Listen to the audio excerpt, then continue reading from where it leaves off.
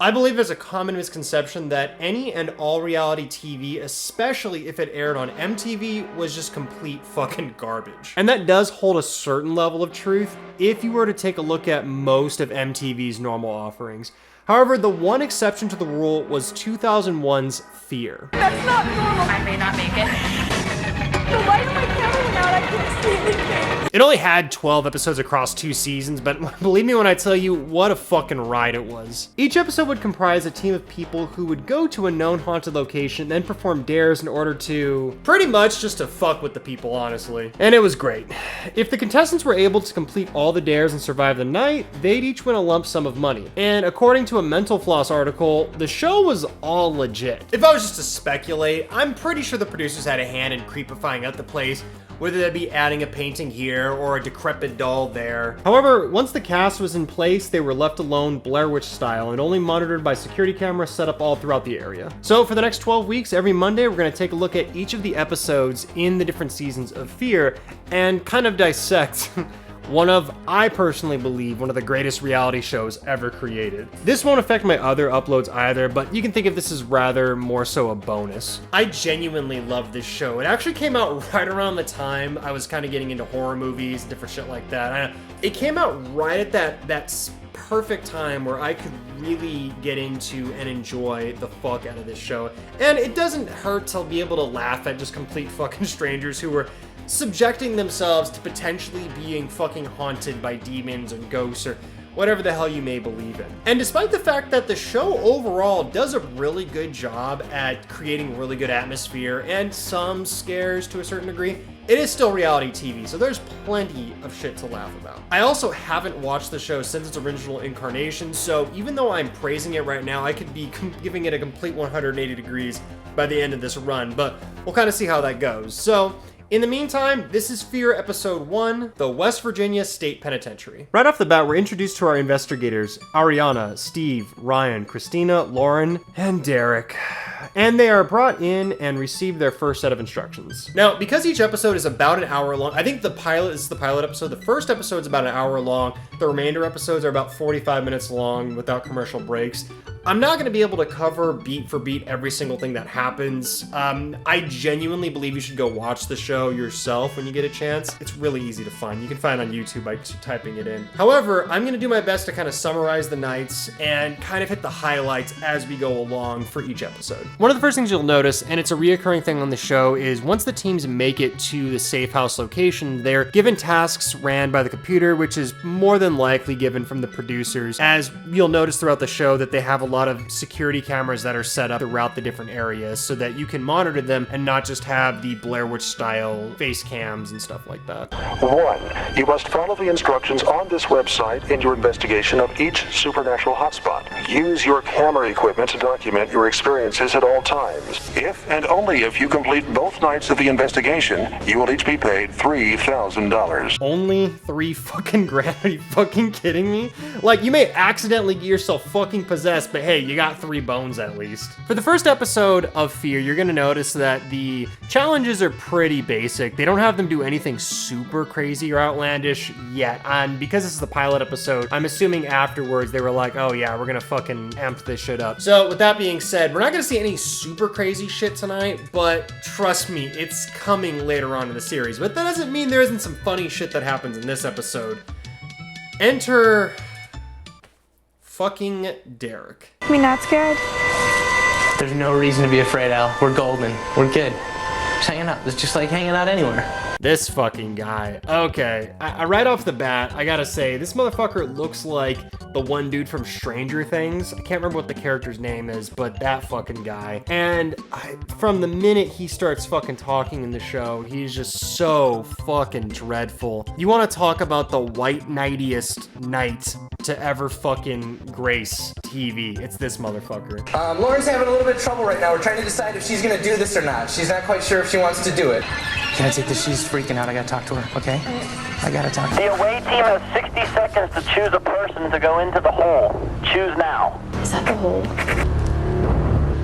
That was it, huh? I'll do it. Steve, this is Derek. I'm going in, so you're talking to me now, buddy. I love how right off the bat, this fucking guy's like, oh wait, this is my chance to look badass as fuck in front of all these women. Yeah, okay, I know Ryan's there with him too, but what makes this even fucking funnier is the three of them have to go to separate locations, and he's the only motherfucker to not go in. Like, look at this fucking guy. You'll see a steel barred door. Go through that door. That's the hole. Over. Tell me when you're in there.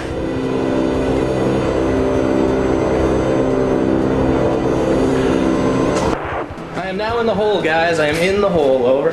He's just pretending to fucking go in, like, but look at his fucking face. He thinks he fucking was able to get by on the system. He's like, oh, fuck that shit, I ain't going into the hole. What a fucking pussy. Right after this smug motherfucker gets out of the hole after pretending to be badass, he walks up to the girl who I think is the hottest one there and gives her a hug, all like, oh, you did a good job. Yeah, you and your Stranger Things looking ass. And really, this motherfucker is the gift that keeps on giving, because a little bit later on, he has to go and play as the safety to one of the other girls. Yeah, fucking Batman here has to go help Lauren hang out outside this fucking electrocution room. So basically, he has to go stand in this room called the Egyptian room while she walks in to where the electric chair is at and pulls this rug off. The entire time, this white knight motherfucker is sitting there fucking singing to her and telling her, you're gonna be okay, we got this. It's like, ugh.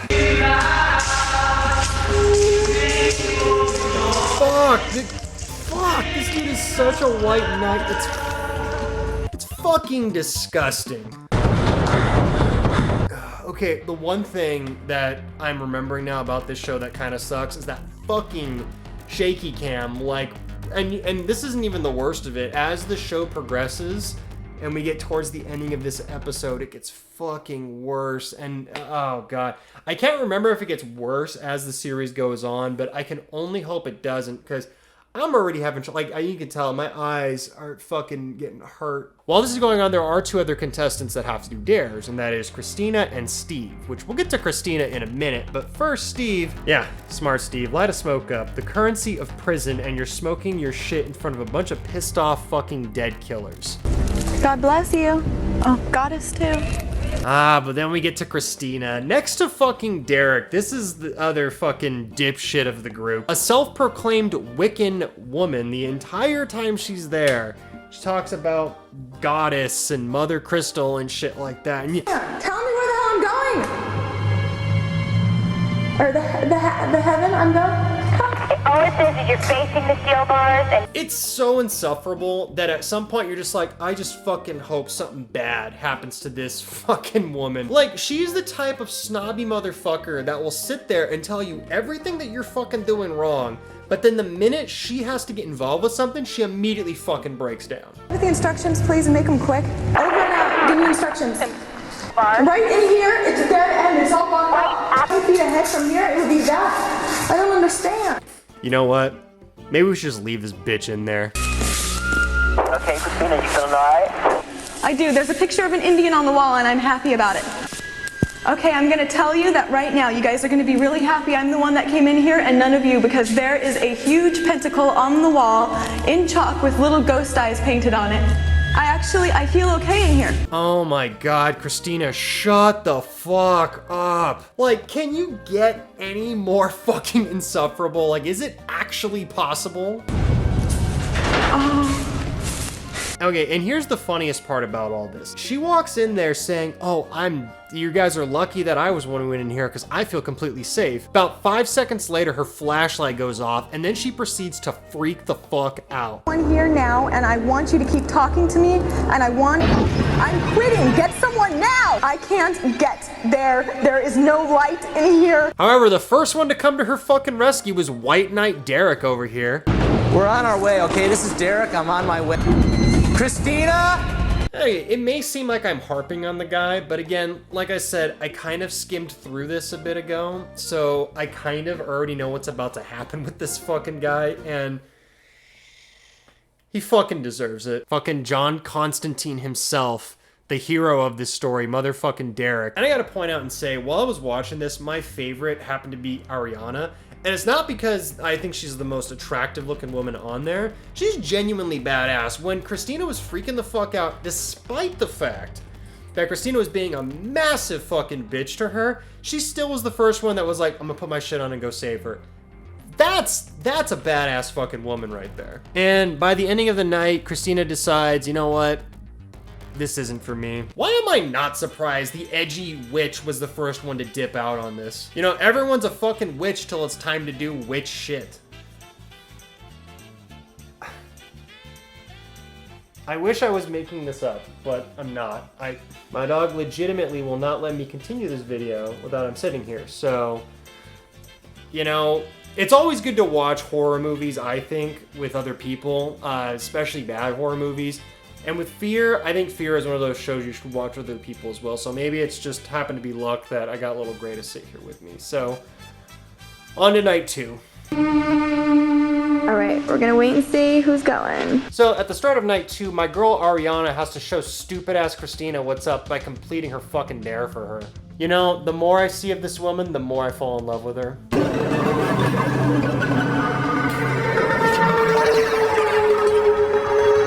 But then we cut back to Derek and Lauren because surprisingly, Lauren hasn't fucking quit yet. Yeah, Lauren had trouble actually completing her dare the night prior, and that was one of the reasons why Christina was stuck down in that hole for so long. Okay, you could argue that it's Lauren's fault that Christina's gone, but Christina was a fucking bitch anyway, so fuck her. Yeah, tell me where the hell I'm going. And Derek, being fucking Derek, makes the situation even better.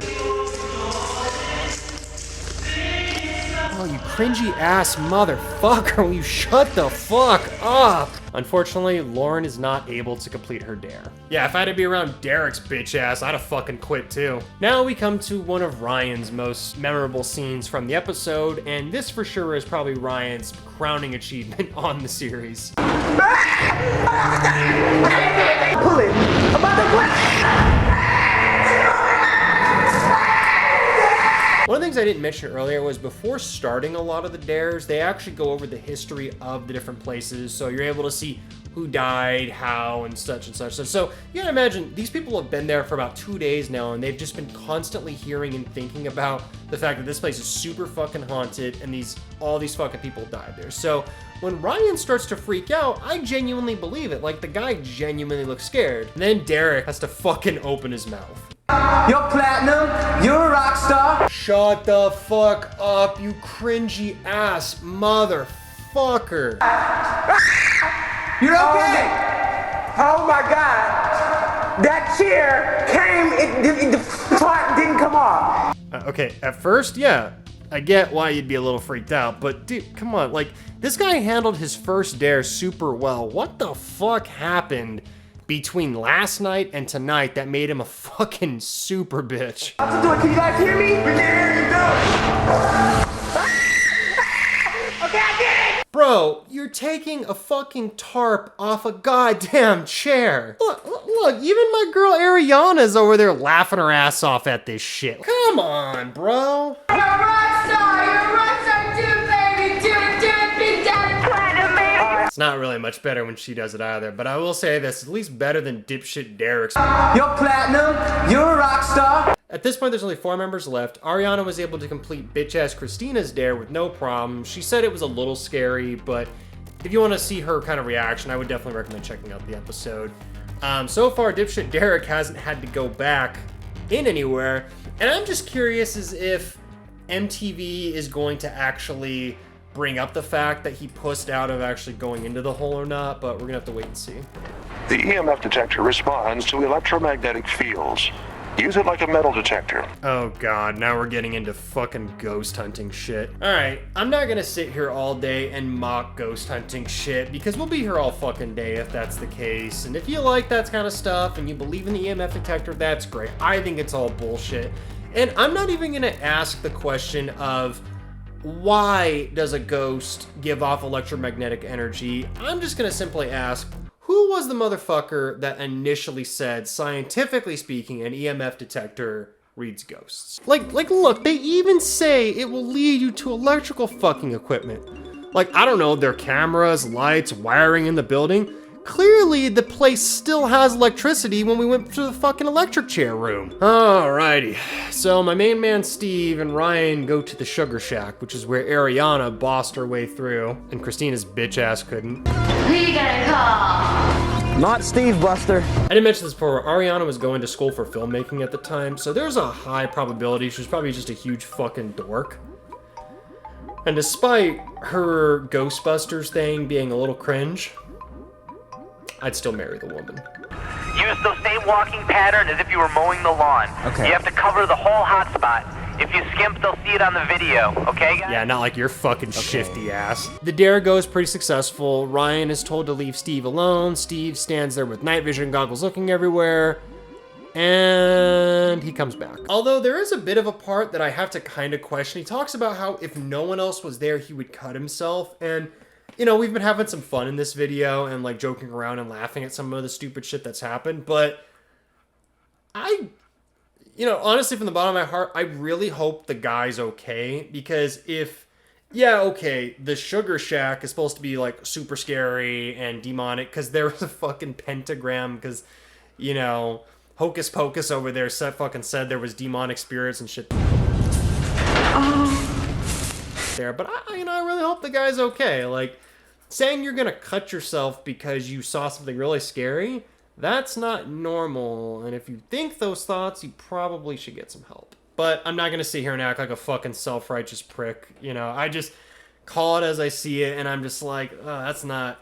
I think it's kind of fucked that MTV would put that on there, but I mean, who the fuck am I? I'm watching fucking Fear in 2021. Now we come to the last dare. And this is, I think, the crowning moment of the entire show.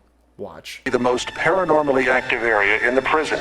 In case you've not already selected it, we want you to investigate it. The first person who went into the hole must now go back into the hole alone. Here's the funniest part. I love how the show just straight up calls Derek's bitch ass out on the title cards there. And then before they tell him he has to go back to the hole, they literally say that it has the most paranormal shit there. Honestly, I think that was intentional by the producers. They were like, you know what? Fuck this guy. He wants to make his 3,000 bones. We're gonna make him fucking earn his 3,000 bones. They're like, oh, you think you're slick by not fucking going all the way to the hole? Okay, but you're gonna earn that 3K, motherfucker. Now we're gonna make you go fucking sit in a hole alone, you fucking bitch. Yeah, because no one's allowed to go with him this time either. The gloom-ass look he has when he realizes he has to actually go through with this is fucking priceless. Ooh, the Walk of Doom. Look at this fucking guy's face. He looks like he's about to shit himself by just fucking looking at this hole. And I don't know if the rest of the contestants know he actually did the dare or not. I imagine they don't actually know because when the computer went on there and said he has to go back in there, they didn't specifically say. They said whoever did go in there or didn't go in there has to go back. So I don't think that they knew until the show came out, which is pretty funny. But it's also kind of sad because this motherfucker probably tried to act like he was so cool. But I gotta say, Steve literally just says the funniest shit right before Ryan has to go in. We're here, we're waiting, we're being patient with you. And Brian wanted me to tell you that you're platinum. Platinum shines in the dark. I like to think that they all knew he was full of shit when it came to his white knighty bullshit, constantly running around to save people, constantly being like that, yeah, you got this, this isn't that big of a deal, guys, we got this, we can do this together. I like to think that they got so fucking tired of his shit that was intentionally to make fun of him and to give him shit. Like, they're all in the back laughing at his fucking ass right now, like, oh, motherfucker, yeah, you're shining like a platinum, motherfucker. Fucking assholes. I love it. I hope that's what happened, though. Fuck Derek. And, of course, he pussies out after going in there for a second. Now, it's every self-doubting thing in the world coming right at you. You know, the other guy he looks like, aside from the dude from Stranger Things, he looks like the irate gamer. Do you remember the irate gamer? Yeah, I don't really remember him that much either, but he kind of looks like, what the fuck was his name? Chris Bores or whatever. Holy fireballs of shit! How come this stuff never happens to Captain Kirk? You're platinum, you're a rock star.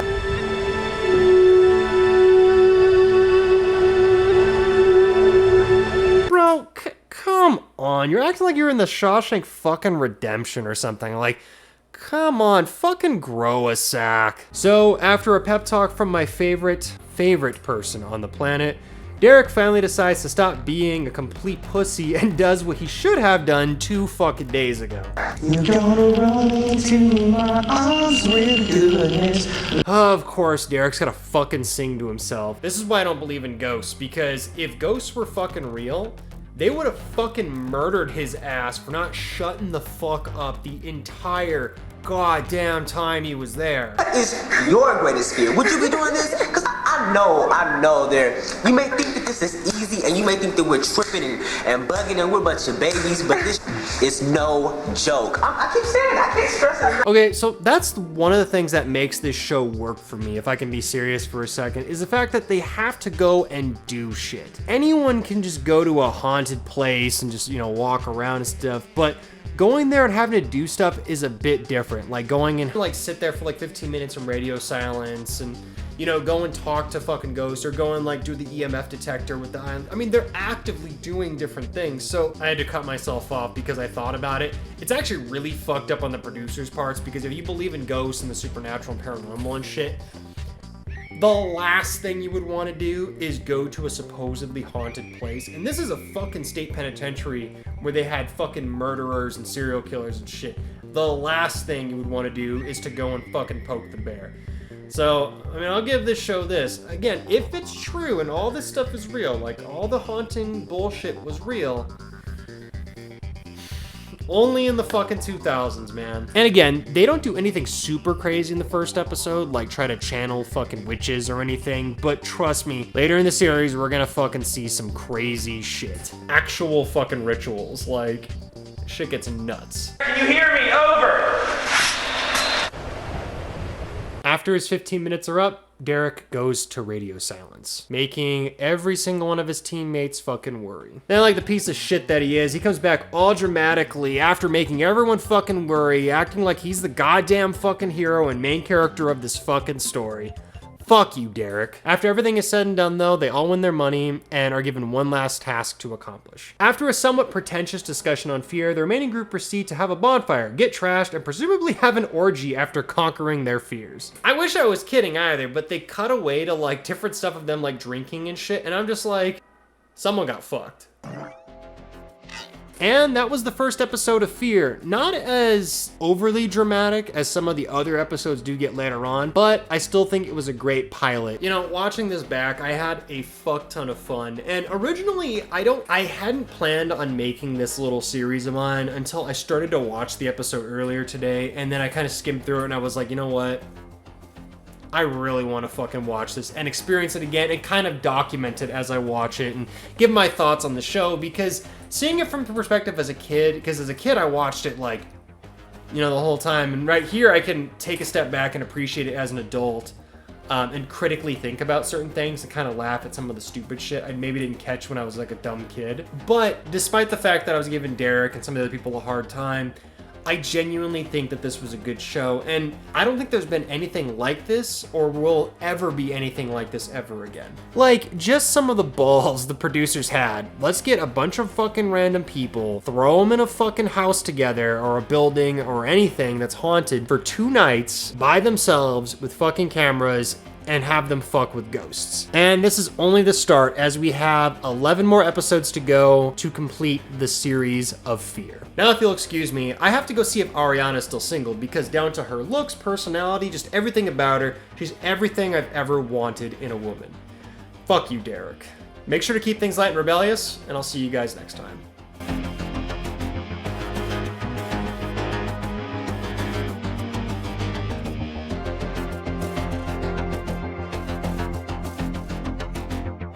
Welcome back to the second episode of Fear, and we're changing up the location a little bit for a couple different reasons, but primarily I'm just really fucking lazy, and I don't want to set my camera and everything up over there where I normally shoot, and I also ordered pizza, so it kind of just gave me an excuse to kind of chill on the couch, watch some Fear, and eat pizza while we look at episode 2.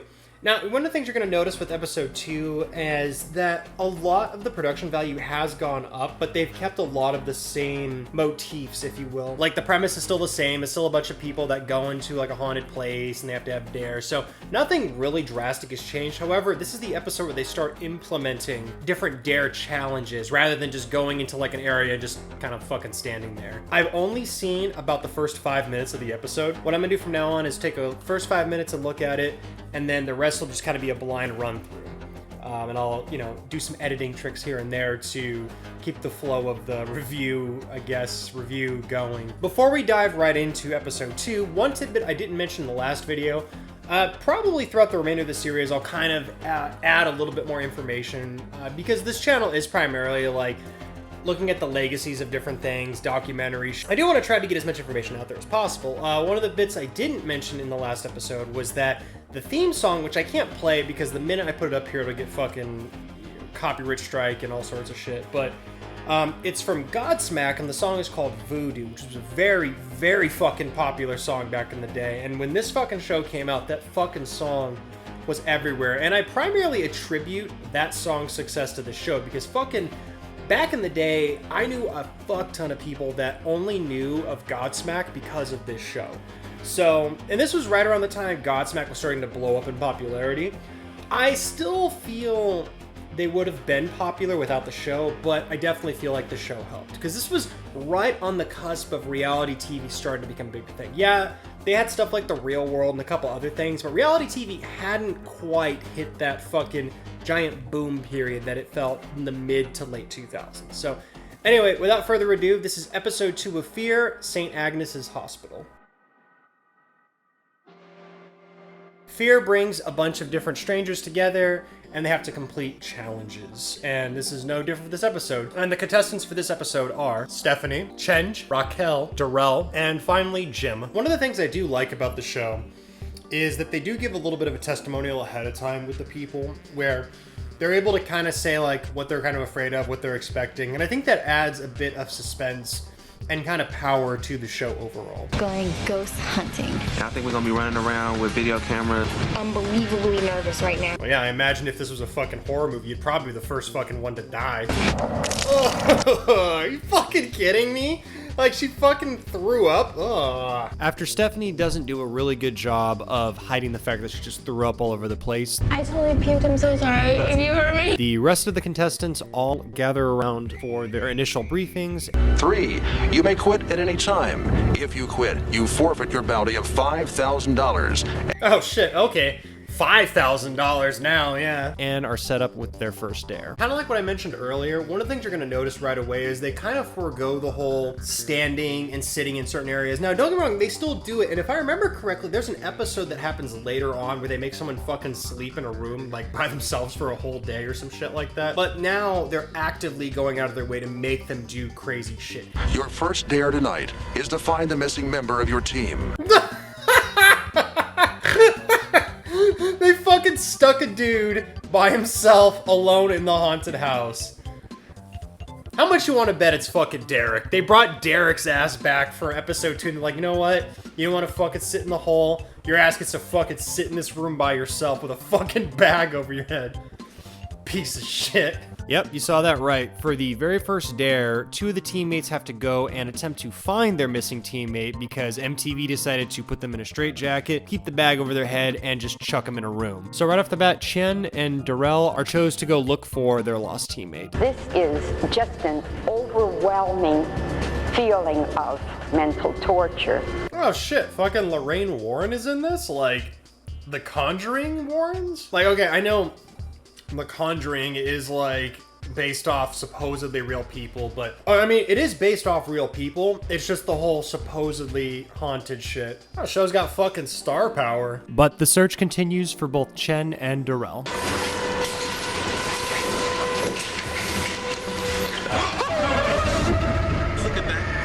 Last episode I mentioned how I'm pretty sure the producers had gone and creepified the place up. I'm pretty sure that was one of them. After searching around and getting a bit lost, both Chen and Darrell are able to locate the final teammate. Now, Sorry this took long. Hey, this dude is in a straight jacket with a hood on. Because you guys don't realize, the second they put that thing on my head and that straight jacket on, and I almost lost it. And they didn't fucking tell him. They don't even, he doesn't even know he's just like fucking chilling in this room by himself. 1:30, so they've been looking for him for an hour and a half. This motherfucker sat in there with a straitjacket on and a bag over his head for an hour and a half. He's looking around like, oh my God, they fucking left me. The team is able to make it back though with no additional incidents. Alright, that's James, that's the newest member of the team. Oh, and Stephanie's like, oh my God, hi. Oh my God, he's so fucking hot. Good luck, you in a jacket down there. How do you feel? You threw up, so I can't compare. Oh, and he already fucking calls her out. Ugh. And she's like, oh, you like my vomit? Awesome. For the next dare, Darrell has to go and perform some sort of psychic bullshit known as auto drawing, where they have to basically clear their mind of all thoughts and let a ghost draw a picture or write or some shit, I guess. That is where you take a paper and you put a pen or a pencil and you ask a spirit to come through and write messages. It's very... You know, Lorraine Warren is kind of like the OG, like, goth chick. Like, the OG, like, I would say, like, late 2000s goth chick, where they sort of dress normal, but, like, they're into really weird shit. And you just know that they've got at least fucking one My Chemical Romance shirt. At least fucking one. Hey, if everyone wants to know, Darrell got the scared out of him. My hand started shaking real bad, and it actually, like, shook. I was trying to write all this, I don't know what that is. He's blaming the ghost on his shitty drawing. There's one, did they let him keep the drawing afterwards? Like, I mean, if you're going through all this shit and you're only giving me $5,000, I'm keeping that fucking drawing. The night continues though, as we move on to Dare 3. It's you and me. All right, this time you're... Fucking Stephanie loves Jim. They're making... This is crazy. They're making the dude that they fucking stuck in a bag go out again? Dude, I'm telling you, I'm scared. I just want to get it done because... Bro, you sat in there for an hour and a half by yourself. I think you're fine. I think I'll be done after this. No. And Stephanie's like, oh my God, I get to go with my... Oh my God. Will continue alone up to the 3rd floor of Compton Hall. Red will wait there in the basement as the safety. Where are you going? The 3rd floor. I'm sure you'll be fine. Just sit here, look down. Hey guys, what's going on? She was so hyped. So hyped to go with him, and then she realized, oh fuck, I gotta be standing here by my fucking self. Using the tools you brought with you, collect a sample of the blood staining the once white floor. I'll give Jim this. Like, if Derek is the level of, like, pussy, like, the lowest of the low, Jim's, like, as of now, like, he's up here. Like, the man already spent an hour and a half by himself there with a bag over his head. And he's like, fuck it, I'll just go back. You're platinum, you're a rock star. Nothing super crazy happens, and both Jim and Stephanie are able to return to the safe house, while Chen leaves out on his first solo dare. In his dare, he basically just has to go alone and retrieve a bunch of ghost hunting equipment. Okay, I can already say, one of the upgrades too is the fact that they're not doing that, Blair Witchy shaky cam shit. Now it's just jump scare, jump scare, jump scare. Like, it doesn't work, but at least it's way better and less fucking harmful on my eyes this time around. It runs from the furthest reach in the north. Oh, god damn it! I fucking spoke way too fucking soon. Fuck! Ah. Oh, that was cheap. That was fucking cheap. Are you there? Are you here?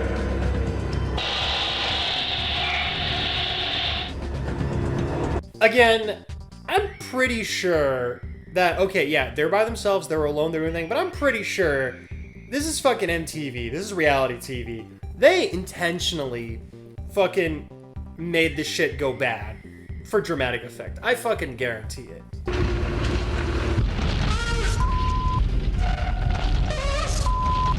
Grab the bag and run, motherfucker! He's white.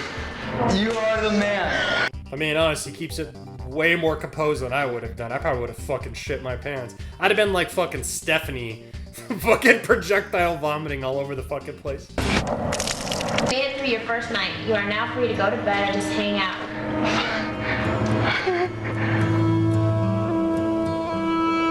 It's kinda fucked. They don't even give them beds. Must gather the following items: the blood collected from the blood room, the channeling Ouija board on the shelf and its pointer. If I would have known that was in this room, I wouldn't even be in this room. I'm out. You know, Night 2 hasn't technically began, but we've already lost our first contestant because there was a Ouija board in the room. But the night still continues, and the remaining contestants move on towards their next dare.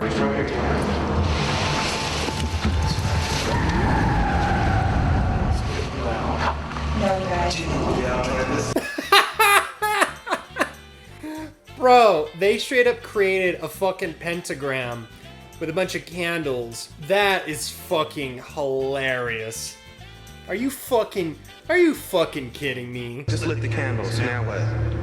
purple. Just get that white light, seriously. There's a complete white circle around it. It's like a halo. Beaming. We're like lighting up the whole joint. So, full disclosure, I don't really believe in ghosts or anything like that. I used to, but I really dig a lot of the spooky shit. I want to believe. I really want to fucking believe. But there's been certain evidence that's maybe just suggests that it's not a fucking thing. So, I can only imagine the series producers were probably in the same thought process I was. And they fucking were like, you know what? Let's see if we can get fucking Satan. No, fuck that. We're gonna see if fucking we can get Cthulhu to appear with that fucking thing. Yes, we are. Are we going to be done with the dare soon? That was the door. Don't worry about it. Are we gonna be done? I'm trying, I'm waiting. I just can't get over the fact they sent 3 motherfuckers underground at a supposedly super haunted fucking hospital and are then gonna have them fucking use a Ouija board on top of a pentagram with a bunch of fucking candles. This show is fucking amazing. After possibly releasing the Antichrist back in 2001, the remaining contestants successfully complete their dare and head back to the safe room. This show is wild, man. Only in the 2000s on MTV would you fucking get this shit. I don't want to do it. I don't want anything to do with this. Come on, man. Everybody had to realize this was gonna get real in a second. You know? Just not going to go. Stephanie's all like, are you fucking high right now? I'm surprised I went this far, but I just need to be I need to be somewhere that is okay right now. However, even after meeting the love of her life, Satan proved to be too much for Stephanie and she ends up leaving after the completion of the dare. Yeah, it's because dude she wanted to smash with, like, he went completely fucking mental and she was like, nah, bro, I'm fucking done with this shit. It depends if we all stick together. Do you feel what's going through me? Oh my god. The second I get back to that fucking safe house, I'm gone. One dare away from the end of the sphere experience. Complete this dare and the money is yours. All right. By this, we have come to the last step. We have gone through so much together and learned a lot about each other and about ourselves. And this is what it comes down to, boys. Okay. 1, 2, 3. Fuck chicks, eat dicks. For the final dare, Chen must be locked inside of a cadaver drawer while Jim waits outside for the time limit to expire. Honestly, I would rather be in the fucking cadaver thing. Because you can't see shit anyway. Because the thing is, alright, yeah, that's where the cadavers went. That's not where they died or any shit like that. So far, right off the bat, what I can say is the show, in terms of like production value as well as, you know, challenges and keeping the show interesting, it's already light years ahead of episode 1, and it's like, oh my god, poor guy. Chen over there looks fucking completely fucked up. Was the $5,000 worth it? Was it fucking worth it? You may think this is sweat. No, I pissed all over myself, my entire fucking body. Congratulations. You have completed your final dare. But wait, each of you has a chance to earn an additional $3,000 if you complete a bonus dare. If you choose, there's no turning back. I'm going for 8, bro. That's almost 10 grand. I can't go back to my hometown without trying. You know what? Derek, Jim, for just that weird seance shit. Darrell, man. If you choose, there's no turning back. There's no turning back. There's no turning back. There's no turning back.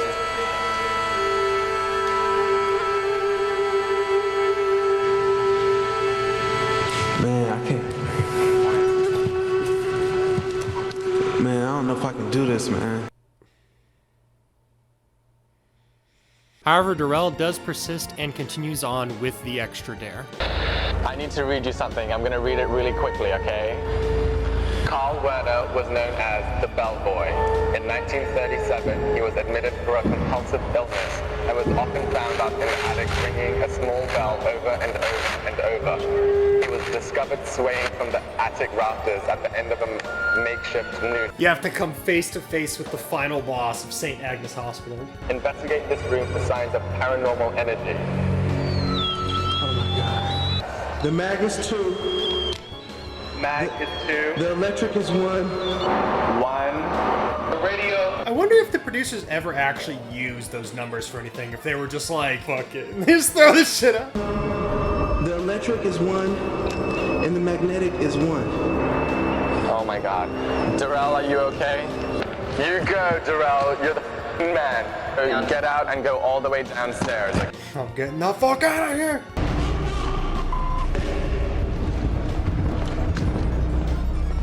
Which way do I go? Go all the way down to the bottom of Thompson Hall.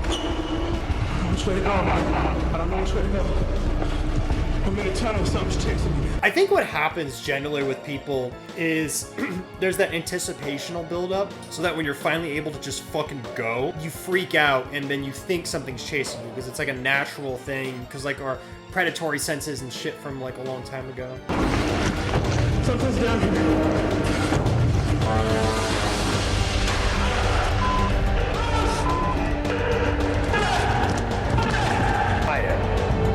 Do you know where you're going?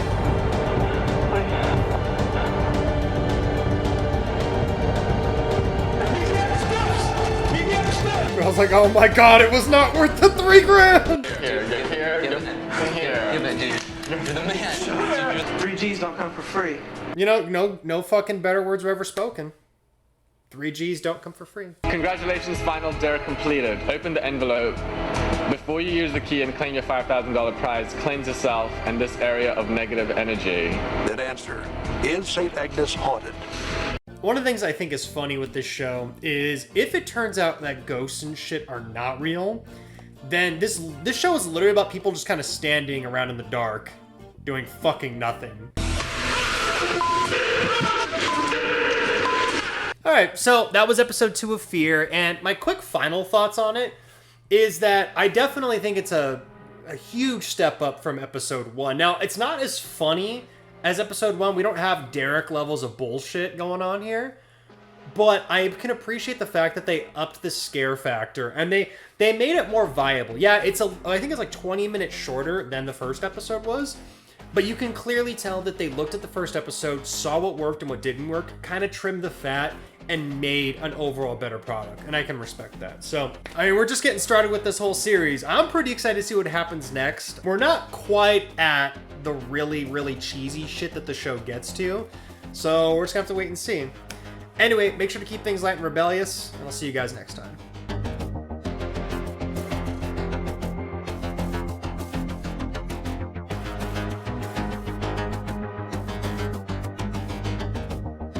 We've officially made it to episode 3 of Fear, and as you can see, I'm just gonna basically make this my fucking spot where I review or react or whatever you want to call these particular type of the retrospective of Fear. And I'm not gonna waste too much time, so today we're gonna be looking at the Dugan Cement Factory episode of Fear. Alright, let's start this motherfucker up. The cement plant, anything could happen. I want to have some. Sorry. On your dad. There are only 2 emotions. Your dare's complete and you may turn. The one thing I don't think I mentioned in the previous episodes is that these introductory little montage type things really do set a good mood for the episode that you're about to see. It gives you just enough information about what's going on with the situation and with the area so that you know kind of what you're getting into ahead of time. I think it's wonderful. Christina. I'm surprised they don't show Derek's bitch ass in here every time, too. You're platinum, you're a rock star. After the introduction, we're met with our contestants. Liz, Paul, Abby, Mike, Jason, and Amanda as our group of investigators tonight. Which, I actually just realized, I think the last episode only had 5 contestants. Now, I don't know, tonight's obviously 6, so I don't know if that was like a one-off thing. Yeah, the first episode had 6 contestants as well because 4 made it, so 5. So I don't know what happened with that. I don't know if that's a reoccurring thing that happens. Maybe it had something to do with the area, how big it was, the dares, or what may have you. But I'm gonna definitely keep note of that, because that's kind of weird that for a show that like actually has like prizes and contestants, money, all that shit, that they would, you know, have a consistent fucking number of contestants. But, you know, I digress. All I know is the place is haunted. A few experiences with the ghosts in my lifetime. Ooh, look at Jason's hair. Oh my god. This, you know, one thing I love about this show is it's kind of a time capsule for like the early 2000s. And so I don't know if I can find the picture or not, but I legit had fucking spikes like that back in the day. I used to do Super Saiyan hair. If I find the picture, I'll put it up on here. I can't remember if I fucking did or not, but I was cool as fuck, man. You know, fuck. I was a fucking dumbass kid. I don't know what the fuck I was thinking. I thought I was so fucking cool too. 1, it's Friday the 13th. 2, it's a full moon. Oh, lucky for you, you'll be there 2 nights. I actually do like that they updated this and they show their reactions to them freaking the fuck out ahead of time. It really gets you kind of like, okay, let's fucking see what happens with this shit. I'll see you on the other side.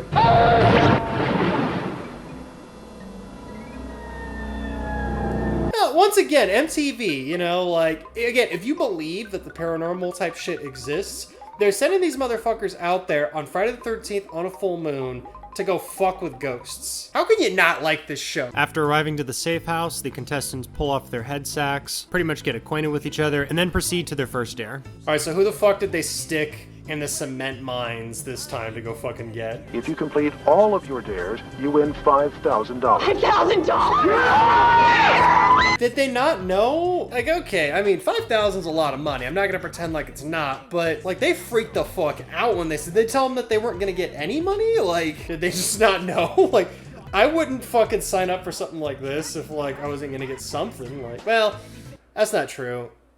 I probably fucking would. Dare 1. You will travel to a giant hanging kiln that once heated rocks used to create cement. You must begin now. Good luck. Oh my god! Abby begins the very first dare with Jason as her navigator. You know who Jason looks like? Looks like Pro Jared. Does anybody remember Pro Jared? It's kind of hard not to, actually. But he kind of looks like Pro Jared if he like did the Ryan Seacrest, you know? Ooh, okay. Now carefully cross over the 40-foot drop and enter the tunnel. Carefully cross over the 40-foot drop. Yeah, let's fucking have these people go out there in the middle of the fucking night. Shh. Oh, Jason, buddy, I'm not liking you, man. Shh. That's, oof. Wait, is the fucking tunnel spinning? I got it. Oh no, it's just a camera trick. Abby is able to complete her dare and make it back to the safe house. Dare 2 follows a similar motif with Amanda heading to the scrubber while Abby is the navigator. Don't forget to call upon positive love spirits. Yeah. Yes, the love spirits. Not just the spirits, but the love spirits. Get that fucking shit right. Now open the box. I'm really not digging it.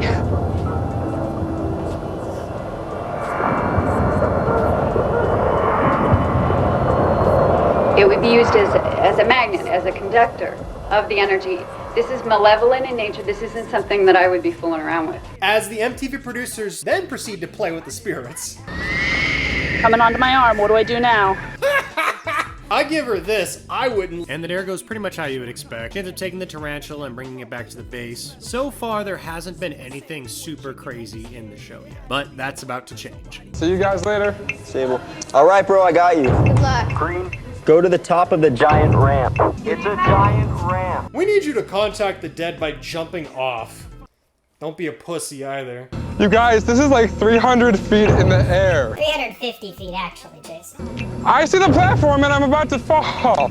This is high. Oh, there's a rail the whole time. Stop whining. During the hours of the blood moon, Many people are unable to control their own actions and often have no memory of what happened during this time. The owner of the cement factory hung himself. That owner was pretty greedy. He's pretty stuck, I have to tell you that. They really need Lorraine Warren back. They need that star power, because these other psychics just aren't really doing it for me. Hold on a noose around your neck. No. Ends in a coil of rope tied to a giant concrete cinder block. Using the pole, push The cinder... Hold on 1 second, please. What? This is not safe to push this off of here. the noose on And await further instructions. They're gonna... It did not say... Why are we gonna have Just take the noose off! He's not. Tell me what's going on because I hear people talking and it's the old man coming up the f***ing ramp. Tell him to take the noose off around his neck and then push the cinder Take block it off. off. He would go with it. What is this? You will notice that the noose around your neck ends in a coil of rope tied to a giant concrete cinder block. using the pole, push the cinder block off the platform now. Is it on What? Did he say? Is it on your neck? It does not say take it off. After some back and forth, Jason finally decides to push the cinder blocks off of the platform. However, the noose was not around his neck, leading to him being disqualified and leaving the show. Okay, I'm conflicted with this one. Like, on the one hand, I wouldn't fucking do it. I'm gonna be real, I wouldn't. Because, like, if I don't fucking know, anything could go wrong. I kind of understand where the other dude's coming from.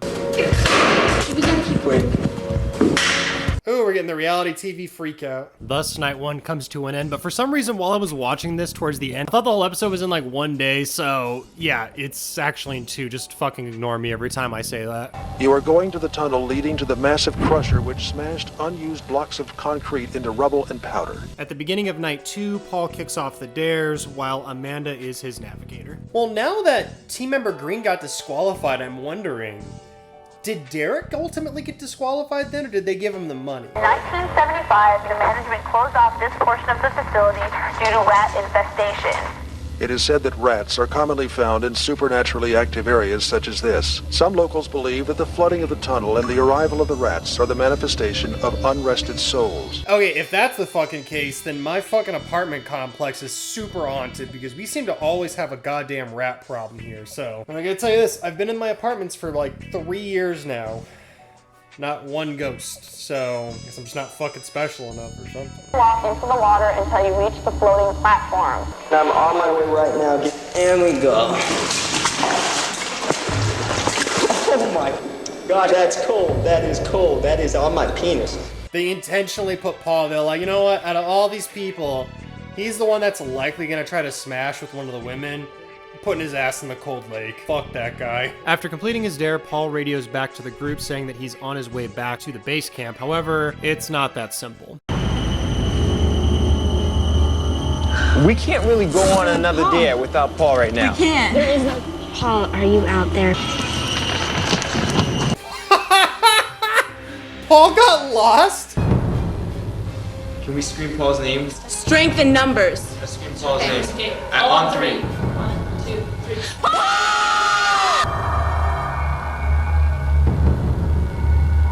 Oh my God, he got lost. Pull that up. Nobody pulled that up. Blue has been given a secret dare to sit for 2 hours in a supernatural hotspot, alone. Oh. Blue has successfully completed the fear experience. You will never see Blue again. What a twist! Wow, so they just straight up got rid of Paul. Red, you will now go to the sunken crusher tunnel to retrieve the rat trap set by Blue. All right, we love you. Good luck. So Mike heads towards the last location Paul did his dare at in an attempt to retrieve the rat trap that Paul had set. I think this is the... I see like...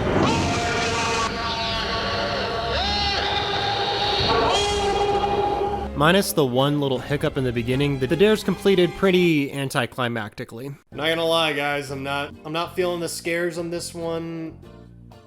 And it's not really that funny, it's just kinda... After Mike returns, Liz immediately heads out and heads towards the elevator room. That crickets were attacking him. And he died. Right there. Crickets are there basically signaling something. It's a haunting. You got killed by fucking crickets? You can step on them. Talking like locusts? Like, you know, Pazuzu? Okay, what do I do on the chair? What do I do on the chair? You sit facing the chair, sitting Indian style. Oh, wait, on the floor? If you do not stay on the floor, you will be disqualified. Wrong fucking way, Liz. You must now sit in this room for 30 minutes in complete silence, including radio. When you've completed the 30 minutes, exit the room and return to the safe house. 1 minute to begin the next dare. Team member purple, navigator red. Yep, while Liz unintentionally pulls a Derek into Jason, Abby must go on and complete the final dare of the night. I'm not liking this. I'm not like this at all. Did the other girl even do anything yet? I don't... Oh yeah, she did the tarantula thing. Like, okay, if that's all she did, like, man, she got fucking lucky. Place your head inside, facing toward the longer portion of the box. Close the box completely around your head and latch it shut. Oh my god! However, before she can complete the dare, Abby sees or hears something, and it gives her second thoughts on completing the final dare. Dare 6, 30 minutes is up. Navigator, radio white to return to the safe house. Liz, if you can hear me, your 30 minutes is up. Who's out here?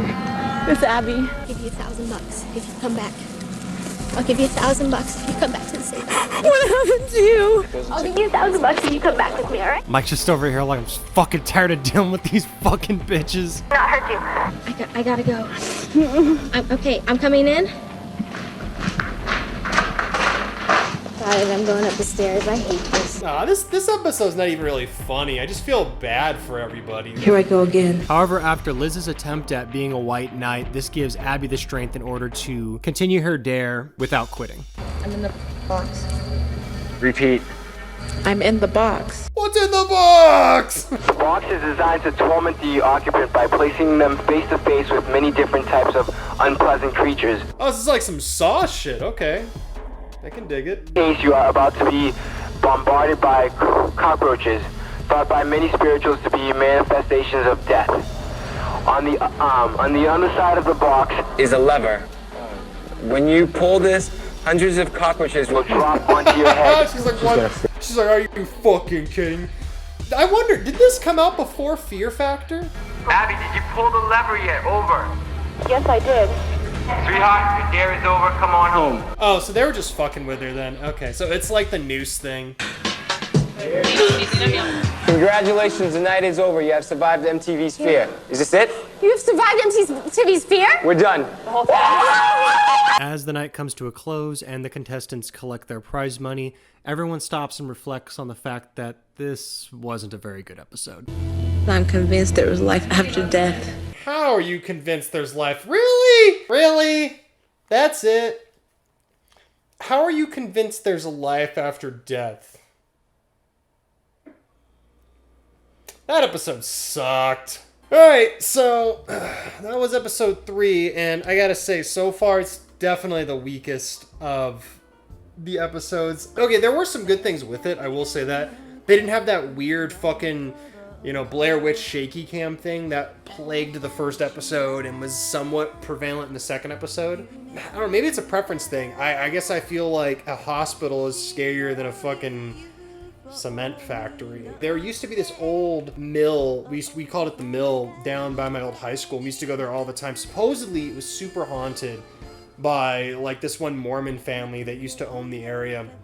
And we used to go there all the time, and you know, that maybe that's the reason why I don't think this is that scary. We used to go there at night all the time too and hang out. See, this problem with this episode, there wasn't any major standout moments or characters. As much shit as I would give Derek or Christina, at least like I understood where they were coming from character-wise, and it was kind of funny. And at the same time, like I genuinely felt like, oh wow, they maybe there is a fucking ghost or whatever there.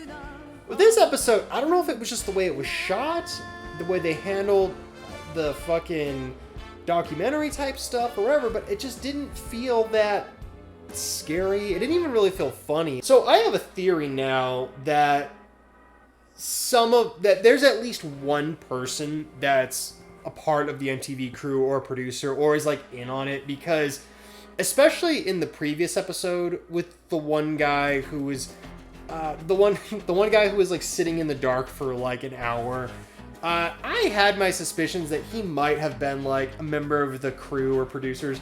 With this one, I'm thinking if there was somebody that was like a roll or a rat, it would have been Paul, because the way he was the only person that was trying so fucking hard to make Jason be the only one to keep the noose around neck and do it. He's like, no, you have to do, well, I mean, if you don't want to, that seems like some shit that somebody who was trying to not fucking let them know that they're in on the fucking things, they would say some shit like that. Anyway, those are just kind of my thoughts for episode 3. Let me know what you guys think. If you think episode 3 was good, you know, when you rewatch it, definitely let me know. I just didn't feel with this one. Well, okay, one quick thing, because I don't think I mentioned this in the beginning, but I fucked up and said there's only 12 episodes of Fear. There's actually 16. So we've actually still got 12 more episodes to go after this. So we've got 12 more to go, which I thought we didn't have that many left, but we have 12 more to go at this point, and I can only imagine it's going to get better. We'll see what happens. Anyway, make sure to keep things light and rebellious. I'll see you guys in the next episode.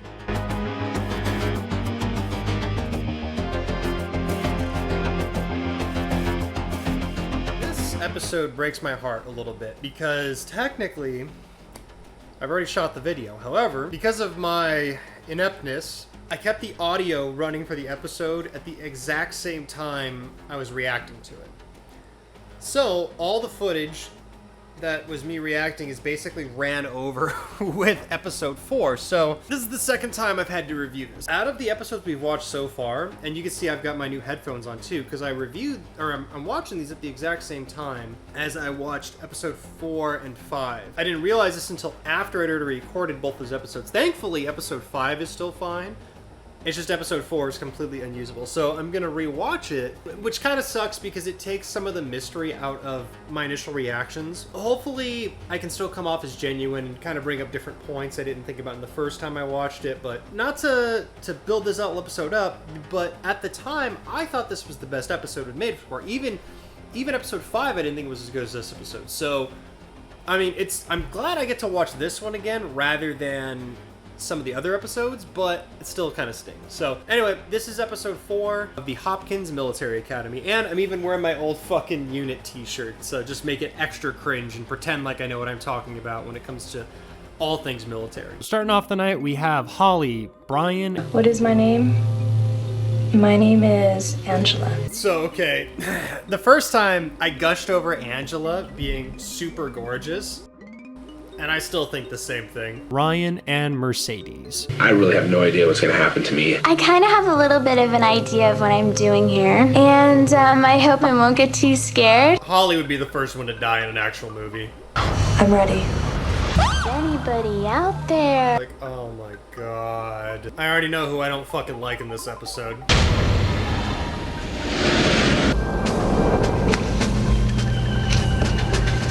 I love how they have the military base drum in the background just to really make it feel like, oh, we're going to a military thing. But it's just like a military academy. It's not like the barracks or any shit like that. As per usual, after getting acquainted with one another, the contestants are given a little bit of a backstory on the military academy. And that created a space for there to be cruel things happening. Hazing really was a way for the new cadets to be broken in to take you from... Holly's over there trying to figure out how the fuck to spell cadet, let alone what a cadet is. After the contestants are given their backstory, Holly is chosen to go on the first dare because MTV knows what the fuck they're doing. Dare 1. Red will proceed to the gymnasium pool and await further instructions. I'm Red. Oh, Holly. Oh my god. Okay, everyone, I'm outside in the complete darkness. I love how she went in full fucking makeup too. Like, she's definitely trying to become an actress. Oh, and her name's Holly, and she's from Hollywood. You're not fucking slick, MTV. Did I mean actress? I meant to say porn star. Once Holly makes it to her dare location, she's given instructions on how to complete it. Did you locate the candle beneath the rope? Yes, I did. You will use the matches provided to light the candle. After lighting the candle, you will then walk immediately to the deep end of the pool where you will see a platform.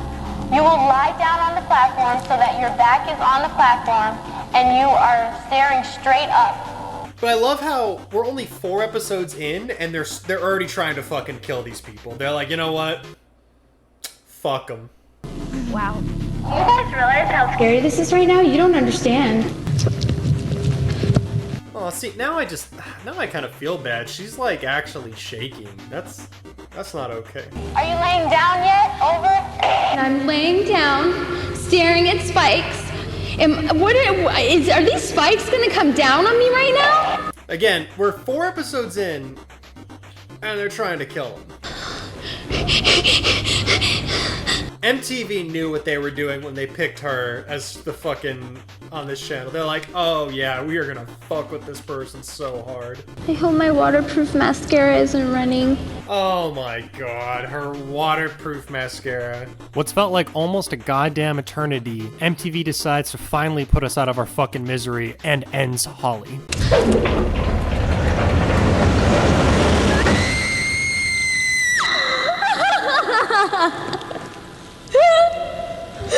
I'll give her this.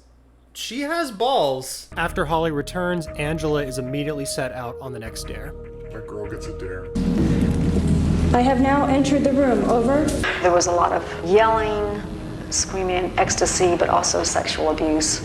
A lot of fellatio. She went out of her way to say fellatio. You will now attempt to invite the spirits in this room to enter your body through a form of channeling called osmosis. They're about to fucking possess the love of my life. Now stand still and raise both of your arms straight out to your sides as if in a crucifix pose for 20 minutes. Starting the timer. I didn't even mention this the last time I watched this, but holding your arms out for 20 minutes doesn't seem like a big deal. But I'm not gonna lie, it's kind of rough. Try doing it for 5 minutes and your arm gets tired. Okay, that's the one thing we're gonna have to get used to with the series. MTV was super brutal with these weird special effect things to try to add to the atmosphere, which I think just kind of makes it a little tacky. But it definitely encapsulates this whole fucking time frame. Maybe I could be the one that can help you. I feel good. You know, she's the type of girl that would get taken by fucking Zool or Gozer, I apologize, and be like, yeah, this is okay. Look at her, she's digging this, man. Just another one of the fucking, check that on my box right there. Angela, baby, your time is up. Just inform us of what your experience was, and you can be on your way to the safe house. I think I just met a guy. I fucked a ghost. Good enough. Come back. Tell her to come back. Well, they did send her to the fucking rape room. Angela proceeds back to the safe house. However, her paranormal experience is far from over. I felt that he was hitting on me. I thought I was kissing whatever it was. I was like, what am I doing? You scored with the ghost. You muted your ghost. No, I'm serious. Holly just fucking calling it as it is. Holly's like, I want to fuck a ghost. Oh my god. While Angela's psyche continues to break down, the next dare starts, and I'm gonna be real with you guys, the next contestant is so fucking irrelevant that I'm not even gonna bother naming him in this next portion, and you'll see why, because he's really not the focus of the next couple of minutes. I don't know how to say this, but whatever is over me, I'm not completely me right now. This bitch just brought a ghost in here with us! You must not exit the room for any reason until instructed to do so. Over. Cutting off communication now. Over. Oh my gosh. Somebody talking in your head, telling you things. Seriously, what the fuck is going on with her? This is why you don't fuck ghosts. I don't got anything to add to that, just don't fuck ghosts. Hello?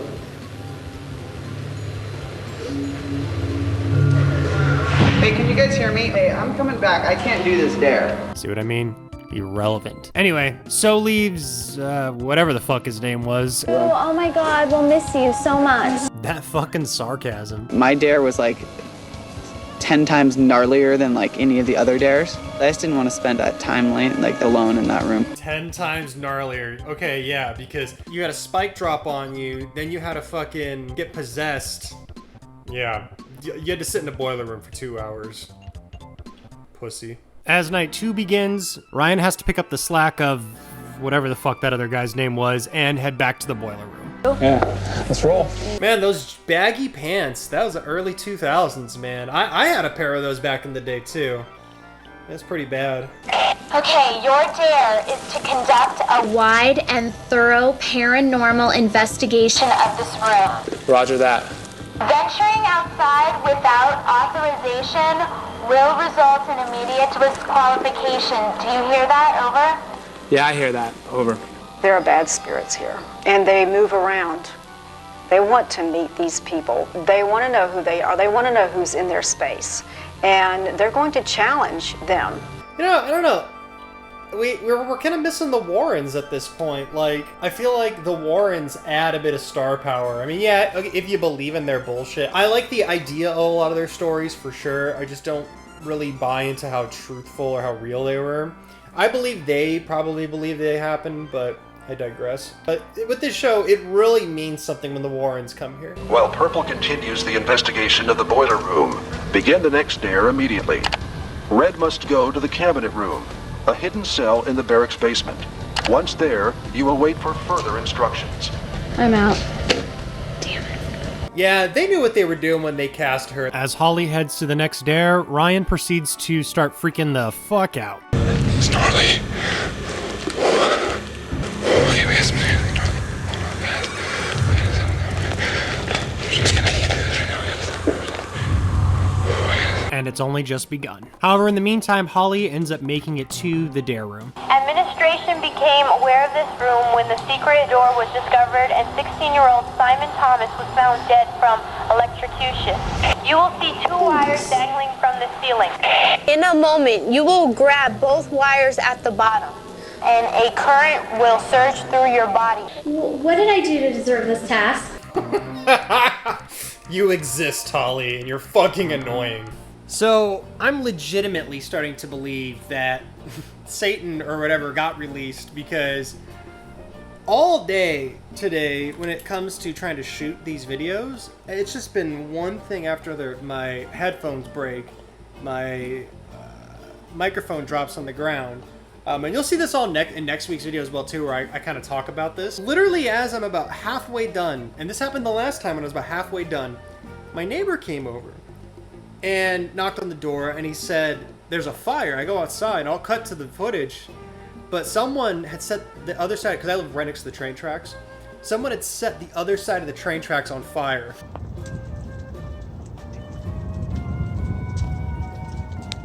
Fucking crazy.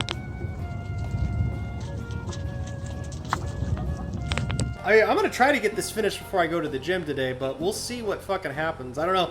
I might just have to take the rest of the day off after I shoot these and get to editing tomorrow, but we'll see. Anyway, continuing on with fucking Holly getting zapped. If you let go before the 5 seconds are up, you will be disqualified. Over. Okay, I'm ready to grab onto these puppies, okay? This show was wild. They were like, we're gonna get the blondest, dumbest person we can to have them sit there with a fucking spike drop on them or getting fucking zapped. And you gotta be asking yourself, there's no way. It's gonna be all for show, right? They're not gonna actually zap them. That'd be ridiculous, right? Well, realizing that the spikes were not enough, MTV attempts to rectify their mistake and zaps the fuck out of Holly.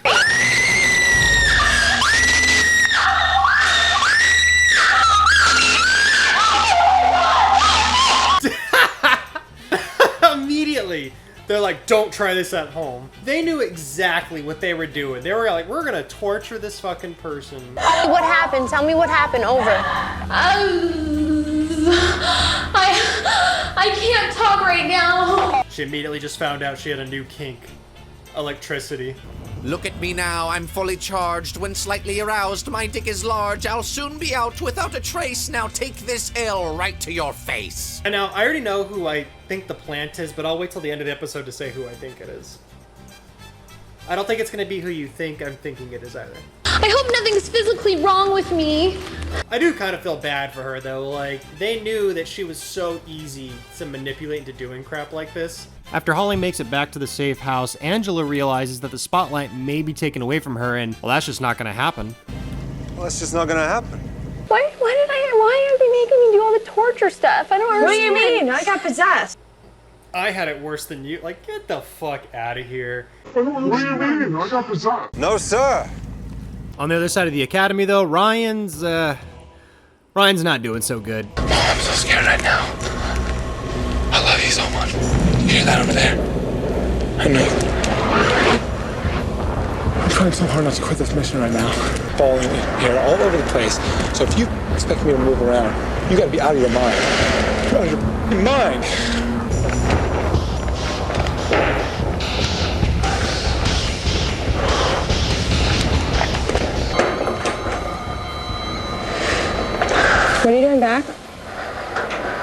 okay? You are the strongest one here. I know I am. Strongest one here. No, you're not. No, you're fucking not. You are not the strongest one here, clearly. Ryan becomes disqualified, and Mercedes ends up taking his place. I gotta give Mercedes this. She hasn't done a dare yet, I don't think. Yeah, no, she hasn't done a dare yet. Now she's got to do the one that 2 people have already fucking quit. We'll see what happens. I don't understand that. Oh, man. Mommy, I love you. It was cool. Not cool. Really, really not cool. There's no explanation for what I felt, what I kept feeling in here. Angela just keeps talking about her damn self. Even Holly's over there like, shut the fuck up. Whoa. Dare has been completed. And wouldn't you know it, Mercedes basically finishes the dare with no problem. Green, do not return to the safe house. Remain in the boiler room for the next dare. Blue will navigate. Mercedes' first dare is over, but she's immediately given a second task where she has to grab a key from some big-ass machine. And nothing really crazy happens. Instead, she grabs the key. Yes, you go, girl. And ends up making it back to the safe house with no problems. No, this key is obviously to some box or something. Actually, it's you know what I'm hoping it is? The ghosts are being cool. This is what I'm hoping it is. Well, it's just not gonna happen. I am hoping this is the key to our big box with money in it. Say. What? What? All remaining team members will report as a group to Captain Cochran's headquarters. You will find a small table in the center of the room used by Captain Cochran and his young cadets in satanic rituals. Yeah, this show is obsessed with Satan and satanic rituals. Just wait till next week and you'll see what I'm talking about. So the 3 remaining girls head off towards Captain Cochran's office in a line for some fucking reason. Please stay in a straight line. Girl, you have to stay in a straight line with me. Who, me? No, just let's go Like, in a how am straight I supposed line. to figure that out when you're behind me? Are you behind me? Listen to me. Are you behind me? I am right behind you, girl. Calm down. No, sir. Where was the yellow staircase? Stop. Where's the metal staircase? Keep going. I know where the metal staircase is. Stay behind me. Behind me. Right behind you, honey. No, Calm you're to down. my right. Stop. It's just I can't see. You didn't have me before. Angela is kind of like now, she's kind of like that. It's kind of like a Christina a little bit, where they want to have control, but then like they fucking fall apart the minute it happens. Not as bad as Christina though, but pretty bad. Smells in here.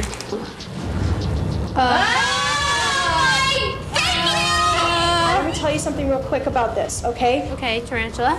Right? Yeah, that Holly is just fucking done with this shit. Can we just do this really fast? Well, then you do it. Just turn it over and grab the box underneath. See, we need a light. Girl, get over here with the light. But it's right there. No, it's not gonna move. Okay, stop yelling. Stop yelling. We can do it. We can do it. Keep your light on that thing, please. Look under it, and then I'll pick it up.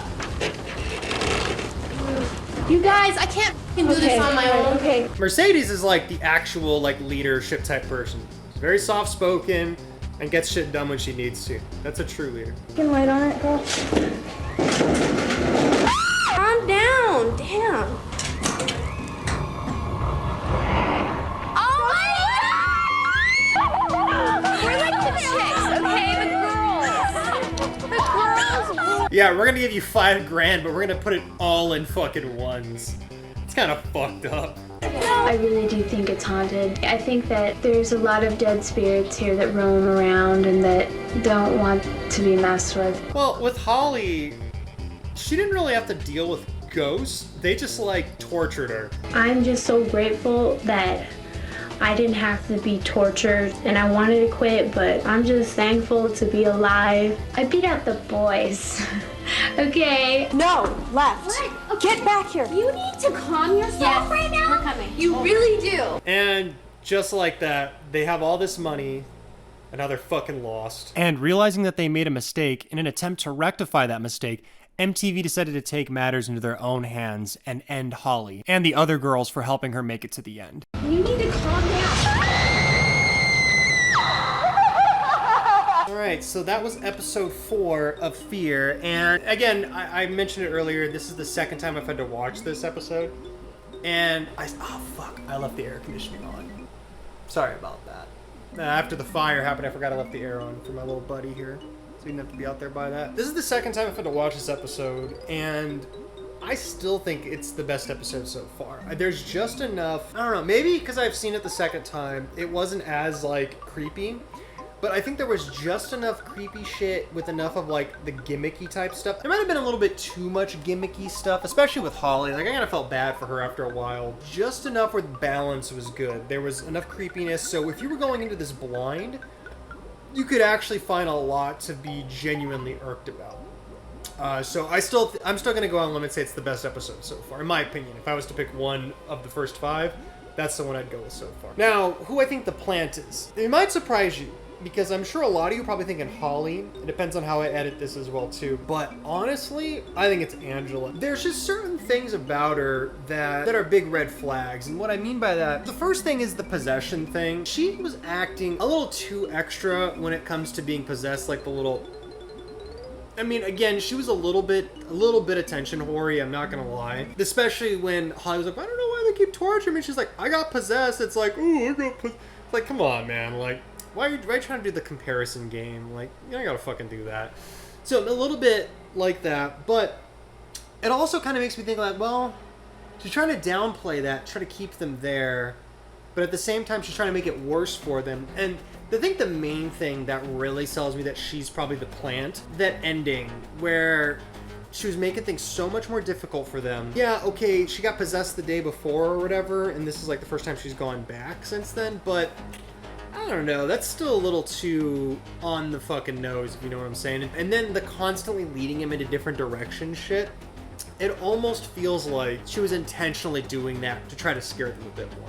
So, I'm guessing if there was a plant, it was Angela. That breaks my heart. Anyway, make sure to tune in next week when we go over the next episode of Fear, and make sure to keep things light and rebellious, and I'll see you guys next time.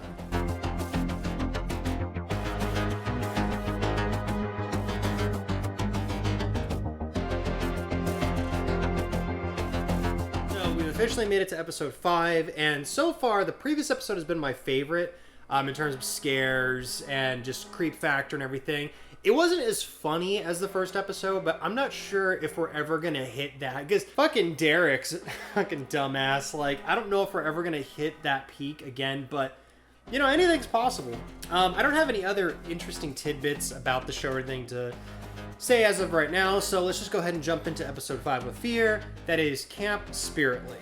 It's a bit on the nose with Camp Crystal Lake, so maybe Camp Crystal Lake was inspired by this place. Either way, let's fucking see what happens. When you're dealing with Satanism, you're dealing with a group of people who worship evil. Her head and hands and feet were cut off. Evil on her open breast will be 666, which is the mark of the beast out of the book of Revelation. Can I just say, whenever entertainment and media try to do the whole Satan thing, it just comes off so fucking cringe. Like, they just make it where it's like, ooh, 666, it's a Satan. It's like, okay, well, you know, what else is there? All right, we all know the drill. The contestants for tonight are going to be Chris, Javier, Jen, Cece, and Dee Dee. All right, who's the plant? I think spirits are good. You have to believe in evil. If I get demonically possessed, I'll be really mad. It's fucking Cece. Morning. Can you take a hot dog? Thought it was. That's over there. You see the 2 lanterns on the ground? To the safe house. They dump them in the middle of the fucking lake. After the team makes it to the shore, they work their way to the safe house, introduce one another, and are then given a little bit of a backstory on the lake itself. 47 years, this site has been home to numerous missing persons and cult activity until authorities finally closed the camp in 1976. People get involved with the occult and evil in terms of worshiping Satan himself. Is they will cut the person from the throat all the way down to the groin, and they will remove the entrails, and they will use the entrails as different satanic offerings to the different demons and stuff like that they're trying to conjure up. So my Satanist community that watch this, is that true? Just calm down. I'm just joking. If you complete all of your dares, you win $5,000. Yeah, baby. That's what I'm talking about. Pick a color patch for... Okay, that's the one thing I'll give this episode so far. That's the most genuine fucking $5,000 reaction I've ever seen. And with that, the contestants set out on their first dare. Find the rowboat where you left it. Fuck, we pushed it into the lake. You gotta get in the rowboat. roll towards the side of the lake, directly across the lifeguard tower.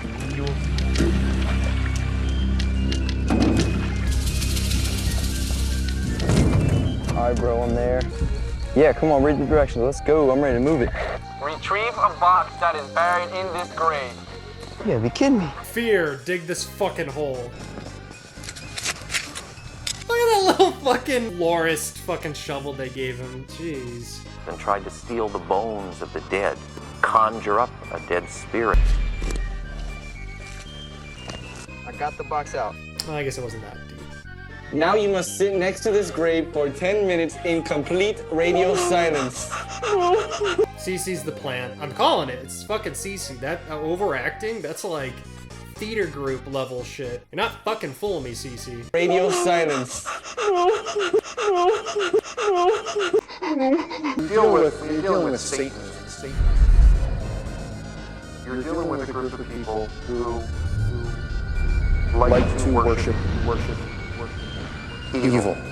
Again, I'm not taking any sides when it comes to your fucking religious battles, but Satan technically would only be evil given your particular viewpoint and opinion. So, I mean, if you go here and you believe in fucking Satan as like your deity or god or whatever, you're not really gonna have much to worry about. I mean, he'd be fucking just like, whatever. But back then, it was still super taboo, and then people were like, oh my god, Satan! And now we've got rappers that will fucking grind on fucking Satan. Fucking shoot me, please. After Chris's time is up, he heads back to the cabin before nearly falling into the lake,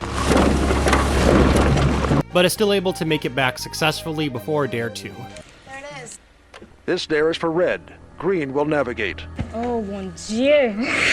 Red must take the scroll from the box and follow instructions to the Sacramentium chamber. This was a way of communicating with the dead. Ah, the Warrens are back. See, we got that star power. After receiving her instructions, Dee Dee sets out on Dare 2. You know, I wasn't really feeling Dee Dee before, but I don't know. Seeing her up close, she's got a real pretty face.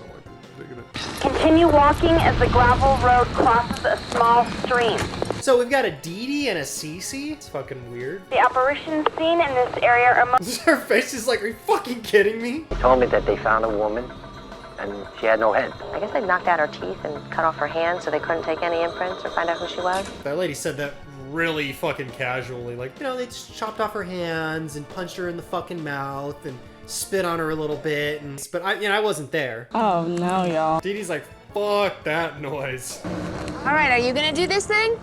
Hell no. Go ahead. Hell no. Cece is 100% the plant.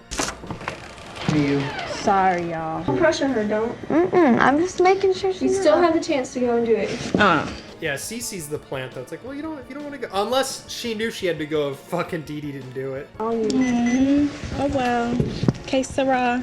I don't even know if I can really talk shit. That was like the most casual quitter. Like, you know, they just flew me out here. I wonder if she had to pay them back. And just like that, we've officially lost our first contestant. After Dee Dee exits, Cece ends up taking her place in an attempt to complete Dare 2. Okay. Okay, here it is. This area of the forest is known as the Devil's Dancing Ground. It is the most active supernatural location in the camp. And he'll sit in that chair and he'll look up into that black mirror. Then he'll start to see faces. The danger of that is any spirit can come in. So even if you don't believe in the Warrens, you know, psychic history or whatever, you have to at least admit that they had really good showmanship. Like, you believe it when they fucking talk about it. So Cece enters the Psychomantium chamber and proceeds forward with her dare. Okay, you must then recite the conjuring chant written on the scroll that you brought. MTV was really dead set on getting someone fucking possessed in this show, weren't they? Jesus Christ. After performing her ritualistic chant, Cece then has to spend 20 minutes in radio silence. And nothing happens, and she makes it back to the safe house okay. However, night one is far from over as both Jen and Javier head out on their first dares. Purple will take the black cylinder from the shelf and proceed to the Pawnee cabin. Pawnee is in like Parks and Rec? Ah, fuck, I should have worn my rat mouse shirt. Next episode, I'll wear my rat mouse shirt. Or mouse rat. I can't remember what the joke is, but next episode I'll wear that. Alright, you have to go to the chopping stop. I'm about to tell you how to get there. Alright, walk to the gravel road, turn right. Okay, keep walking. Walk only 15 yards until you reach the gravel road. I picked this freaking color thinking, hey, burgundy, I like burgundy. I'll be Burgundy isn't Ron Burgundy. For the next several minutes, nothing really particularly interesting happens. However, both contestants eventually arrive to their dare locations. This is the cabin where cult members convene in dark robes, chant in strange tongues, and drink the blood of their sacrifices. A common icon in many cult religions is the pentagram. The pentagram is a graphical representation of evil. Now use the paint and brush to retrace the pentagram. You know, this is completely against my religion. I'm sorry about that, bro. No, remember what Hocus Pocus said in episode 1? She saw the pentacle and knew she was safe. He'll be fine. There is a huge pentacle on the wall in chalk with little ghost eyes painted on it. I feel okay in here. Oh. After cult members were finished with their sacrificial rituals, they had to cover their tracks by dismembering and disposing of the victims. Put on your rubber gloves. I don't know why, the way he said rubber gloves was just like... After completing all the preparations, MTV then proceeds to have the contestants, I can only assume, summon a fucking demon.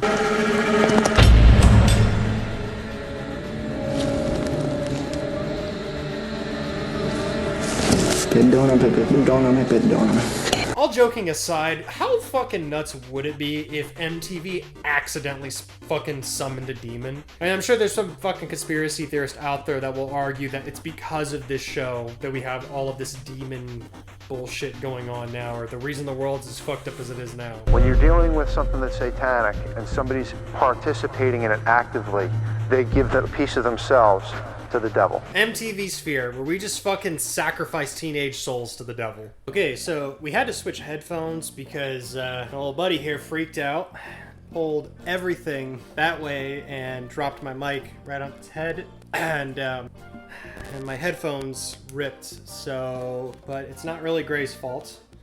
I blame Satan. So it's all good though. No, we're gonna go ahead and keep going though. So before anybody asks, this isn't the mic that's connected. I don't know how to connect it from where I'm sitting at, so I feel like I should be calling plays on this episode now, like, oh, Dee Dee decides to fake left and juke right, and then, oh, she decides to go back. Oh, fumble. Cece has to get to the ball and touchdown! Yo, Platinum! Are you done painting? Yeah, I'm done painting. Come on, quick. Get your booty back here as fast as you can and come see us, brother man. I wonder how many of their family members didn't talk to them again after this. Like, I'm assuming a couple of them have to have been from, like, hardcore Catholic or Christian families. They're just like, nah, fam, you out. We're done. Nope. With their dares completed, Javier and Jen begin heading back to the safe house. However, something seems to be following Jen back to the location.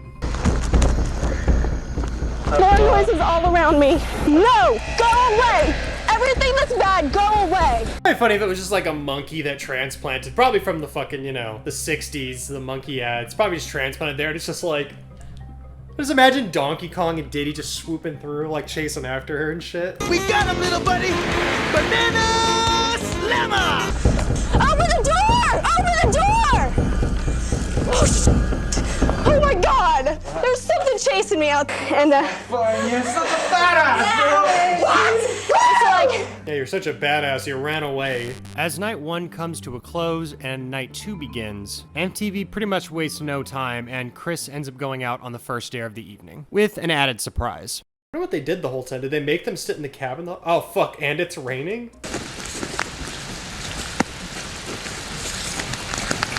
And my back hurts when it rains, but I mean, I'm fucking old though, so. Cults, including the Process Church, the Church of Satan, and the Temple of Set, use mental endurance tests to initiate their new members. The Church of Satan, huh? In this room is a large box. Stand beneath the box and stick your head up through the hole in the bottom. While your eyes are open for 5 minutes, the navigator will inform you when your time is up. This is so demented. It really is. It really is very demented. Fear Factor would have put the rat right on them. I imagine after the whole tarantula episode where they had to put the fucking tarantula on their hand, they got in some fucking heat for that.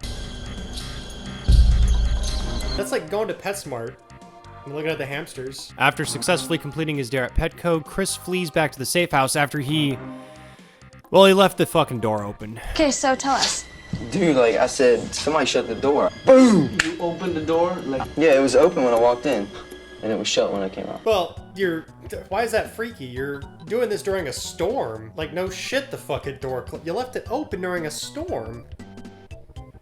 Dipshit. Following Chris's lack of understanding how storms work, Jen immediately heads out on the next dare. A drop of fresh human blood is said to be necessary in rituals that call forth the spirits of the deceased. There's no way they would get away with this show nowadays. People would fucking have a connipshit. The blood of a woman is actually more powerful than the blood of a man. All the feminists cheer. Just calm down. Okay, guys, I'm here. I've now entered the Pawnee Lodge. Yellow is now being instructed to prick her finger and place her blood in the center of the pentagram. I'm convinced MTV was like legitimately trying to summon Satan, but they were like, we're gonna take a hands-off approach and have these people volunteer to do it by giving them money. All the conspiracy theories are true, like the blood cults and shit. After selling her soul to Satan for $5,000, Jen is immediately chased back by the cast of Donkey Kong Country as she heads back to the safe house. We got him, little buddy! Banana Slammer! I hate this so much. Are you gonna stick? I'm not gonna quit. You think you can quit after this happens? That's what I'm talking about, girl. You're all good. Yeah, she's the plant. She's like, good job, girl. Yeah. Now we have your fucking soul. After they're able to calm Jen down, Chris suits up once again and heads out for the next dare. Mina, how you doing? I'm doing sweet, could be better. That's not what I meant, smart ass. Walk up to the right and look down into the gravesite. Local authorities tell of this hole being a site of many cult atrocities.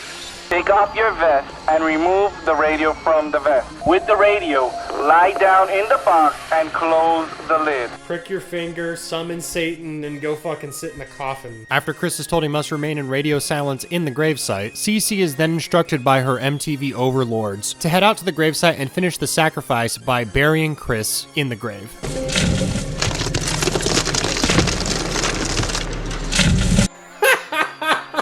So then Cece, the plant, decides that she's gonna go and fucking bury Chris's ass. It's like Derek fucked everyone. They're like, you know what, we're gonna make these motherfuckers earn their 5,000 grand. Yeah, we're gonna bury a motherfucker. Relax, we're not leaving him out there. She gets back, we're leaving him out there. Oh, thank God, thank God. Get on the radio right now. Chris, get your ass out here. Come on, let's go. Come here, come on, hurry up.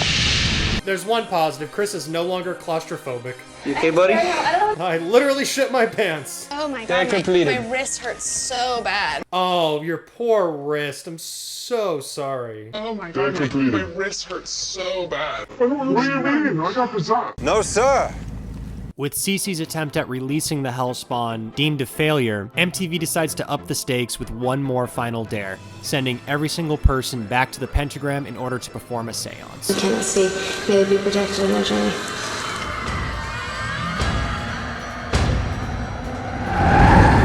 Can I believe you must ask that question?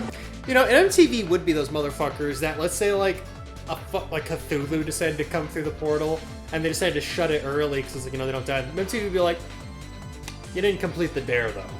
Like, what? We almost got fucking eaten by a demon. You disqualify for your 5 grand. They would fucking do that. Pain.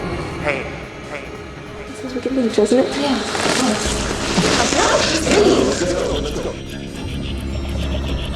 You know, watching this episode gives me like a Rob Zombie vibe. I don't know exactly what it is. Maybe it's the low bass drum that they have throughout the whole episode, but I get this Rob Zombie movie type vibe. Early Rob Zombie, like House of 1,000 Corpses Rob Zombie. Hallelujah. I think we should hit dare complete. Turn the lights off. Congratulations. Final dare completed. You have each earned your $5,000 bounty for investigating this campground. Your bounty awaits you at the burial grounds. Go now and claim it. Oh no, that's gonna be way too easy for you guys. This is where else. O Spirit, who art in heaven, we ask for your blessing. Blessed be, amen.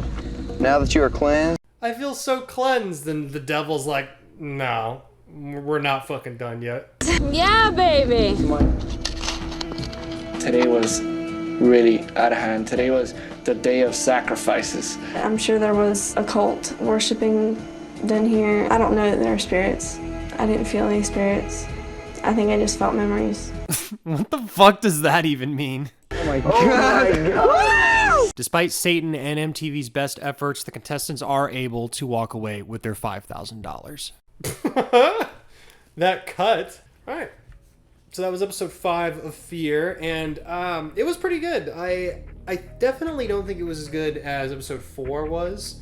I think 4 was just a little more balanced. With this episode, though, I can say they've definitely got the formula down as kind of what they wanted to do with the whole show. Like, from what I remember now, for the most part, it kind of follows this pattern throughout there. They've worked out the kinks and kind of seen what works and what doesn't work show-wise. So I'm interested to see what happens further on.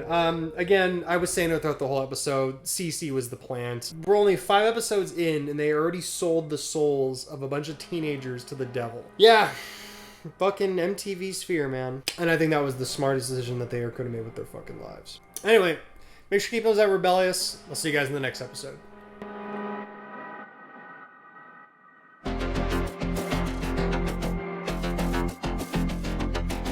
Alright, so we've officially made it to episode 6 of Fear, and I've checked everything. I made sure there's not going to be any random explosions or fires or fucking the audio's turned on correctly. For the first time, this should be the episode where everything runs smoothly. I'm hoping so anyway. It just seems that every time I've gone to do these, something weird has happened. Anyway, without further ado, this is going to be episode 6 of Fear, the Buck Hill Inn. Is that what it is?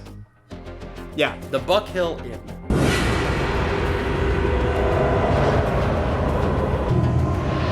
You know, an 89-year history ended in a very, very bizarre way.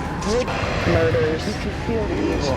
Killed him. I will say this so far, that the intro, where they do the intro little, oh, it's haunted bullshit, it wasn't super overbearing. I thought it was the most well put together. Tonight's hotel guests consist of Jesse, Amy, Jennifer, Heidi, Michael, and Andrew. All right, who's the plant? I do believe in ghosts. Do it. Today I'm going to be an expert at paranormalology. Paranormalology. Oh boy, this is gonna be a hard one.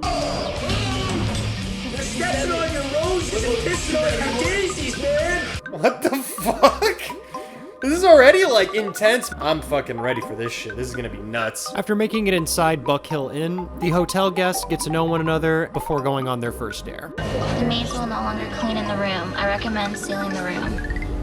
Ooh, 354? Yeah, I'm not going in there. As she's the one that goes in there. After the hotel guests finish getting the backstory on the Buck Hill Inn, Heidi's selected to complete the first dare and go retrieve some ghost hunting equipment. And this wouldn't be Fear if someone didn't get lost.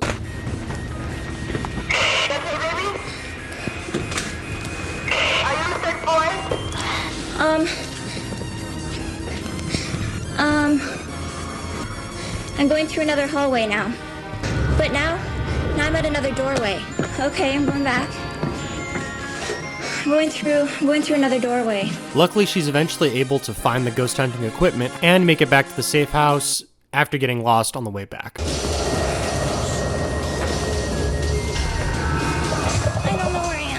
I don't know where I am. It says 1. Do I go down another one? You rock. Nice, look at you. Was it really scary in there? If I can do it, anyone can do it, seriously. No, you don't know how scared I am. But we would find out almost immediately how scared she was, as Jennifer was selected to go on the next dare. Proceed to the basement men's room to investigate paranormal activity. No! Well, at least with the men's room, that, you know, if you gotta take a shit or something, you'll be right there. You're gonna have to take some electromagnetic readings. You must maintain radio silence for the next 10 minutes during this time. Can you talk to me throughout this whole thing? I can't. It's radio silence, so the 10 minutes goes out. Okay, I'm starting now, okay? You guys, how many minutes? Jess, how many minutes? I'm not gonna say a word. You guys.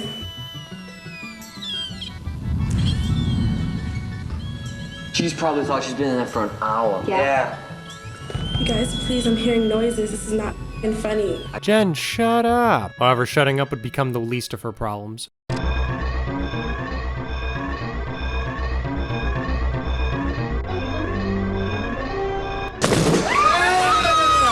The camera fell off. I ran. My black ass off. What I will say so far is none of the characters aside from, I think it's the Irish guy, none of them are like super memorable yet, aside from Paranormalology or whatever the hell that one dude said. Paranormalology. Fear overcomes all. Fear is a choice, and Jennifer decided that she chose to go home, and is instead replaced by this crazy fuck. Showtime, baby, what's up? Something bad is here. Bring it on! Bring it on!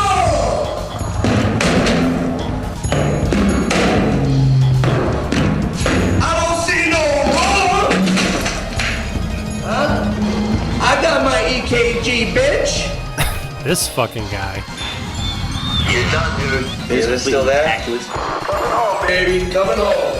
All right, come on back. You okay? Yeah, I'm fine. After Andrew returns from his dare, Amy has to step up, and she then becomes the best contestant this show ever produced. Watch. I'm out. You're not gonna go? No way. At all? After seeing those last two, no.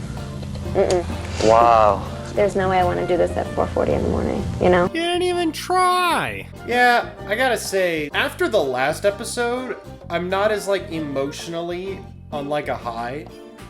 It's because I mean the last episode they were like summoning demons and fucking shit like that, and this episode's just like, oh, we're back at an inn. I feel like they might have blown their load a little too early. Michael, the paranormalologist of the group, then has to step up and take care of the dare that Amy refused to do. However, he also has trouble completing the dare. Hey guys, oh man, y'all can't pep talk me. Damn it, man, I can't do this, man. Take deep breaths. You're all set. Just keep talking to me. Time alert. Day 1 is completed. This dare will be reattempted tomorrow. Lucky for him, though, the time ends up running out on night 1, and he must then complete the dare on the second night. We're already down 2 people. Oof. I wonder, did they just spend the entire day at the hotel just chilling there? Mike is going on our first dare of the second night, and he has I cannot hear you. Jesse as his safety. Don't forget to take the photo. Yeah. Let's go. Bye, guys. Here's the thing with this show, right? They're still in the hotel, right? So theoretically, if this place is haunted, why weren't they getting, like, haunted while they were in the safe house? Like, why would that stop the ghosts? Confirming reaching top of main staircase. Need more instruction, over. The safety will now wait in the corridor of arches in the main lobby. Orange must now find the west wing staircase.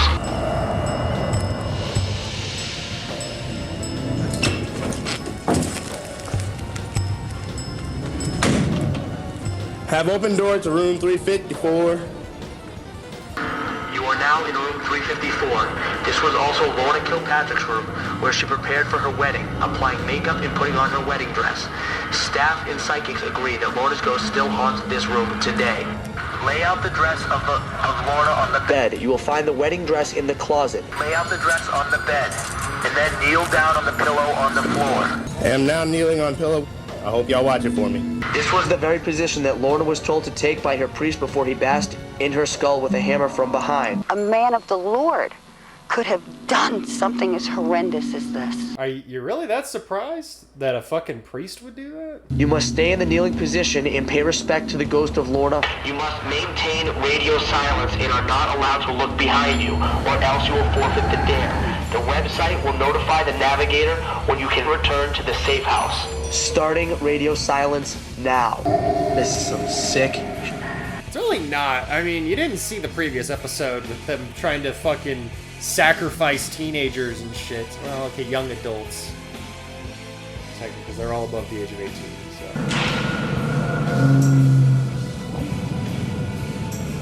Okay, really though, he got saved by the bell because I feel like had he had to do that the previous night, I don't think he would have been able to do it. And killed himself. Feel the evil. Yo, your time is up. Get up and get the hell out of there. Leaving the third floor right now. Oh God! Oh God! Now, Mike, I think, is my favorite character in this episode so far. Okay, favorite person in this episode. Aside from the Irish guy, he's the only one that really has, like, personality. Stepping on your roses and kissing on your daisies, man! Yo, Mike! I hear you, baby. Good job, man. Good job. Maybe he's just gonna be like, whatever. He's like, yeah, I shit my pants, but, you know, whatever. Not a big deal. Not a big deal. Woo! Good. How was that, job. yo? I would stir crazy if I wouldn't have had him at the safety, dude. After Michael's dare is completed, Heidi and Jesse must head out in order to perform an exorcism. And then confirm the location. Hold on. We got this. We got this. Grab my hand. Here we go. We're at the 2 exit sign. Jesse, you have to give Heidi the box and go back to the washroom junction. No. Well, it's just not gonna happen. No, sir. All right, we can walk back. You want to walk back?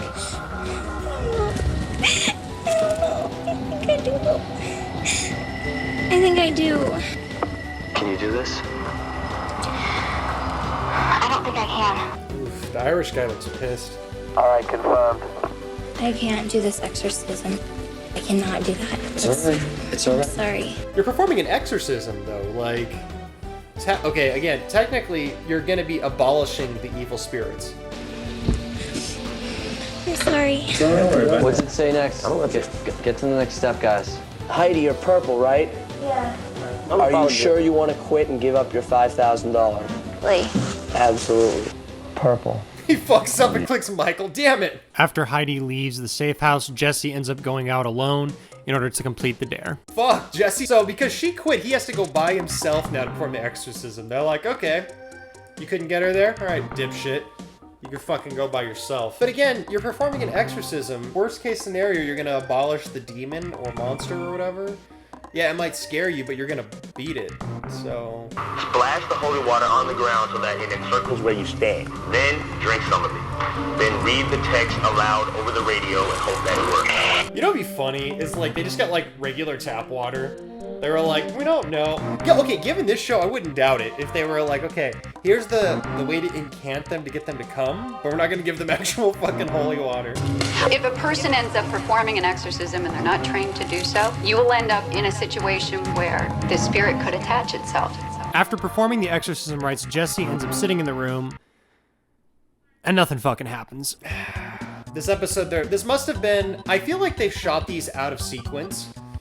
I feel like this is one of the earlier shot ones because it feels more like episode 1 than a lot of the other ones have felt like. After Jesse gets back, Michael is prompted to go on the final dare of the evening. However, he's just not really feeling it.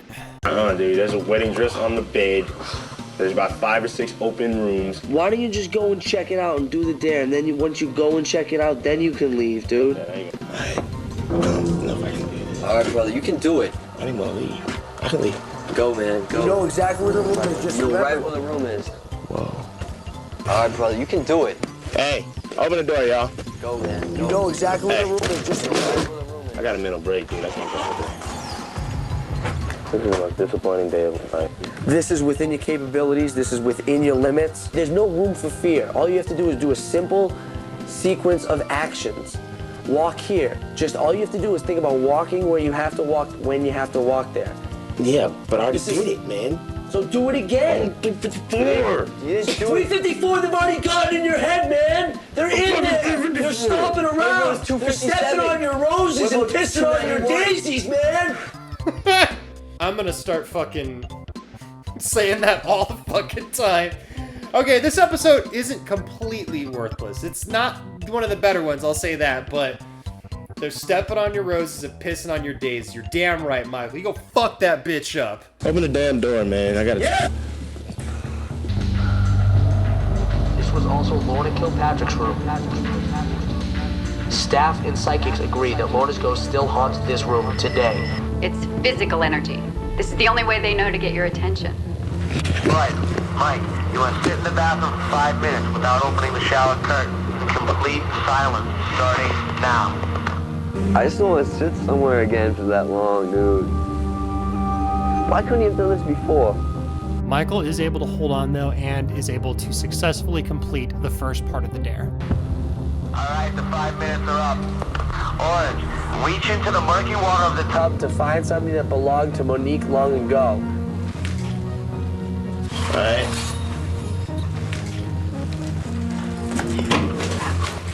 I think it's a rosary, dude. Whoa, noises, kiddo. These are rosary beads found clutched in Monique's cold, dead hand. Once you have the beads, you may return to the safe house. Whoa, going down the hall, okay, going down the hall, you hear me, kid? Calm yourself, take a deep breath, all right? You know what, you can't forget something to do it, just walk. I honestly kind of feel bad for him. Like, he legitimately looks scared. The Irish guy's trying to keep him calm. I know he's got a regular name, I just don't remember what his fucking name is. But the Irish guy, he's trying to keep him calm and relaxed. I can respect that, despite the fact that he's the guy that would kick fucking doors in and wanted to punch fucking ghosts in the head. Oh God! Oh God! Take it easy, take it easy. I'm cool.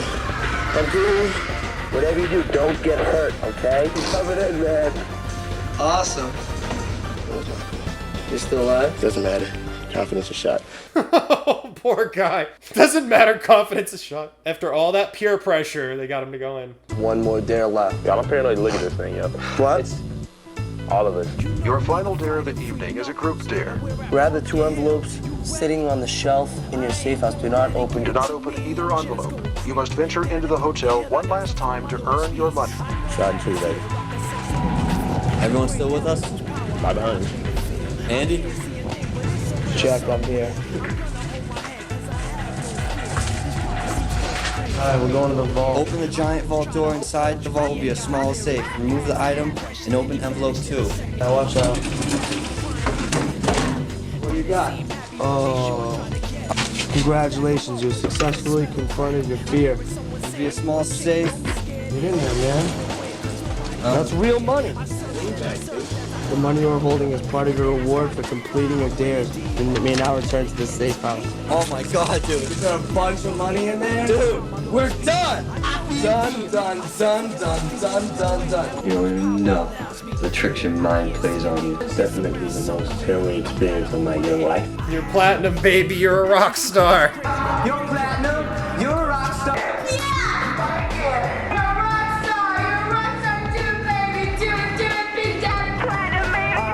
I'm glad that I didn't cop out, I didn't quit even though I really wanted to. Trying to feel like I can do anything, take on the whole wide world if I need to. And he was able to do so. Along with the other 2 contestants, they leave the hotel $5,000 richer. Gonna do that fucking slow clap. The Irish guy was like 10 minutes walking down the fucking pathway. So that was episode 6 of Fear. I don't have a whole lot to say with it. It was a pretty weak episode, I gotta say, overall. Aside from, what the hell was the guy's name? I don't even know. Hold on, what the hell was that guy's name? I don't want to keep calling him the fucking Irish guy, because I know he's got a fucking name. Andrew.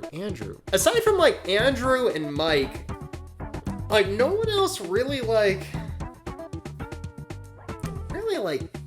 caught me that well. I couldn't really identify. I probably identified more with Mike, because I'd be like, oh, fuck, they're gonna make me sit here like that, that's that. But I don't know, that didn't really feel that episode too much. Okay, obviously, I think the plant is Andrew. He just was so fucking over the top, and he only did 1 dare. It seemed really obvious that he was the fucking plant. Either that, or they just knew they weren't gonna get good TV out of him.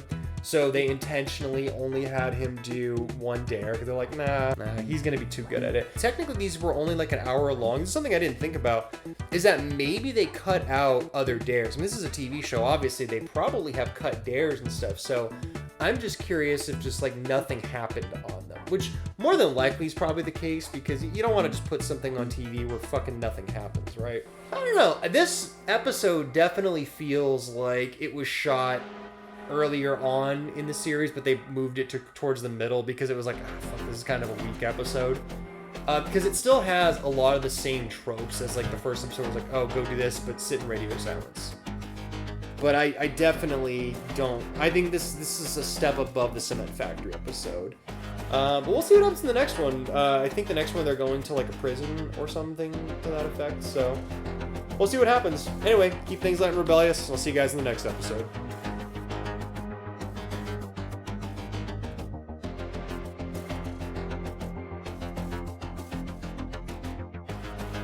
Alright, so welcome back to Fear, episode 7, and officially, we actually only have 3 more episodes, not counting this one, until season 1 is over with. It's kind of crazy we're already running through most of the series. I think after this there's only like 10 more episodes? No, it's like 8 more episodes, so we're almost halfway through the series right now. Yeah, it's been a good ride so far though. I've been enjoying it. I know the last episode wasn't as good as some of the other episodes have been. Again, I think that it was just because shot that episode a little earlier on, they hadn't quite got the formula yet. It's kind of like when you shoot a series, they knew that one wasn't going to be as strong of an episode, so they kind of just pushed it to more of the middle of the series, or at least of the season, which kind of makes sense, because by then you've already got your viewers that are hooked onto it. They're going to be watching it anyway. So if you have a bad episode, it's not going to tank your ratings too much. We'll see what's going to happen with this one. We're going back to the prison system this time. So the last time we had been in a prison system was in episode 1, and we all know how that went. You're platinum, you're a rock star. This is episode 7 of Fear, the East State Penitentiary. So right off the bat, we're hit with a title card that says, in our first episode, we thought we found the scariest prison in the country. Really? Do you mean most fucking memeable? You're a rock star, you're a rock star too, baby. Do it, big daddy. Platinum, baby. I do. There's a picture of an Indian on the wall, and I'm happy about it. There is a huge pentacle on the wall. I feel okay in here.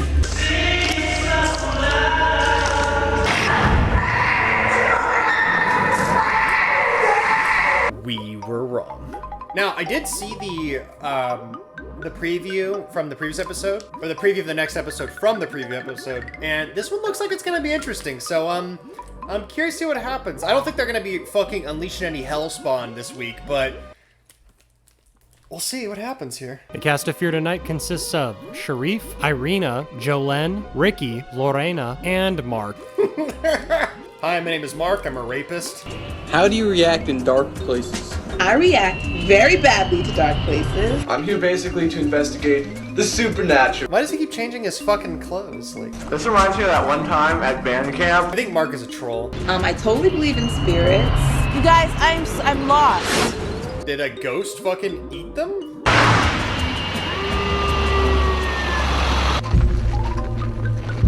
Oh geez, they put him in shackles and everything. Holy fuck. After making it inside East State Penitentiary, the group then introduced themselves.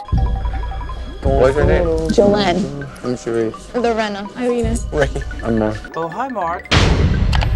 Welcome to Eastern State Penitentiary. Each prisoner was isolated in his cell, and the intent was that he would never speak to another human being. It's like walking into a coma. Really? We're with Carla Barron again? They couldn't get the Warrens? Like, really? They set themselves on fire. It was a place of constant mental anguish. It's funny hearing, like, how these people are getting fucking burnt alive and choking themselves, and they cut to fucking Pee Wee Herman over there. It's kind of hard to take this shit seriously. After the introductions, Irina and Lorena set out on the first dare. Alright, this is the tranquility chair. It was originally instituted as a way to calm violent inmates. Prisoners in the chair were beaten and tortured by a secret circle of brutal guards that inmates nicknamed the Goon Squad. Given the last, I think it was 3 episodes ago, where they actually zapped fucking Holly, I think her name was. Probably gonna kill someone in this episode. This chair, this restraining device, it became a torture chamber. Carla Barron must be like the discount Ed and Lorraine Warren they brought for the show. Right must strap purple into the tranquility chair.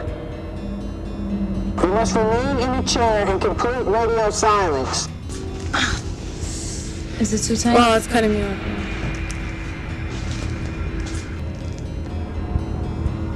I don't know, I'm kind of liking this. I have to do it tighter. Tighter? Yeah. Hot. After strapping Irina into the tranquility chair, Lorena heads back to the safe house. They're watching us right there, look. Oh my God, did you hear that? Did you hear that for a second? That sigh? I think when psychics do that shit, they imply something happens. Like, oh, you didn't hear that? You didn't hear that? No, because it didn't fucking happen. After Lorena returns to the safe house, Mark and Ricky immediately head out on the next dare. And it's the last cell that is available to walk to on the right. If an inmate was caught trying to communicate with other prisoners or made vulgar statements to the guards, the iron gag was the price they paid. You have to put that in your mouth. What? This thing.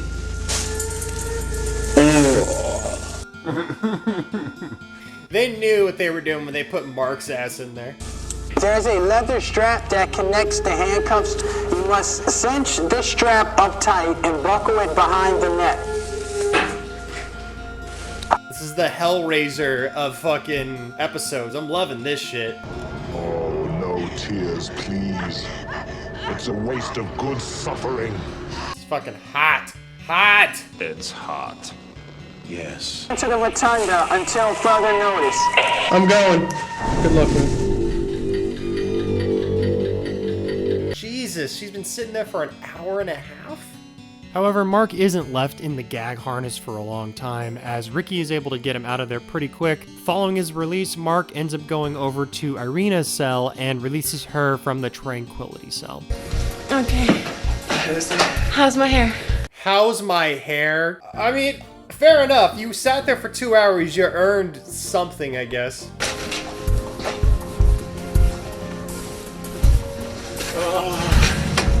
Oh. You alright? Yeah. I don't know. So far, you know, that title card, like, we thought the first one was the scariest. This is worse. It's like, is this scarier? I don't know. It's definitely hotter. I'll say that.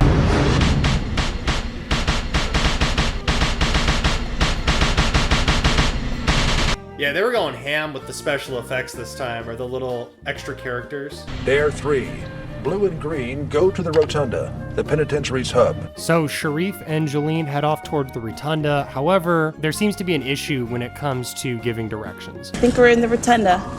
You're in the Rotunda? I can barely hear you. Hello? When we were here before, we had some equipment failure, especially with our flashlights. A lot of flashlight batteries were draining. These are all indications of haunting activity. A battery when dead. After a quick battery change, though, both Sharif and Jolene head back out to finish their dare. Or so they think. You got it? Yeah, now what? Hello? The gate. What do we do now? You can tell they're fucking scared. They're getting all pushy and shit. What do we do now? Just fucking go up. Maybe this guy. Hey, we're here. Okay, clairvoyants and paranormal investigators anonymously agree that this monthly cell is the single most haunted and evil location in the entire... This is the most evil location on the... Green, you must spend the day here. Oh, hell no. No. Separated from your teammates, you must spend the day here and unable to communicate with them. Once you enter, there is no turning back. Motherfucker, are you out of your damn mind? What? Oh, hell no. I'm going home. I'm not spending the day here. And Blue must replace her. Who? I gotta go. I gotta do it. You must lock the cell door shut with the padlock. They're gonna make him sit in the jail cell all by himself. Green must take Blue to radio now. Tell her, how is someone going to know that I don't want to be in here anymore if you guys took the walkie-talkies? I imagine at this point, Sharif was probably thinking it wasn't such a hot idea to come on this show.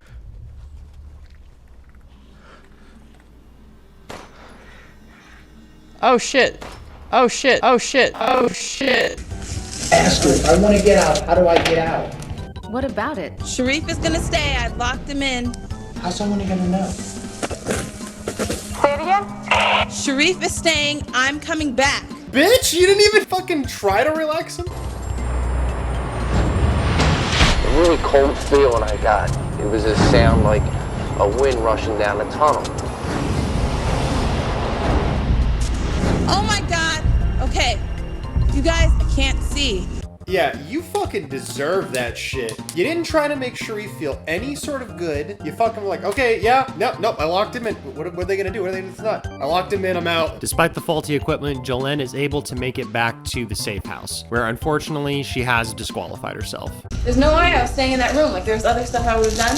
I just never felt that type of force in my life. As night 1 draws to a close, the remaining contestants prepare for night 2.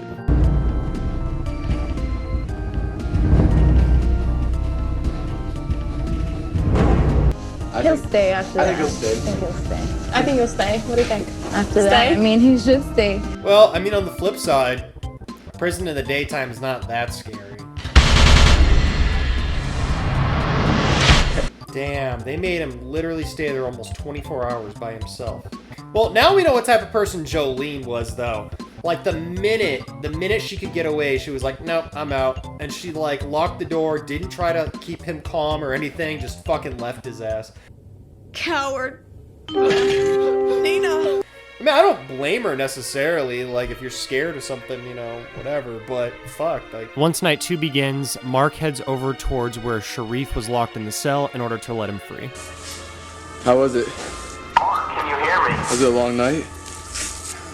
We were feeling for you. You really did a good job. Hey, Ricky? Ricky! What is he doing? Just say something back. Mark, can you hear me? So here's the thing. With electronic communications, you know, they're in like these giant cement areas. It's not impossible for your fucking walkie-talkie and shit to go out because like it's hard to get the electrical signal through there. Any last words? What would you describe it? What would it be? I tell you what, I came in a regular person and I left a believer. God, I'm just so happy to be out. I didn't know when anyone was gonna come. There was nothing to eat. I was just waiting there. Oh my God! Oh my goodness. Brave man. I know. I would not have done that. I be John Brown if I'm going again, man. And we'd find out soon enough if he was or not. However, in the meantime, Lorena was chosen to go on the next dare. See, none of y'all can complain though at this point. Fucking Sharif spent like 18 hours in a cell by himself. You can fucking go out there. Any of you quit now. You're fucking pussies.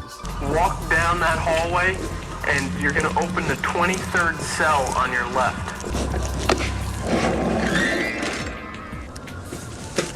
Okay, I'm in. In this room, you will attempt to contact a spirit By means of auto-writing. This was the cell of the block's most infamous criminal. Oh, yo, there is a big white rat. Oh, there's 2 of them. Open the envelope and remove the papers and pen. You're gonna place the pen in your non-dominant hand. There's no pen. Yo, get off. Get away. Alright, come back. Okay, hold on. It's okay. Returning to... I feel like they could have cut that. Oh my God! What happened? Something like practically fell on top of me. I don't know if I'm going back there. You okay? Something really big fell, and it fell like almost on top of me. Take a minute, you know? Take a minute and think about it. I don't know what to do. Sharif's just chilling now, man. He's like, dude, I don't even care anymore. Lorena attempts to head back out to the dare, but unfortunately she's not able to make it and is sent home. I could have dealt with it the first time going in, but after that fell... Okay. God, I wanted to finish this so bad. She definitely does feel like she feels bad, though. But at the same time, like, they just brought Sharif back, who hadn't eaten in 24 hours. Y'all got no excuse, I'm sorry. Ricky is then sent in her place in order to complete the dare. Remove the papers and pen. Each sheet has a question typed at the top. That'd be funny if there was actually a pen in there the whole time. The final step is to repeat the following invocation 1 line at a time. Hold on, dude. The rat just crawled up my boot onto my leg. The rat just crawled up his boot onto his leg. I sense a presence in the room that wishes to come forward. Are you alone? It says, are you alone? It looks like no. Oh, I forgot the European girl was still there, huh? About to say, all the women are gone again, but no, that's right, she's still there. Are you angry we are here?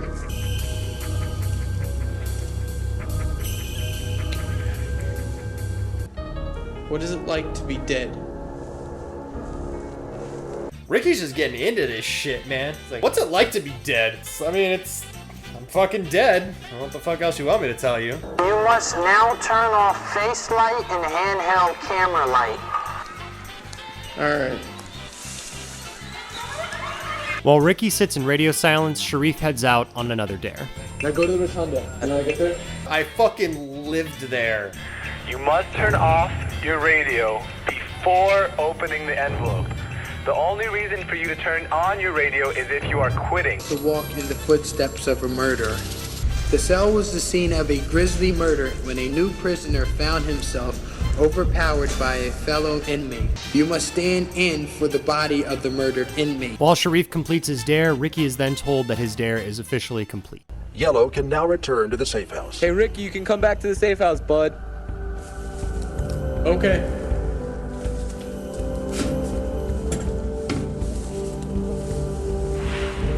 Mark? Yeah, Ricky? We have a bit of a situation here. This door doesn't have a latch on the inside, so I cannot get out. Ah, fuck. This door is built like a Sherman tank. There's no way I'm getting out of it. Basically, we can't leave. Sharif is in there, so if you Scream or yell or call Sharif's name, he might be able to come get you out, okay?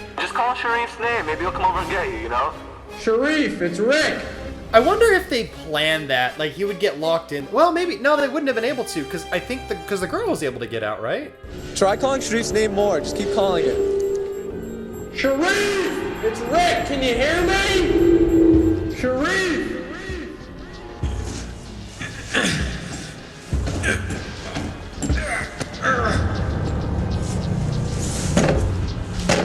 Navigator, send purple to release yellow from cell block 1. Okay, you have to go get him out, you understand? Get your camera on. Oh, they probably intentionally did that. No, we gotta get him out of there quickly. I know. He's freaking out. Go.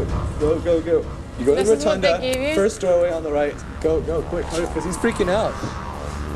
Mark's a pretty good guy. I feel kind of bad for calling him a rapist at the beginning. My name is Mark, I'm a rapist.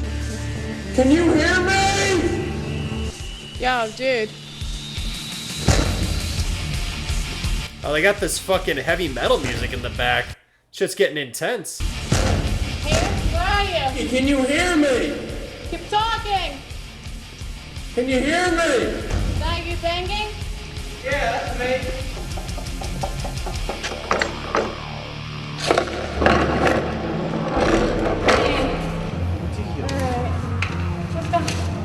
Oh, so they did that to fuck with him then. Sharif is missing in action. Yeah, Sharif.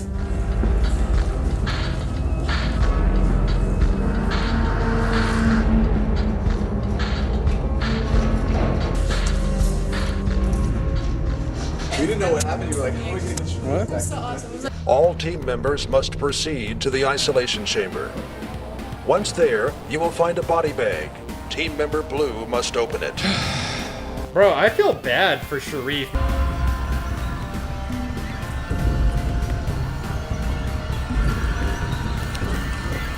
Okay, and here's the body bag. Let's see what kind of body this guy yeah.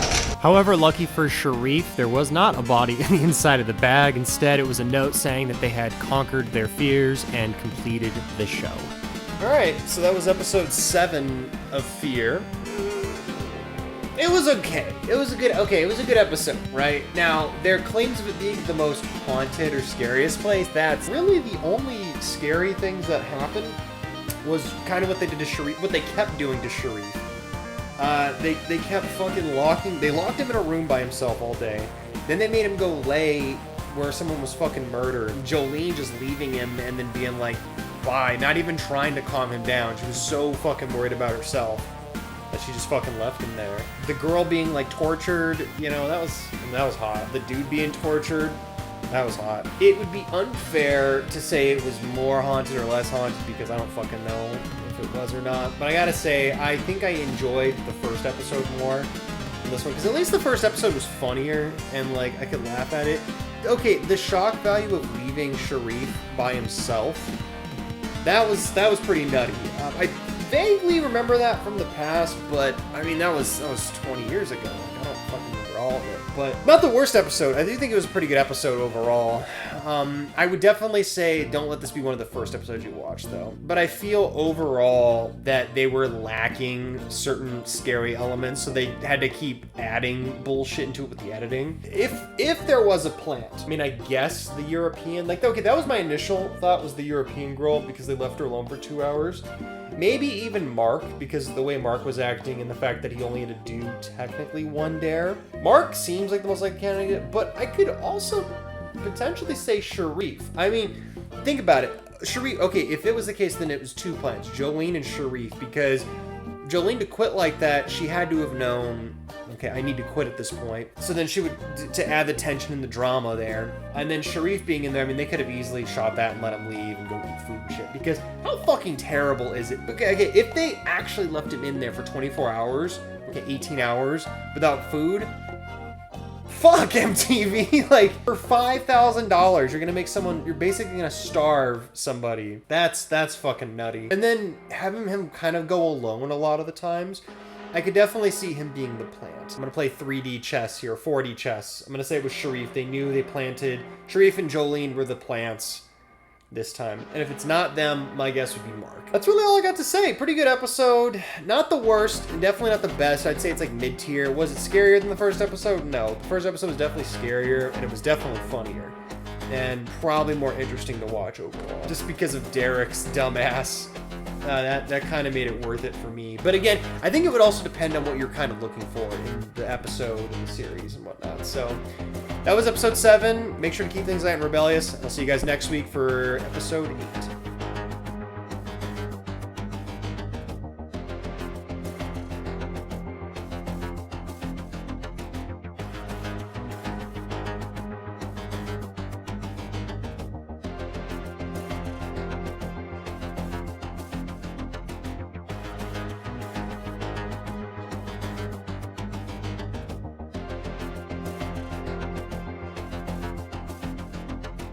So I've shot this thing fucking a million times now, so I'm just gonna be straight.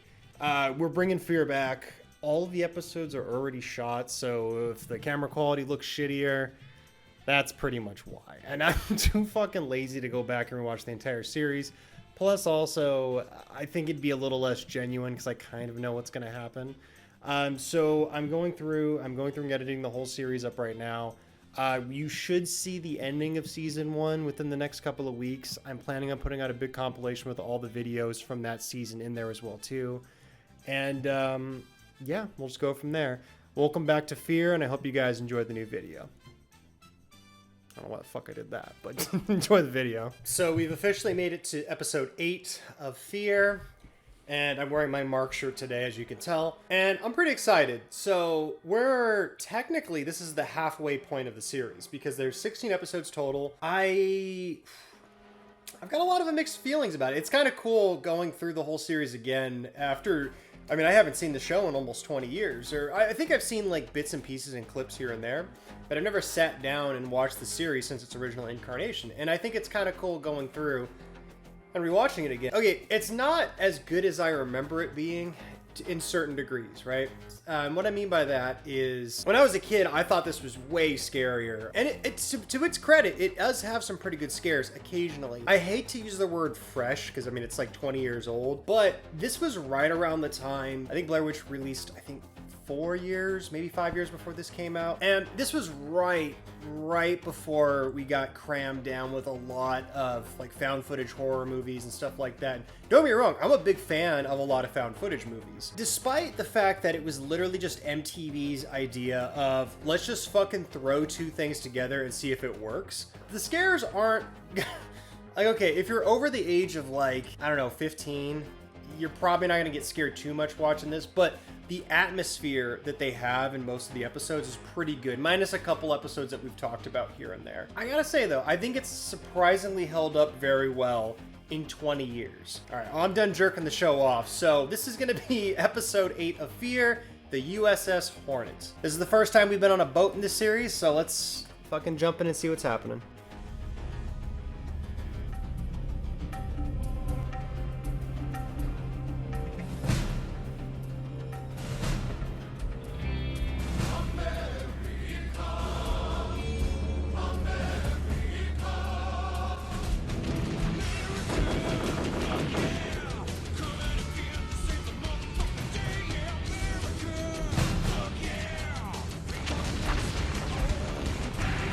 Again, one of the things that you have to give the show this, they at least attempted to be creative in every single episode. That as of now, it doesn't feel like they're treading on old water. Like, even the opening title, they're doing like an entire fucking montage of like the history of the fucking boat. And I think that's kind of cool. They could have literally just been like, it's haunted, and do the thing they've been doing the past couple of episodes, but they decided to give the history. I mean, they eventually do the, oh my god, I'm so scared, but they separate it from the other shows. I think that's kind of cool. Hey, my name's Matt. Hi, hello. My name is Tyree. My name's Melanie, and I'm 24 years old. I'm Monica, and I'm 19 years old. Who's Athena? Chine Doom? What?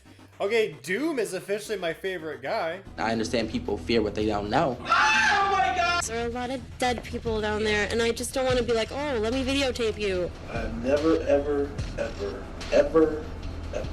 had experience with ghosts.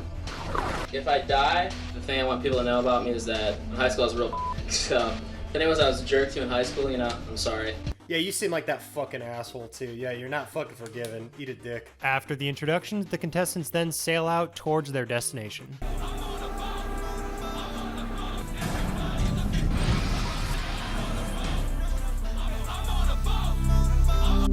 Where the fuck are we? Hey, I think we are on a boat. Oh, so they don't even tell them where they're going or anything. What? No way. Alright, so you guys know the drill. The contestants all line up and listen to a little bit of history on the boat. Very scary. The kamikaze are trying to dive into your ship, and we had them doing it. I helped carry one down to the sick bay. And that's where he is right now, in this room. You have the danger of being sucked into the turbine with a jet engine.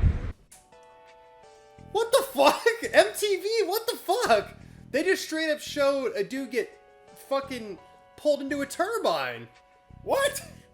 How did they get away with this back in the day? That was fucking awesome. Jeez. Ugh. First up, we have Monica heading to the mess hall with the thermal imaging camera with Matt as the navigator. Tell me when you see it. Okay, I'm going in. Okay, I'm down below this, down the stairs, over. I can't see this being like a really safe idea, having all these people run around in a fucking boat with the lights off. Cool. Why are you doing? Are you bugging out? Are you okay? Everything going all right? Yeah, that's smart, bro. Just ask her, yeah, you bugging out? You freaking out? I wasn't fucking thinking that before, asshole. This place is scary as all hell. While Matt attempts to be the nice guy of the group, Monica has second thoughts about completing the dare. I'm gonna walk you through this. Just be strong. It's okay, seriously. You know, I was just praising it earlier about the scares and the atmosphere, and then they do that wonky camera shift. You okay? You doing all right? I'm the best friend, and I have been in front of her face the whole time, and she doesn't really realize it yet, but she will. I don't know if I can do this. You decide not to go through with this, and then you have to leave the show. I'd love to go with you. I can't do this. I think I quit. Great. However, in the end, she decided to quit and forfeit the $5,000. I love it how these people that don't even get to... Oh, that actually reminds me of a couple episodes ago where that lady left without even doing a dare. I love how they make it so like so sad. It's like... In her stead, Athena takes over while Tyree... What are you talking about? Look, I'm at the red light. Tell me what do next. All kinds of going on, man. Tell me where the to go. I don't give a deals with Athena's bullshit. Athena is officially the new Christina of this. What the fuck is it with Enas? It's Ina with a less Ina in any name. Athena eventually makes it to the mess hall. Unfortunately for her, karma seems to catch up to her as the ghosts have no chill. I'm shaking. There's some in here, man. Oh my god. Oh, I'm hearing footsteps. I'm hearing hands. What the hell is going on? We're looking at you right now through the thermal imaging. I do not see anything above you, babe. There's no ghosts around you. You are perfectly fine. Fucking liar. Lie to me more. Do it. That one other fucker's laughing. He's like, The mess hall. And there going on. I don't know what. I can feel it. So with this episode, it's easy to fake a lot of this stuff because you could easily raise the temperature and do certain shit like that. Guys, I'm bleeding. Okay, where are you bleeding at, Athena? My mouth. Her mouth. Oh no, I can't tell what's going on. I just feel very strange. I don't got nothing with that. Like, that's legit. Luckily for Athena, a sucker punch to the face wasn't enough to take her out as she completes the dare and heads back to the safe house. Did you pick? Did you pick at your left? No, I was just sitting there. And I spit and blood spit out. I was like, that's not. And then I started freaking out with you. Right. Athena must now deal with the karma of treating Tyree like an asshole. 7 seconds left. Oh, there's the right hand, folks. It's over. Goodbye. It's over. And freaked out. Freaked out. Freaked out. Dad, this is up. And dude's over there freaked the fuck out. Now he's like, damn it, I shouldn't have picked on the nerds in high school. This is my fucking act of contrition here. While Matt shits a brick at the prospects of karma catching up to him on this boat tonight for all the kids he picked on in high school. And sure enough, Matt and Tyree head out on the next dare. Be real explanatory. If we're trying to converse together, wait till only one of us are talking. I already don't like this guy. He's trying too hard to be like the leader. And I'm like, but it's not. He's not coming off as a leader. He's coming off as he's scared, and he's trying to pretend like he's not scared. My favorite so far is Doom. I keep forgetting he's there, but like you just occasionally see him in the back, just like chilling. I fucking love that guy. Hey, we're at Catapult Room. White, enter the catapult room. You are to remain here in the catapult room until further instructed. Over. Yellow, you must now continue on. Go to the mess hall. Over. Okay, yeah, obviously he's fucking scared to go to the mess hall by himself. You could tell the man's about to fucking emotionally freak out and break down any second. Upon reaching the mess hall, Matt must use an EMF detector to look for ghosts for 10 minutes. Oh god, I feel something pulling on me right now. What is this? Oh my god, guys, oh my god. Yeah, buddy, I feel that too. Luckily for Matt and Tyree's dare, it ends with no issues. However, Tyree does not wait for Matt and heads back to the safe house without him. And Matt, well, Matt gets lost. Matt, where are you? I don't know where the hell I am, and I need to get the hell out of here, okay? Out of this, I can't stand this. I'm going nuts. I'm going batty. I'm coming back. I'm out. You can hear it. I've had enough of this. Door that's closed, that wasn't before that. I'm not liking y'all too much. Over. Matt's just fucking running around the engine room by himself. I just broke the door open. I just broke the door open. I don't think you were supposed to do that. Eventually, Matt finds his way back to the safe house, though. Unfortunately, Matt decides to quit after finishing his dare. And he is, and to quote, a big girl. I'm just a big girl, I guess. Luckily for the rest of the contestants, this was the end of night 1. As night 2 begins, everyone's favorite super bitch, Athena, heads out on the next dare. Alright, here are the instructions. Turn off your radio and go down the stairs. Then look for the cell all the way in the rear of the brig on the right side. No way, I'm not doing that. No way. I don't want to go down there with no radio contact. Over. Think of everything else you've done for no money. I say no. Can I quit now? You got punched in the face by a ghost, and you're gonna quit now? Athena decides it's not worth it and ends up leaving the show. And realistically, no one was sad when she left. Alright. I'd fucking, if I was Ty, I'd have been like, fuck this bitch. I'm glad she's gone, man. I'm gonna stop fucking yelling at me for 2 days. Ugh. In her stead, Dr. Doom himself must take on the dare. Turn and run now, and I will mercifully pretend this never happened. Doom's fucking got this, man. Doom must then use a padlock to lock himself inside the cell. Locked in.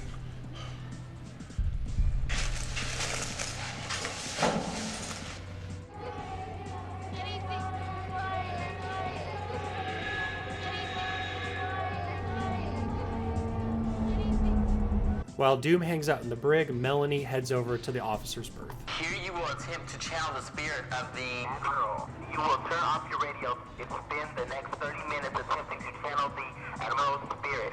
Your dares begin now. As her dare progresses, Melanie starts acting kind of weird, actually. Oh wow, I dreamt this. The drawers are making little noises. Is she like a psychic? Oh geez, I just feel like there's something important in here.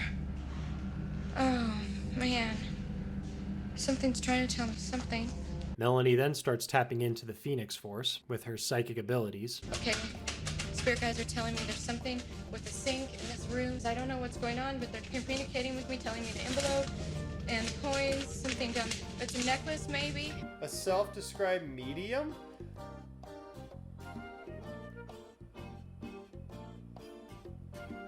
I don't know if they mentioned that before. They might have.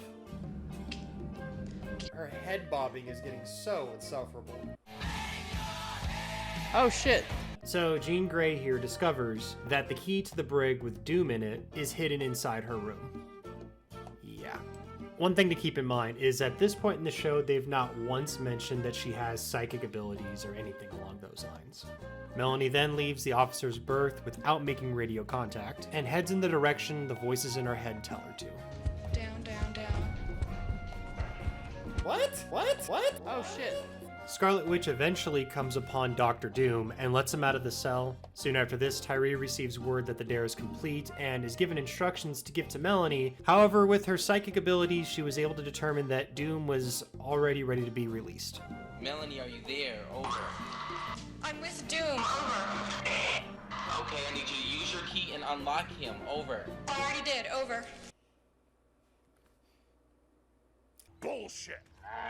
Come on, are you kidding me with that shit? Get out of here. So she figured out to do the key thing. I call bullshit on that. Are you kidding me? I know people are going to shake their heads and think this is strange and unusual, whatever, but let me tell you something. We're not listening, we're not listening. La la la la la. Anything is fucking possible, but that just seems a little too fucking on the nose, you know? Like, that was a plant. I'm guessing Melanie, I think it's her name, Melanie's the fucking plant. However, even after those shenanigans, the night is not over, as Tyree must head out and go to the sickbay. Tyree will attempt to contact and release the spirit of the flight deck officer who died after walking into a spinning propeller of a fighter plane. You must put on the pants and the hat of the dead sailor. Tyree then plays dress up and must invoke a spirit in the area. Why are they wet? Okay, over. I have the pants on. Over. And the hat on. Over. I am sensing a presence here that needs to come forward. I invite you to enter me. Come forth now, I command thee. Ugh. He bled for almost 2 hours. He's hovering above this room. When you're on a boat, there's the constant slow movement going on. And with humans, we're really, like, receptive to small, like, weird shit like that. So that's gotta be fucking with them, too, making them think there's all this ghost shit going on. Tyree is able to successfully complete the dare and heads back to the safe house. Oh my god, I hear you guys are so scared. Stay calm, don't. Have you passed the catapult route? Boy, I'm way past that mother. Past catapult route, outside the fucking door! And luckily for them, this was the final dare for episode 8 of Fear. Hey guys, amen. I have to say wholeheartedly that yes, this place is haunted. You can't fake a cold presence just on half of your face. Hardest $5,000 in 4 days I ever earned. Alright, so that was episode 8 of Fear. It was okay. It was pretty formulaic. Like, the scares really weren't there. In terms of, like, character by the, like, different people that were there, they're alright. I mean, Doom was probably the coolest one there, but, I mean, he's like that strong, like, silent type person, which I thought was kind of cool. I'm stalling on the fucking psychic bullshit. I'll get to that at the end. Ty was cool. Ty reminded me of that one character from, was it True Blood? Yeah, from True Blood. Reminded me of that character from True Blood. I mean, I know these are real people, right? They're not characters.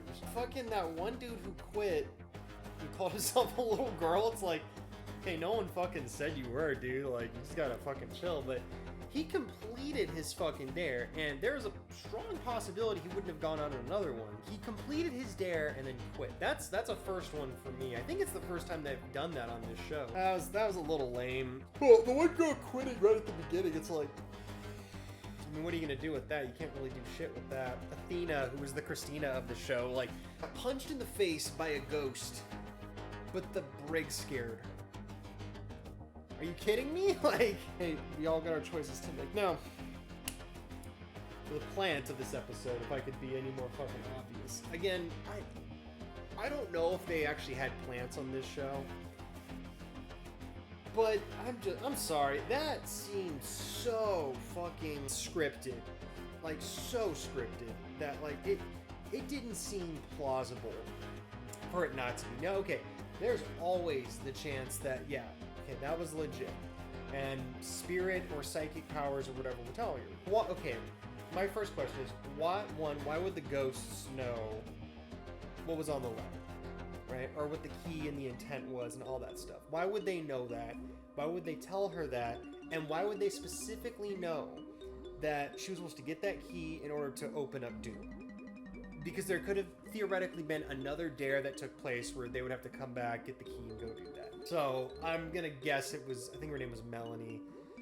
She was the plant in this episode. Overall, I would say it's probably like a mid-tier. Maybe these episodes are only getting mid-tier now because the shock of the show is kind of worn off. I don't really want to use shock.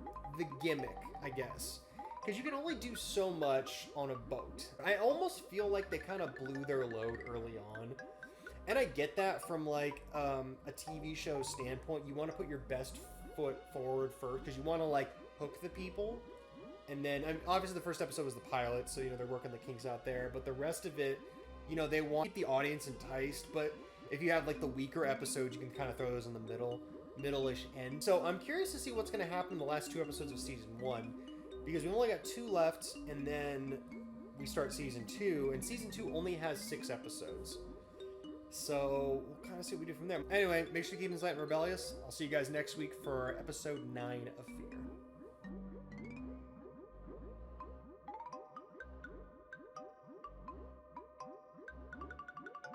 Alright, so let me just make sure this is good. So we're back on episode 9 of Fear, and it's pretty crazy that we've gotten this far. So technically, we've got 7 episodes left after this one. Yeah, because there's 10 and then... So we have 7 episodes left, plus there's the little Fear documentary thing that we're going to watch at the very end of this. I've seen a couple images, so I know for a fact Holly comes back.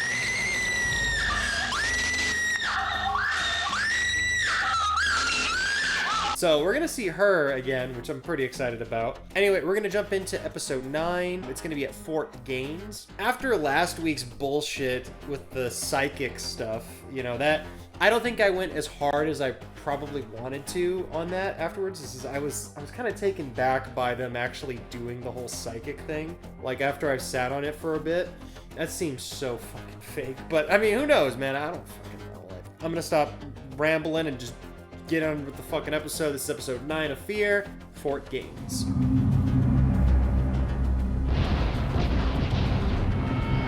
island has a very long history of... Everything was bloody and nasty. He got shot in the arm, they're just gonna cut it off. They're ghosts. Oh, see, now they're adding in actors. Obviously. Tonight's victims are Tommy, Leslie, Donald, Tara, and Melissa. A pretty tough chick, tough girl. Do I believe in spirits? I don't know. Yeah. Let's see if I can see some paranormal stuff. Do I do believe in spirits? I'll do it no matter what. I'm not gonna die, am I? And similar to the previous episode, the contestants make their way by boat before getting a briefing on the area. Welcome to Fort Gaines on Massacre Island. Everything was bloody and nasty. The Native Americans used this as an ancient burial ground. Blown away like by a shell or something, and he looked at me and told me his name was Ezekiel. I am Elias's younger brother, Ezekiel. Oh, what happened, buddy? Did you get scared? Oh, Gray got scared. This must be a good episode then. First up for the night, we have Leslie heading towards the East Bastion with Donald as the navigator. This is one of several locations where the ghosts of the old Native American women had been sighted. Making it to the Bastion, Leslie then has the choice to take her shoes off in order to step down into the water for her dare. You have the option to take your shoes off. Confirm when you're standing down in the water. Because, you know, wet shoes are the worst thing that happens to you when you're being possessed by a spirit. But I digress. There are ghosts in this fort. When they start to manifest, you see little pinpoints of light, like fireflies almost. Okay, so if that's all ghosts are just like fireflies, then why would you be afraid of them? Because you would see them coming every time. So my problem with a lot of paranormal investigator bullshit is their logic and their science is kind of fucking all over the place. It's kind of fake it till you make it. Paranormalology.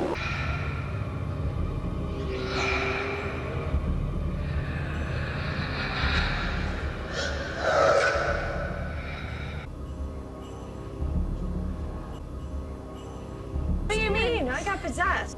However, Leslie decides that she cannot complete the dare. I'm quitting. I need to come back. What? Donald, I'm coming back. I hate this. I'm coming back. This sucks. Quote of the century, that sucked. Clearly, taking off her shoes was just too much for her. My God. You get love from all of us. I blacked out, like I couldn't see anything around me. God. Tara takes her place, and Donald remains the navigator. Step down into the hole so that you are standing in the cloudy water. Oh my Lord, that's disgusting. It must not be that cold, because, I mean, that's a good way to get fucking pneumonia. It's really deep. I can't even stand in there. No, she's sticking her shoe in there too. After a bit of hesitation, Tara steps into the water with her shoes on. You must now wait here until notified otherwise. In the water? And make sure your camera's facing you. You act like you weren't paying attention to the last one.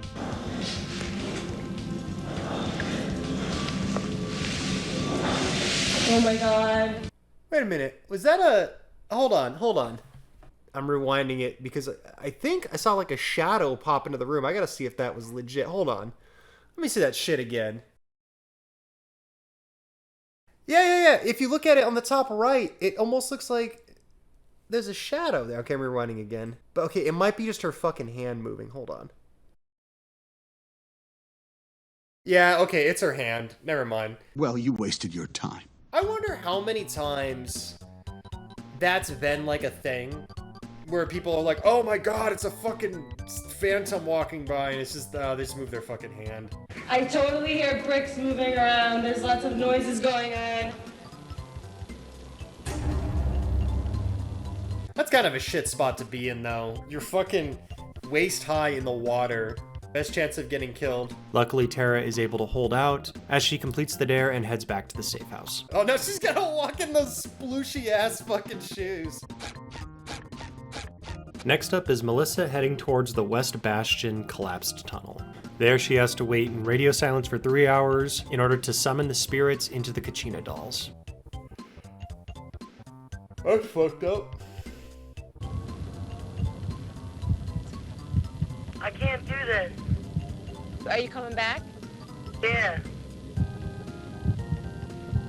Oh, you went 2 hours though, man. However, after 2 hours of the dare, she decides to give up. In her place is Tommy, who must also wait the 3 hours. Wow, they've only got 3 people left. And they're not even like halfway through the night yet. That's... Oof.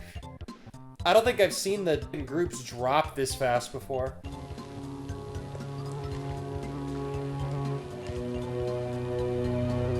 Alright.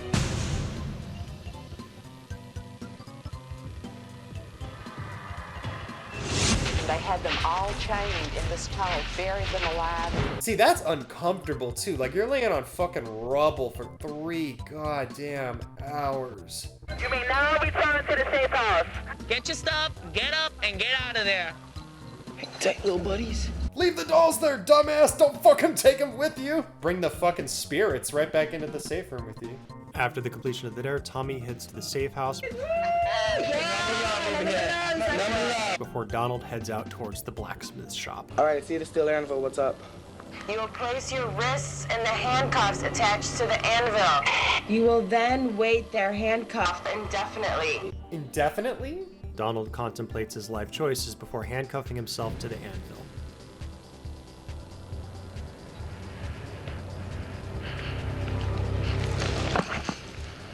When the prisoners would be captured, actually, as a form of torture, some of them would actually be branded.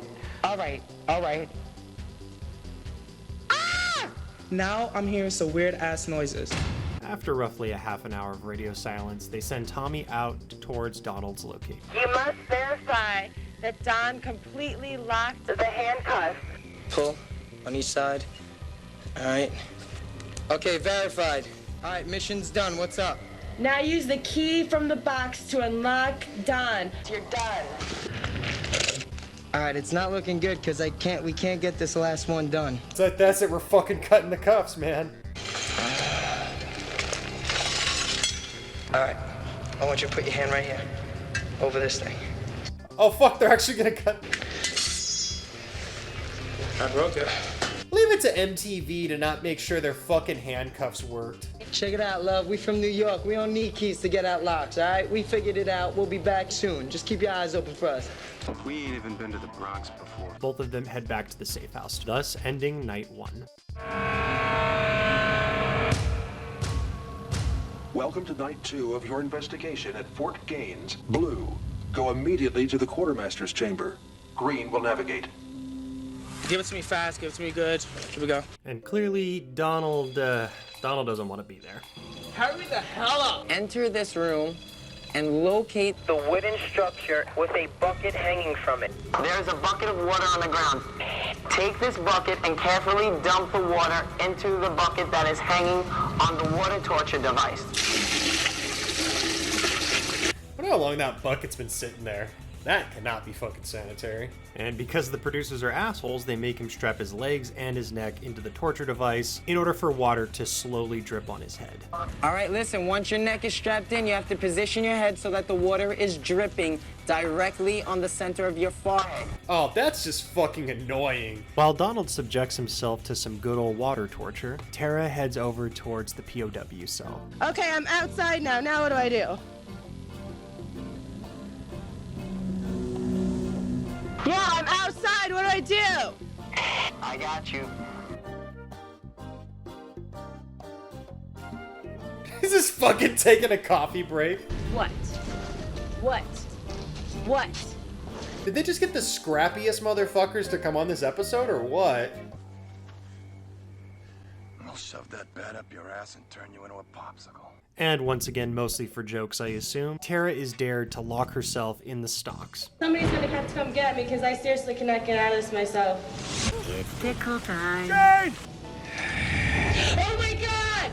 The little things like that, it's like, okay, they're just trying to go for cheap scares. Tommy attempts to stay awake, as do I, before informing Donald that he has completed his dare, but he must not initially return to the safe house. Instead, he must head over to the POW camp in order to release Tara. Walk until you reach the white light. That's not something you want to hear when you're fucking hunting ghosts. This is where Tara's gonna be. Alright, see right here. Yo, I'm here, what happens now? You must look at her and laugh. What's your... My back. Oh my god. Alright, confirm that I got her out. We're going back to the safe house. However, before they can make it back, both contestants are what I can only assume being shot at by the ghosts. I just heard a gunshot.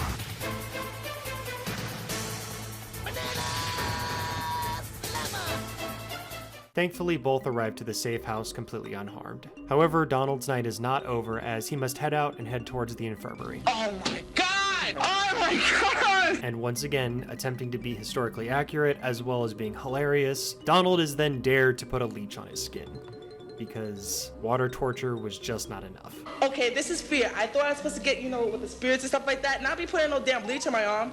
Tabi said it doesn't hurt. Oh yeah, that's some crazy crap, alright? Hold up. Talk to me.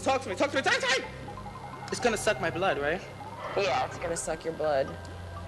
What kind of vampire crap is this, okay? I don't know, it's on TV. That's the best fucking quote I think I've heard in this entire show. How you doing? Is the leech on your arm? Yes, there is a leech on my arm. From now on, this point, radio silence is gonna begin, and we'll let you know as soon as you can take the leech off. I'm pretty certain that the people who made Fear Factor watched this episode and they were like, oh yeah, fuck these people. I think this is supposed to freak people out, but I don't know, I'm just kind of like...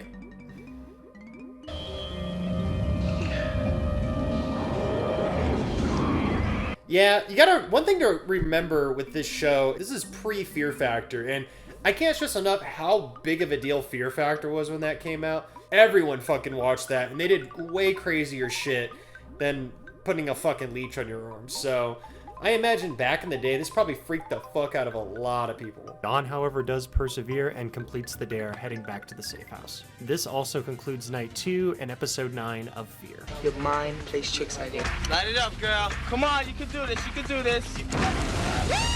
Very funny that all their money was in the cannon. It was in the cannon. Oh, okay.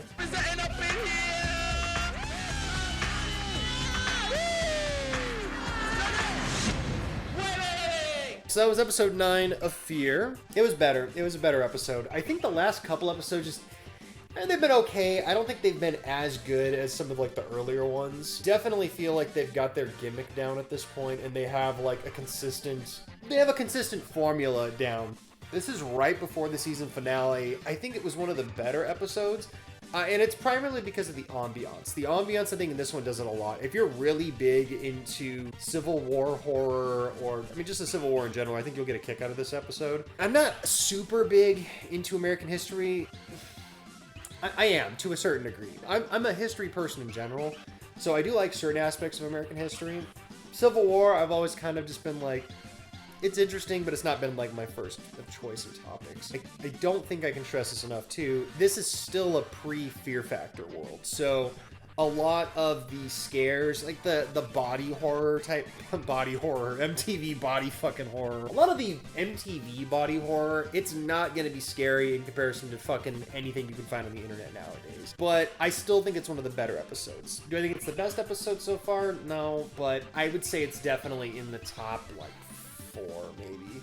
Maybe it's my like number 4 favorite, or 4 best episode. All right, next week is the season finale, so that'll be episode 10. And don't worry, I'm not gonna do like a break or any shit like that. You liar! The only one I could think of that would be the plant, if there was one, was Tommy, and it's only because he just did the one dare. Originally, I'm not gonna lie, I was gonna say it was the girl at the beginning who was standing in the water, because she was doing that weird fucking shit, and I was like, alright, you're just fucking hamming it up now, okay.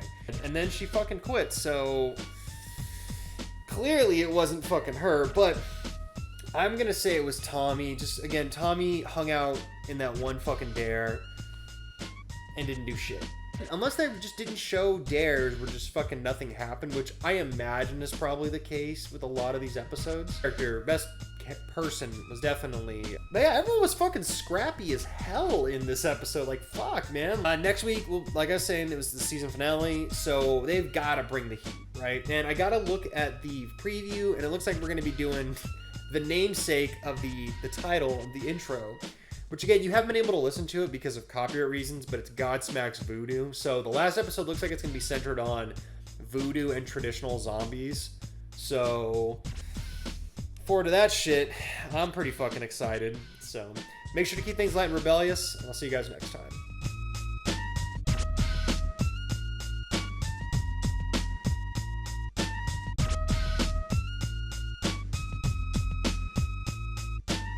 Alright, welcome back. We're officially at episode 10, the season finale of Fear, and I'm pretty fucking hyped. We got Gray right here. He's hyped. I'm fucking hyped. I'm not going to drag this out super long like I normally do. We're just going to kind of jump in and see what happens. I don't have a whole lot of expectations for this episode. All I know is they got to bring the heat. They have to. It's going to be the season finale, episode 10, Guerre plant? Guerre? I think it's Guerre Plantation. Hopefully I didn't fuck that up, but I probably did, so. Either way, this is gonna be the season finale, so let's fucking get to this shit. So the season 1 finale of Fear begins a bit differently than the rest of the episodes, as we aren't introduced to the contestants right away. He wants to take a journey into the supernatural. Give you some advice. If either one of you begin to have that feeling of impending danger, get out. Don't stay. You're in danger. So tonight's contestants are Jeremy, Darren, Sunshine, Rachel, and finally Jennifer. I love horror movies. I don't want to be here anymore. Darren. You're big breaking TV. I don't believe in ghosts. I do believe in spirits. My biggest fear? Sometimes I can get a little hysterical. This is Godspeed. Oh, this is weird. This is the first time where they didn't show them being, like, brought in. They're just kind of already there. Huh. Begin your stay by going to the video page. We're here at Guerre Plantation. Guerre Plantation. I fucked it up. I will say, though, that opening was pretty fucking awesome. Like, it was really chill, really subtle. With having the voodoo priestess come up there and just start talking, I thought that was pretty fucking excellent. For the first dare, we have Sunshine, who must head over to Laveau Cabin. And right away, she already lives up to her namesake. Let me know when you get back to I'm at the cabin. Let me know what to do. Come on. Let me know when you get to Kitty's cabin. I just said I am there. Well, I'm not getting these responses, Sunshine. Facing the... Laughing their asses off in the back. Fucking assholes. I love that fucking little bit of sass he put right at the end of that. Well, I'm not getting these responses, Sunshine. Might be my favorite guy in this one so far. Eventually, Sunshine does come across Laveau Cabin, where she must investigate the back room. This is a real voodoo altar. Cut off a lock of your hair. You must cut off at least 4 inches long piece of hair. I can't cut a 3-inch long chunk out of my head. This is bullshit. It's cut. See that, MTV? What is that word? Infinitely more susceptible. The word is susceptible. Girl's gonna drive me crazy. Darren clearly has the patience of a saint.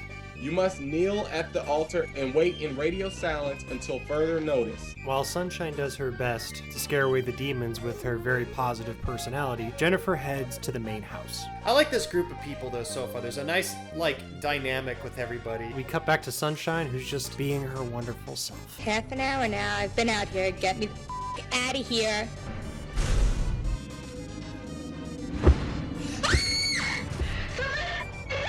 Sunshine on the other side's like, shut the fuck up! Shut when you think about it. Okay, now I'm getting scared. I want to get out of here.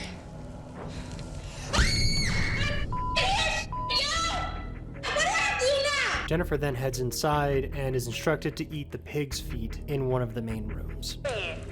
You are joking! Eat the meat off the pig feet! God, this is the yelling episode, man. While Jennifer has her late night dinner, Sunshine is instructed that she's completed the dare and must head back to the safe house. Thank you. I love you forever now. Back over with Jennifer, after completely consuming the pig's feet, she's then instructed to basically put a bunch of ceremonial blood on her body. And after doing so, she's then instructed to return to the safe house. Oh my god, this is nasty. Look at what I had to do. Next up, Rachel must head to the cemetery. Walk ahead, and you will see several large bales of hay. Spirits, I'm not here to harm you. The one thing I love about this fucking era is the really, stock sound effects in here. Upon reaching the cemetery, Rachel is then instructed to dig up a zombie grave. About 10 days after his burial, slaves began to report seeing Carl walking through the trees at night. Some speculated that the body became a zombie. It's your task to open up the grave to see the story of the zombie is true. They gotta fucking grave rob a fucking zombie. This is sacred ground here at Guerre. And to disturb any of these graves would not be something that you would want to do. Once again, MTV, man, back in the early 2000s, they didn't give a fuck. They could have pissed off every single demon in the entire multiverse, and they'd have been like, we got a fucking rating out of it. I would do it. Why the fuck not? Bring on your Cthulhu's and your fucking Deimoses and whatever. Or Mott. You do Belfgor. I mean, he just shits on a toilet, you know? The Shin Megami Tensei version of him, anyway. While Rachel digs around the grave, she then believes that somebody or something is watching her. I'm out here, and there's a bunch of stuff making noises, and I'm just, this is some sacred ground, and I'm just waiting over the radio. I mean, the one thing is they are in the woods. There's probably animals. After what feels like an eternity, at least for me recording the audio on this end, Rachel eventually does find a bone in the grave. And luckily for her, after she makes back to the safe house, that is the end of night 1.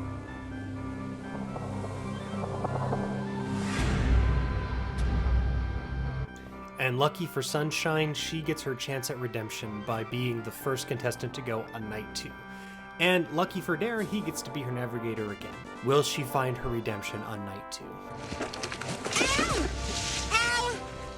Hold on, I just fell down. Ow! Notwithstanding a bit of karma from the previous night, Darren's reaction is priceless. Okay. He literally doesn't give a fuck what happens to her. I don't have to save you. Upon reaching Kitty's cabin, Sunshine must perform a voodoo ritual before heading inside the cabin with her back to the door. I think MTV knew that they just didn't want people to deal with Sunshine's bullshit. They're like, just go sit. Go fucking sit by yourself. While Sunshine sits alone in Kitty's cabin to contemplate her shit personality, Jennifer must head to the main house bedroom. You're now in the bedroom. Upon reaching the bed, Jennifer then discovers she must lay on the bed in complete radio silence. Oh my god, I'm gonna do this right now. Oh my god. Okay. And after starting radio silence, absolutely nothing happens, and Jennifer is able to peacefully and calmly complete the dare. Well, that's just not gonna happen. Oh my god!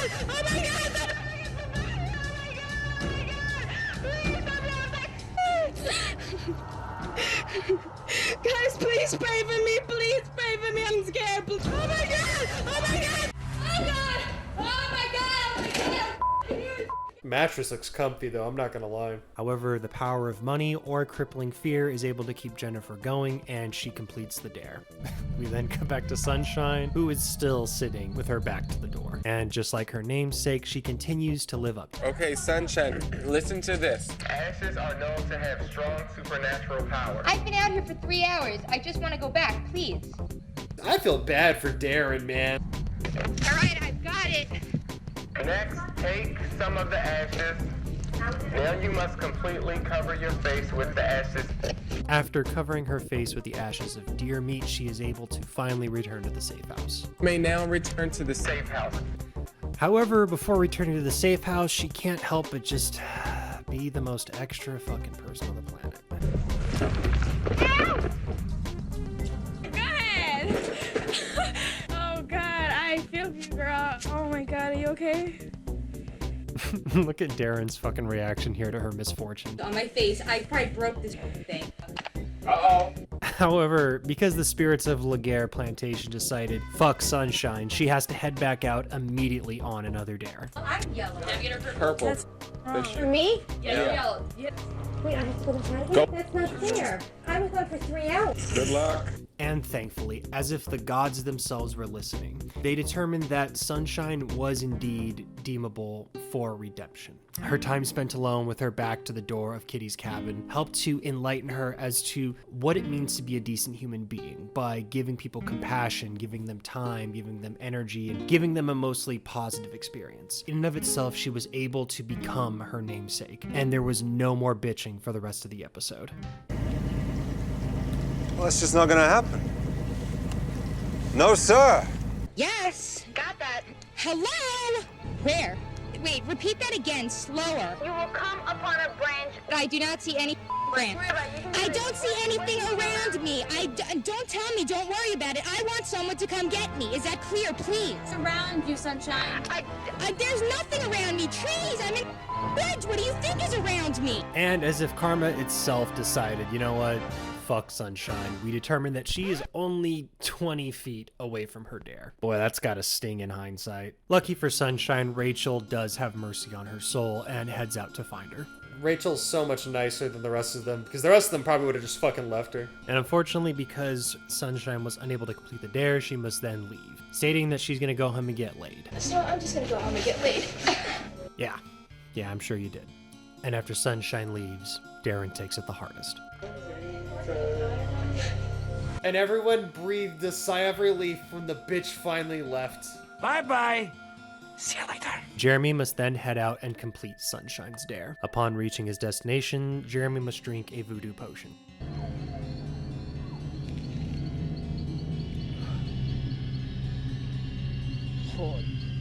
Nasty. You will then place the brick that you removed from inside the tomb over your heart. Paralyzing people by shutting down their nervous system. I wish I had that level of comfort where I could pass out in a fucking graveyard and just be like, okay. After taking a brief nap, Jeremy is then allowed to head back to the safe room. However, before he does, he believes he has visitors. Oh. I'm able to come back, right? Yeah, man, come back. I just heard something really loud. After making it back to the safe house, Darren must head out on the final dare of the evening, where he must confront his biggest fear. Open a large sack and describe to the contents to the safe house. Shh, okay, I'm hearing things. I'm hearing dogs. I'm not here to harm you. Darren briefly freaks out. There's a snake in my bag. There's a snake in my bag. There's a snake in my bag. This is so stupid. I've never done this. Oh, wow. Man, I can't even make fun of the guy. I feel bad for him. Before he remembers, he doesn't want to be Sunshine. Hey, stop now.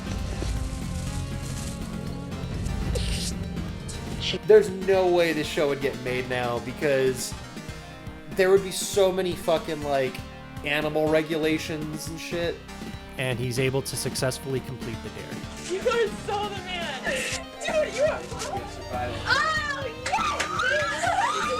Oh, Mark number 15. I will never do this again. It made me do something that I'd never done before, and I'm really proud of myself.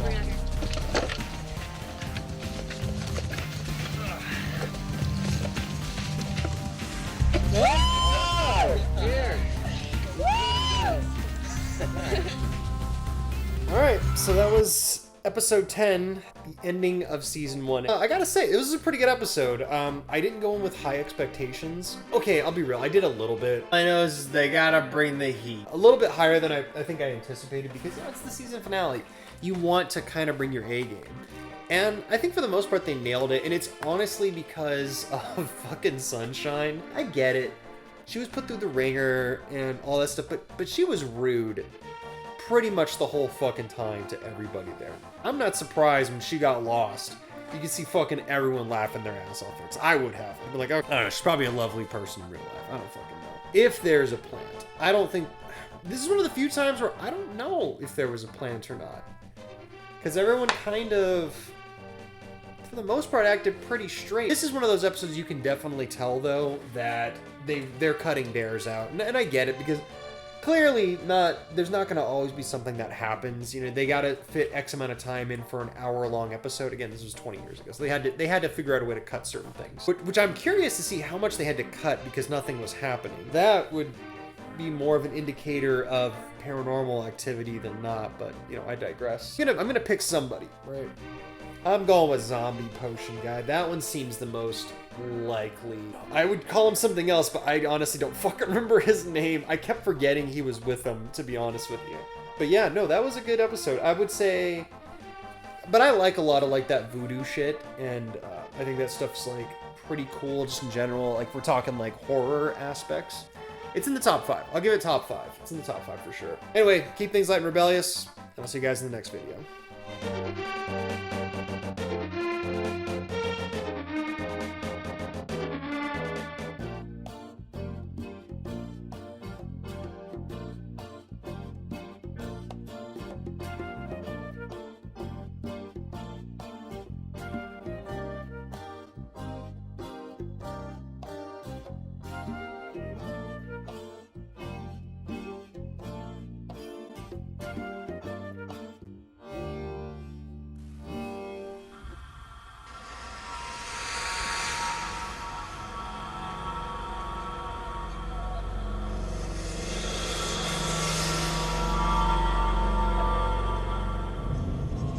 They say there's someone taking care of the entrance, some creatures. Dos Estrellas mine is a very dangerous place to be.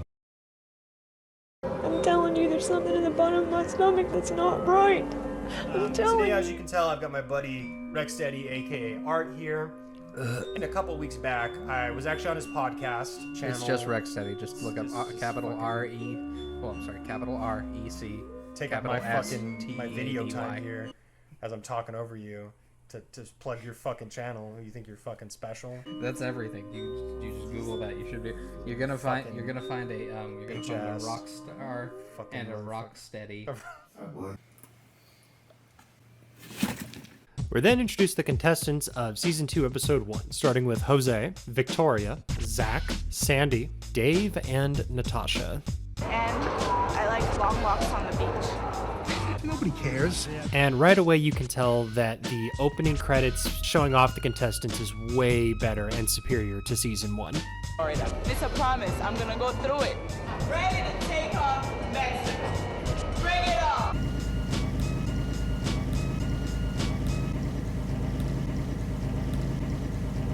No. After receiving a brief introduction of Mina dos Estrellas' mine, for the legendary creature called the Nawal. Nawal was angered by all the greed that went on here. A Nawali is somebody who can shapeshift. A coyote, it could be a black dog or a wolf. Controlled and manipulated nature. Thursday the 27th of 1937. The floods came like a monster through the mines, killing more than 400 people. Suddenly I realized that the cart was bringing out dead people instead of gold. The miners that were left sealed the cave and closed down the mine.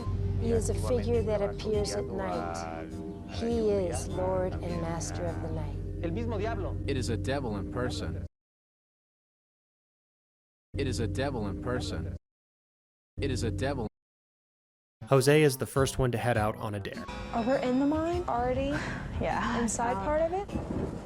It's raining. Open the door and enter into the chapel. This chapel symbolizes everything that the new wall opposes. A couple weeks back, I was actually on his podcast. In order to draw the new wall to the chapel, you are now going to knock down the cross. No, hold on. What am I supposed to do? Hold on. The friend of the merchant.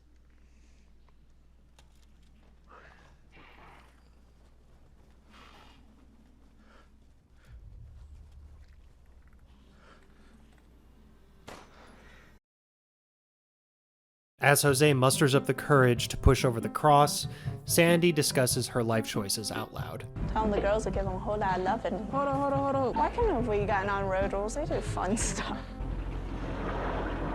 Push hard on it, your strength. Is able to complete the dare and return.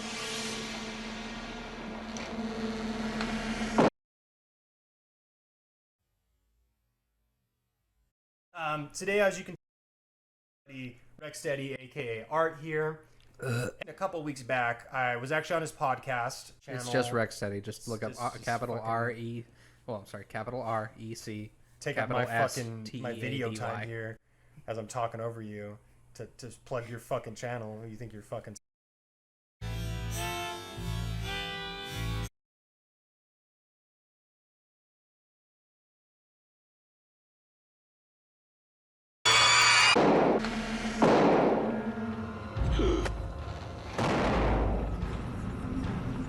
No.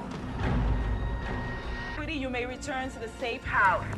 I'm hella scared.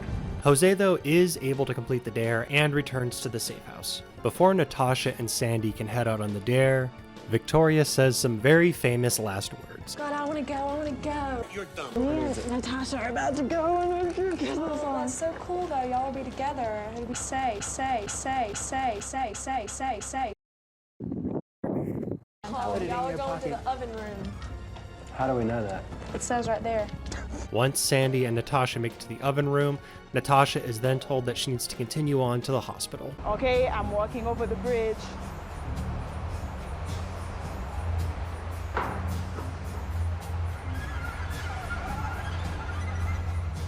Wow, I don't know about you guys. I'm freaking out. As Natasha approaches the hospital, a clip of her plays that is post this episode's filming as she discusses her feelings and emotions about the place. This is a first in the series as a whole and should be a hint as to what's going to follow later. You know what, you guys? I'm not doing this. Tasha, I don't want you giving up, sweetheart. And in another series first, both Sandy and Natasha decide that they're both going to leave the show at the same time. This didn't want to be tampered with. Like, if you mess with it, it's gonna mess right back with you.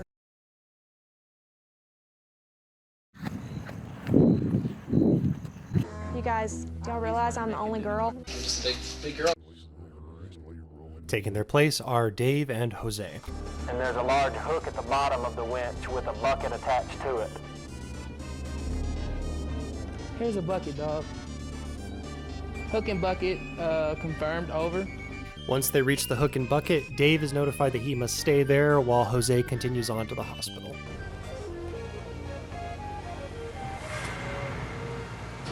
The eerie feeling in my body was like, there's something there.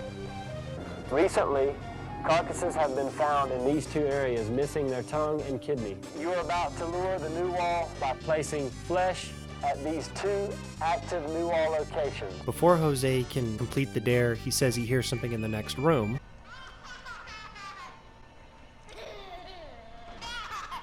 No, back away, baby Bonaducci. I do it on incognito. A bunch of other shit.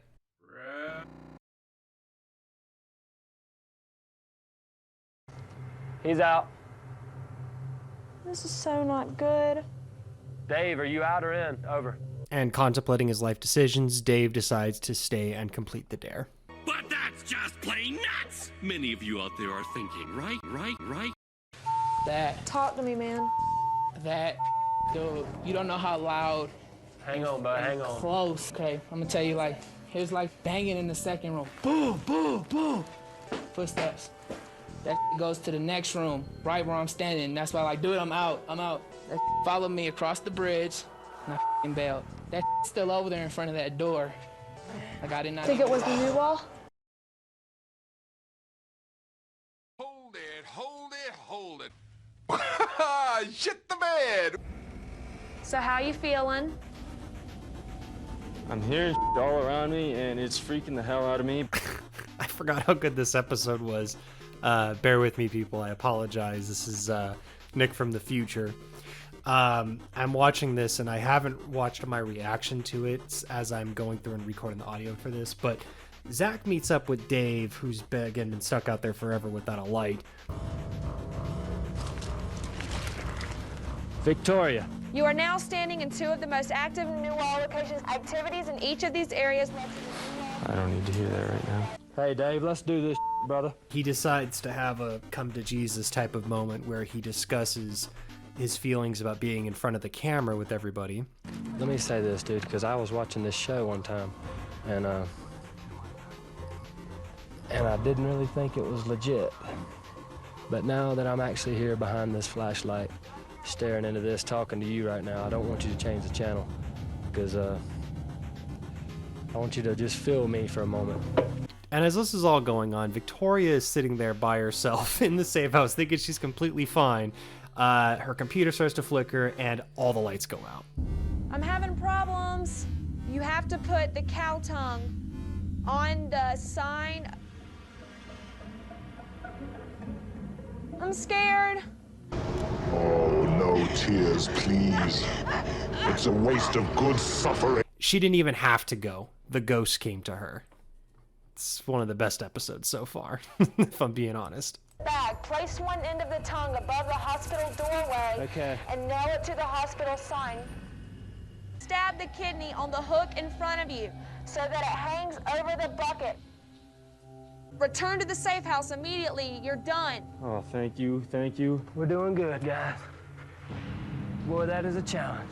After this, both dares are completed and they head back to the safe house, ending night 1. We catch up with the contestants roughly 40 minutes before night 2 is supposed to begin as temperature begins to rapidly drop in the safe house. And in genuinely one of the more creepy moments in the entire series, as Zach attempts to record Dave with one of the handheld cameras, a giant light appears on the screen and basically engulfs the entire room. And it glows anywhere. Oh, really? Well, actually, it doesn't. Oh, Okay. I gotta say, personally, even though each of the contestants are dropping like flies in this episode, in terms of atmosphere, this is definitely one of the best episodes. The production team fucking nailed it in terms of the music and the little subtle things they're doing with the audio in the background. It's just fucking great. And the last bit of dick writing in this episode, the editing, chef's fucking kiss. As night 2 begins, Zach and Victoria must head over towards the Carpinteria. Okay, exit safe house. And walk out of mine tunnel. Okay. Walk straight from mine gate until you reach a metal shack in front of you. what's that right there? That's nothing, babe. That's a stick. Please, I'm really scared. Listen, it's okay. I know, but I don't want to. I just want to walk back.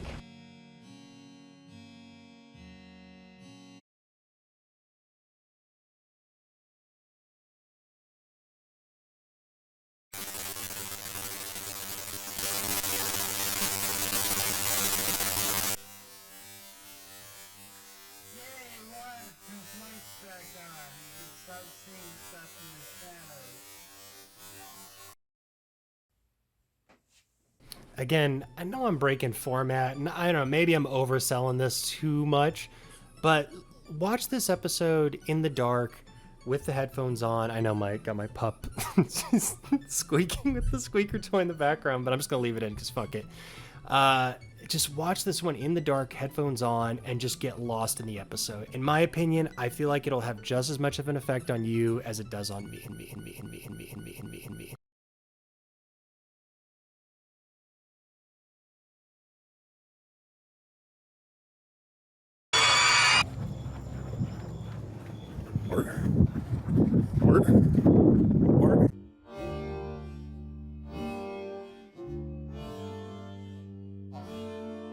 Victoria has a complete meltdown and unfortunately cannot continue to the dare.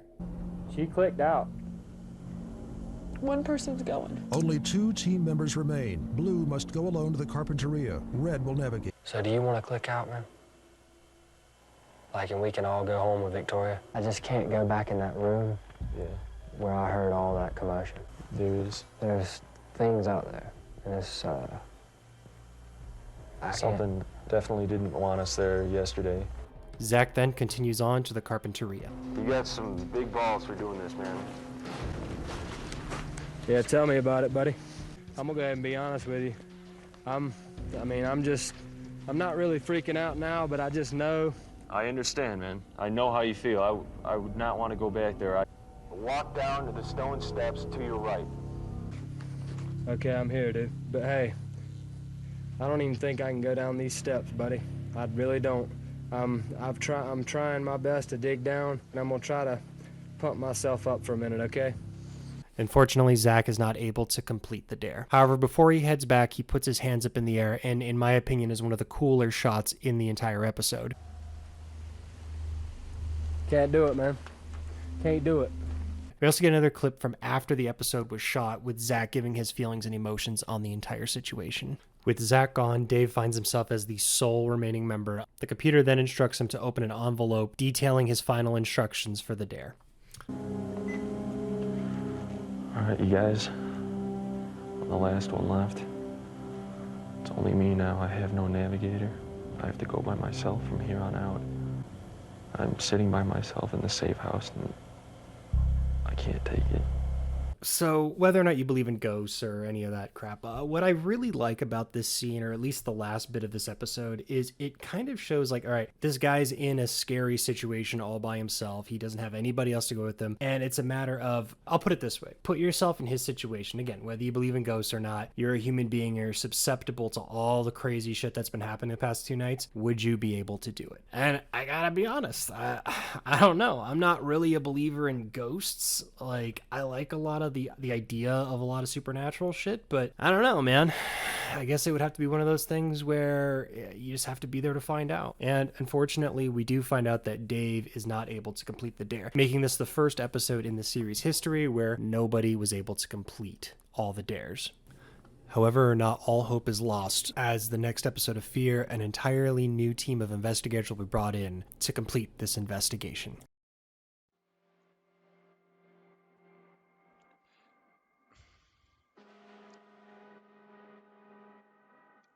I have no words. I have 0 words for just how god-awful this was. It was so bad. Like, look at me. Look at me.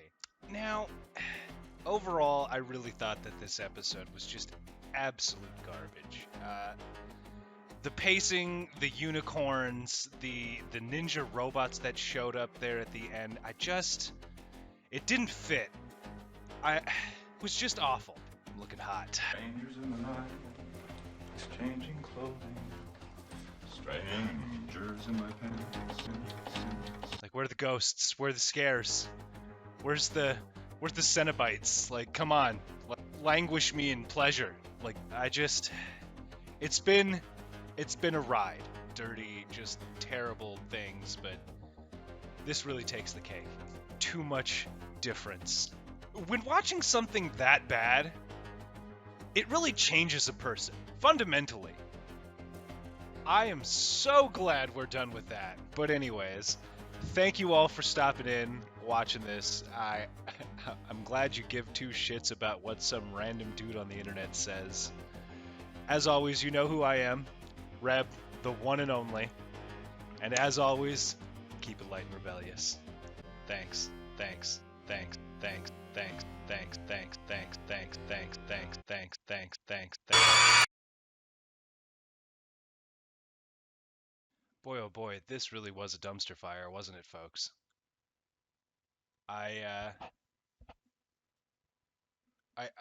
It was so bad that I had to go change my clothes because it just felt dirty.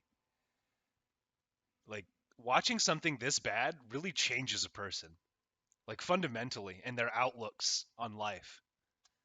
I have to go contemplate my whole life and my whole existence just because this was awful. This was absolutely awful. I'm going like crazy because it was so bad. Stumbling on my words. I don't do that. You guys have watched enough of my videos. Me, the amazing Reb, at a loss for words because something is so bad? No, that doesn't happen. But I guess there is a first time for everything. So, until next time, my friends, thank you all very much for stopping by. I really appreciate it. And as always, keep things light and rebellious.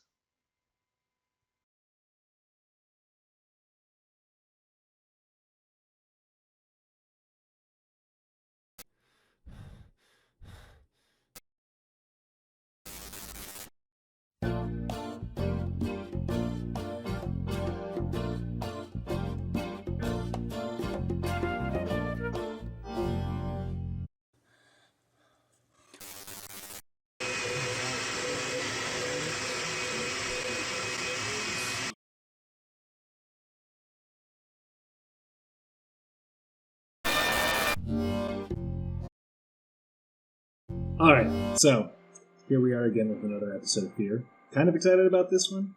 The new set of schmucks trying to complete the challenges that were left before them by the last ones.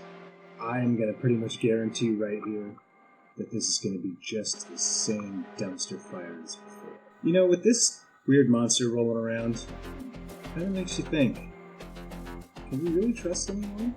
You gotta help. I heard that, Curtis.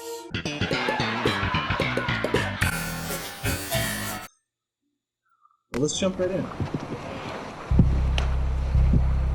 Episode 12 begins a bit differently than the others as we're given a recap of the previous episode's events. Like this is real, dude. You're dead. But look, scared. I'm telling you, you don't hear anything right here. What the was that? The computer started going haywire and every light went out. Left. I mean, I'll tell you the truth, I'm really scared.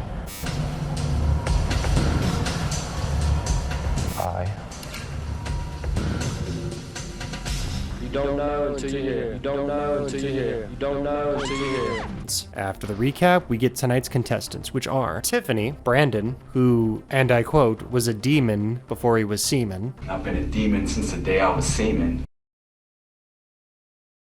Alright. Next up is Raquel, Major, Jason, The Rock. I also go by The Rock. Come on, man. Shut up, bitch!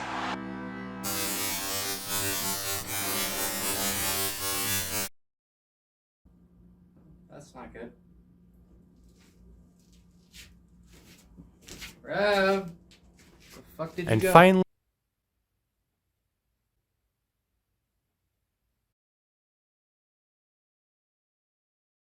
Right now, I'm really afraid that I'm the second group of people that are going to this place. Like, I'm not entirely sure what happened that was so scary. Do I look scared? And finally, Adisina. And we're actually given a bit of insight, which I find kind of fascinating. It seems that they actually told this group of people that the previous team was unsuccessful with completing all the dares. Hey, this dude is really crying and he wants to come up. Hurry now, go. After a longer than average introduction to the show, we then find ourselves in the mine with the rest of the contestants. And it seems that everyone in this fucking group has a nickname. Tiffany, Raquel, Brandon. Adisina. How do you say it? Addie's good. It's easy. Repeat that. What do they call you again? Slash nasty.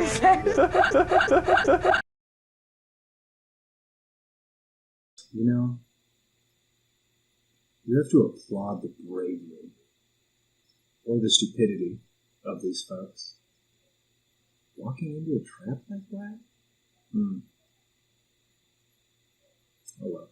Just makes it easier. And I don't know if this is like a nice touch or it's just kind of funny, but they basically didn't touch the actual safe house itself. Like, they left it a complete fucking mess and didn't clean up anything. I think it's pretty crappy that the last group left this place such a mess. But that's not right! Wow! Isn't this amazing? I think this is like F-Zero. We're then given a quick backstory on the new wall for the new contestants, and then we're actually shown something completely different from the show. We're actually given testimonials to the...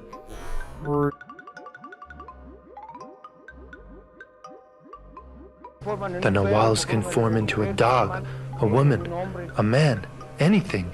The miners that were left sealed the cave, and all the bad things came from the Nawal, who may have been living at the back of the cave. It is the devil in person. The previous cast members. The computer has archived Team 1's final report. I'm just freaked out right now. I'm still freaked out. These noises I was hearing were evil, like they're bad, they're gonna hurt me, so I started running. It felt like it was following me. I heard the footsteps behind me. I was like, you know what, I quit. As a whole team, we only accomplished 2 dares. It is truly terrifying. It's not fake, it's real.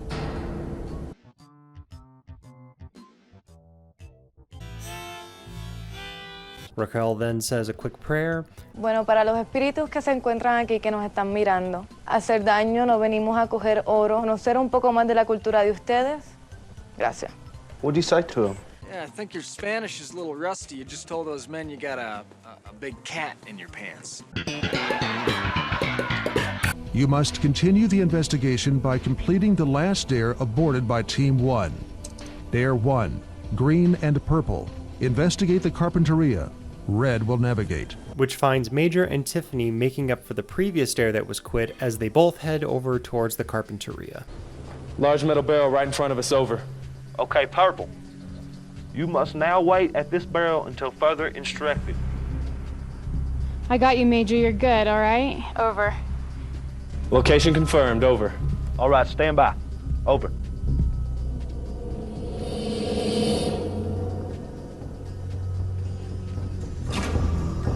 Come on, help me out, dog. I'm hearing weird noises. Over.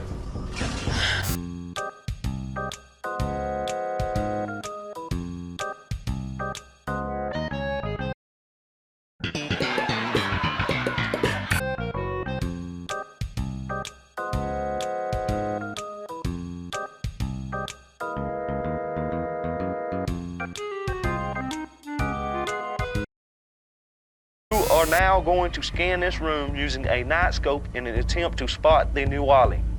What? Begin your scan now.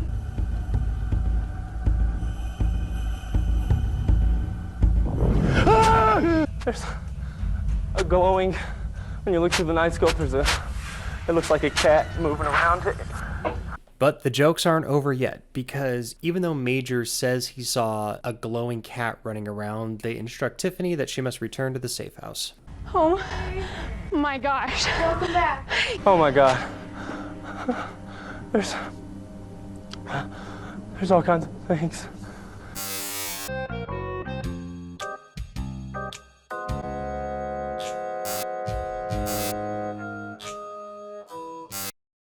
Lucky for Major, after about 30 minutes of checking out the Carpinteria, he is then notified that he can return to the safe house. It's really something out there. What was that cat thing I you don't were seem talking too about? happy. He's glad them one. Yeah. Next up, the Great One himself must investigate the oven room. After getting to the oven, he's then notified he must spend 3 hours at the bottom of it. Man, I've done some crazy in the Army. Well, I'll tell you what. I'm at the bottom of the oven. You must now wait in complete radio silence. After Dwayne Johnson gets himself nice and cozy in the oven, Raquel is then notified that she must head over to the oven room. The jokes continue though, as Raquel is notified that she must pull the ladder away from the oven. That way the People's Champ cannot escape. Before doing so, she makes a quick joke. But this is heavy. How can I? Raquel, are you getting that ladder pulled up? Over. I'm trying, but it's heavy. I'm only 5'1". I'm not very strong.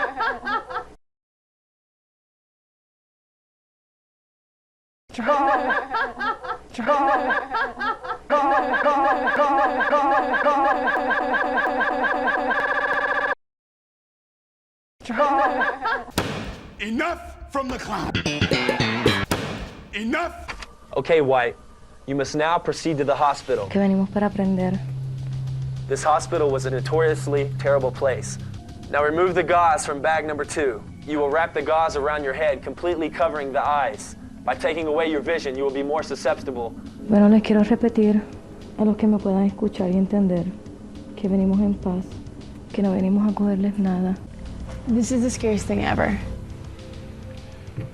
I thought the Army was pretty crazy, but this is pretty crazy. But I'm gonna make it. As the Brahma Bull hangs out at rock bottom, he then feels the bang as the new wall pays him a visit. Oh my God.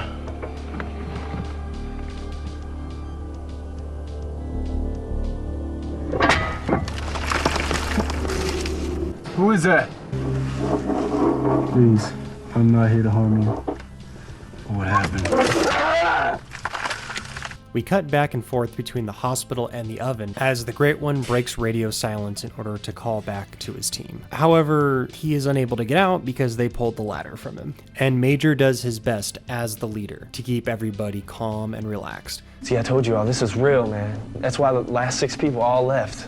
He can't feel his body right now. He can't feel anything. That spirit's taking over and numbing his body. Boo! You stink! Unfortunately, Raquel decides that she quits as well, and she's going to head back over to the oven room in order to get the People's Champ. And of course, everyone starts freaking the fuck out as they wait for Raquel and People's Chump to get back. Saying I'm going to stay the whole time, I can't say that, 'cause I don't know. You guys, honestly though, regardless, this is and if it's spirits, then I just want to get out of here. I just want to get out of here. Join me. Guys, it's me. The real Fenrir. He's got my face, and he's coming for me. You've got to send help. Please, for the love of God. I'll let you guys, but You quit? I don't know. I mean, if that thing shot on him, like, to me, $5,000 not worth it. I know we can do it because it's all about conquering our own fears, right? After Raquel and Brandon make it back, they give their testimonials before leaving the show. Tiffany begins to have second thoughts about staying, and Tiffany ends up leaving before even doing an actual dare, not the safety shit.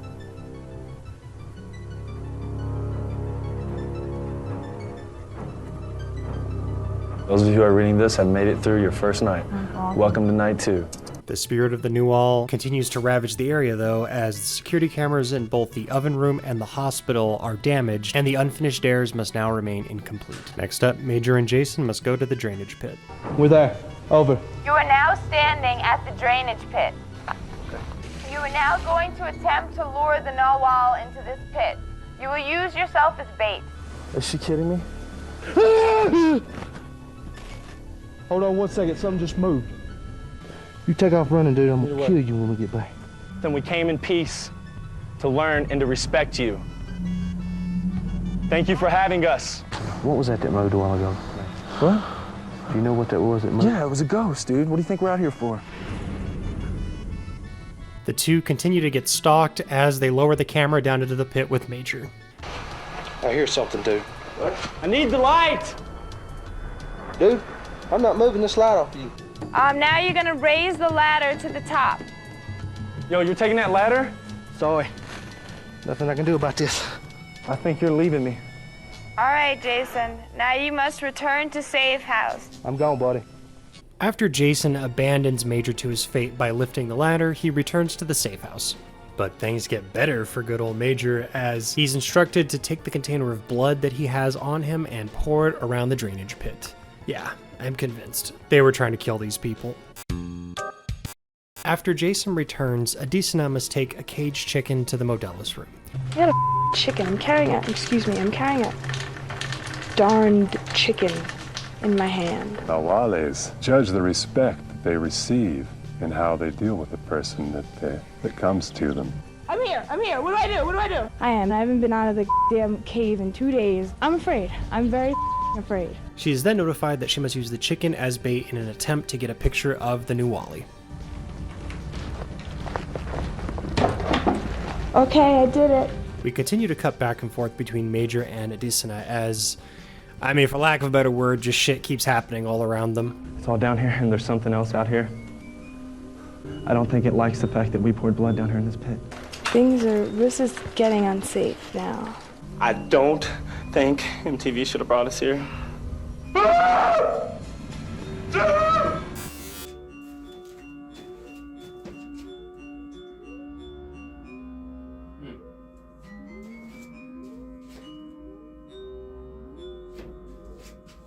Grab. And as if pouring blood, leaving carcasses, and all this other stuff wasn't enough to convince me that the producers weren't trying to kill these people, Adesina must walk up to the next floor and start screaming, I don't believe in you, New Ollie. I don't respect you, New Ollie. When entering into this world of the Nawales, the most important thing to hold in mind and in heart is respect. After a bit of hesitation, Adesina does in fact do this and takes pictures of what she believes is the new Wally. I don't respect you, New Ollie.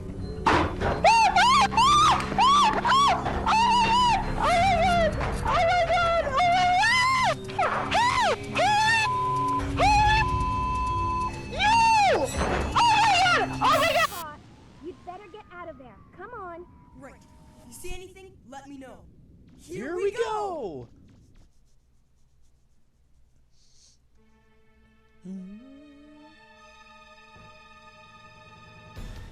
What? I'm not gonna help you. You think I'm honestly gonna help you get through this? You're out of your mind.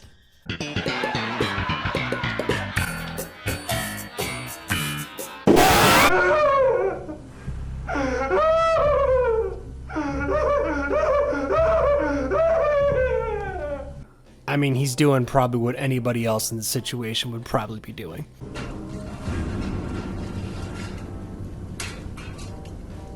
Okay, listen, so we need to get me out of here right now. Okay.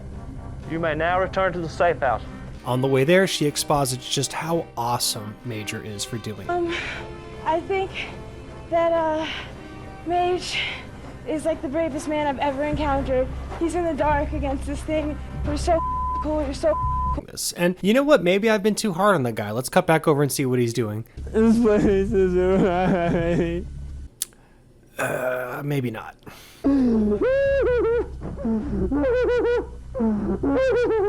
Luckily for Major, Jason is notified he must return to the drainage pit and get him out of there. Jason lowers the ladder as he attempts to not laugh at Major. You got to stay with me. Come on. He's up and out. Calm down a little bit, buddy. Okay, baby. Ain't nothing gonna get you, baby. It was bad. Baby, you're awesome. You got it.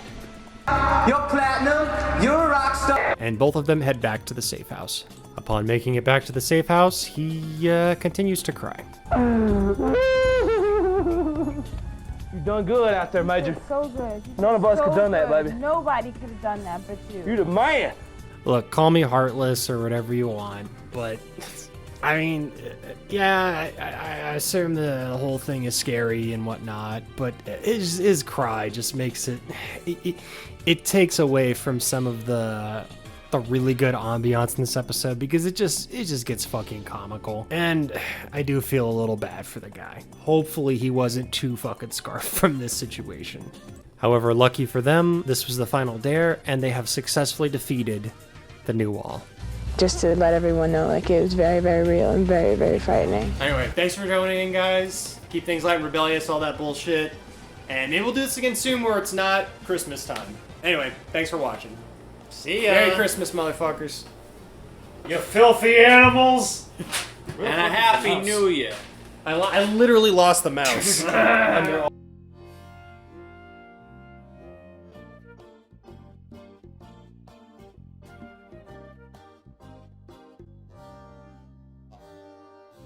Oh yeah, you know what time it is. Alright, so we've officially made it to Season 3, Episode 3, so I guess technically we're at Episode 13 now? Yeah, so we'll be Episode 13 total. It's crazy, we're getting close to the end here. This is going to be Season 2, Episode 3, Hacienda Tabi, I believe.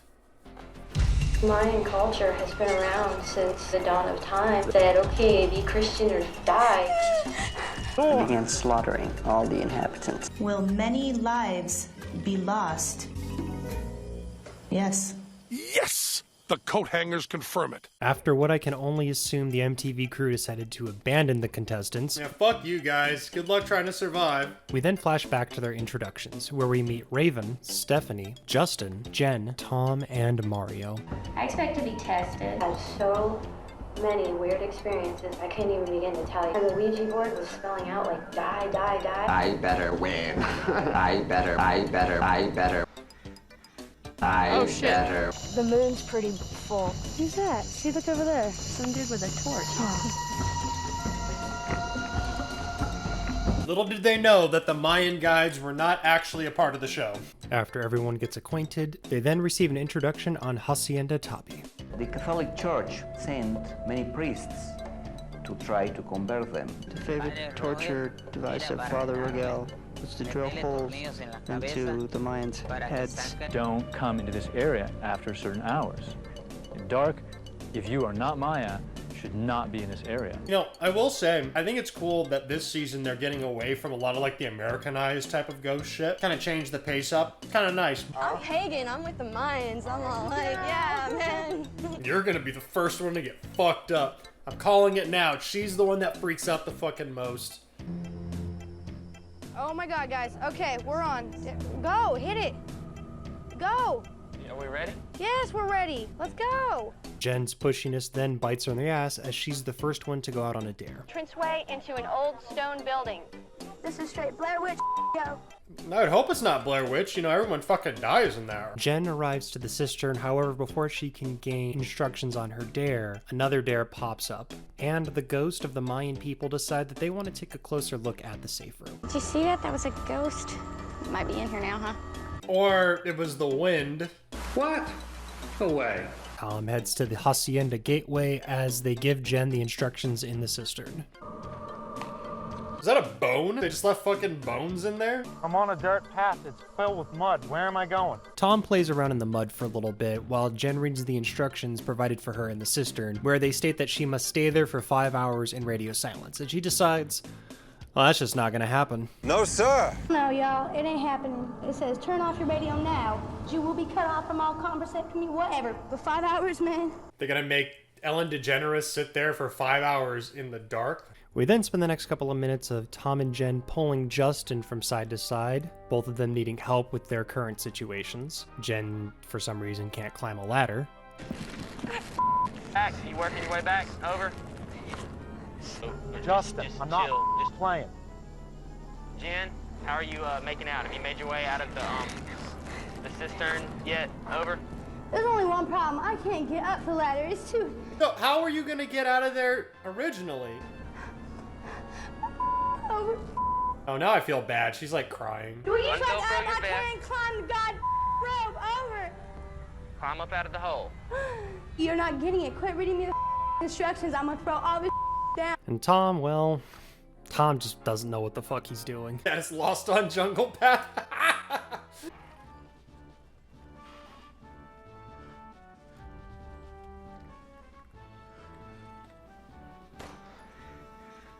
Oh shit. Oh, this episode's great so far. Everyone's freaking the fuck out. Jen's constant whining makes us pine for the days of sunshine. Calm down. Over. Dude, I don't want to hear this. Tell me how to get out of here. She was the one pushing to go. Like, come on, let's go, let's go, let's go, let's go. Go, hit it. Go. Yes, we're ready. Let's go. You never were very smart. This episode's funny, but it's like frustrating. These people are so fucking needy. Eventually, Justin decides to send Tom in the direction of Jen in order to help her get out of the cistern. By the time Tom gets there, though, Jen was already out, so why she couldn't do it before, I have no fucking idea. Oh no, you're not wasting my time. I'm just cooling. Eventually, Jen makes it back to the safe room before she leaves. And what seems like an eternity, Tom does finally make it to the Hacienda entrance. Your bag, pee, and remove the 3 pig heads. Pig heads? They're pig heads?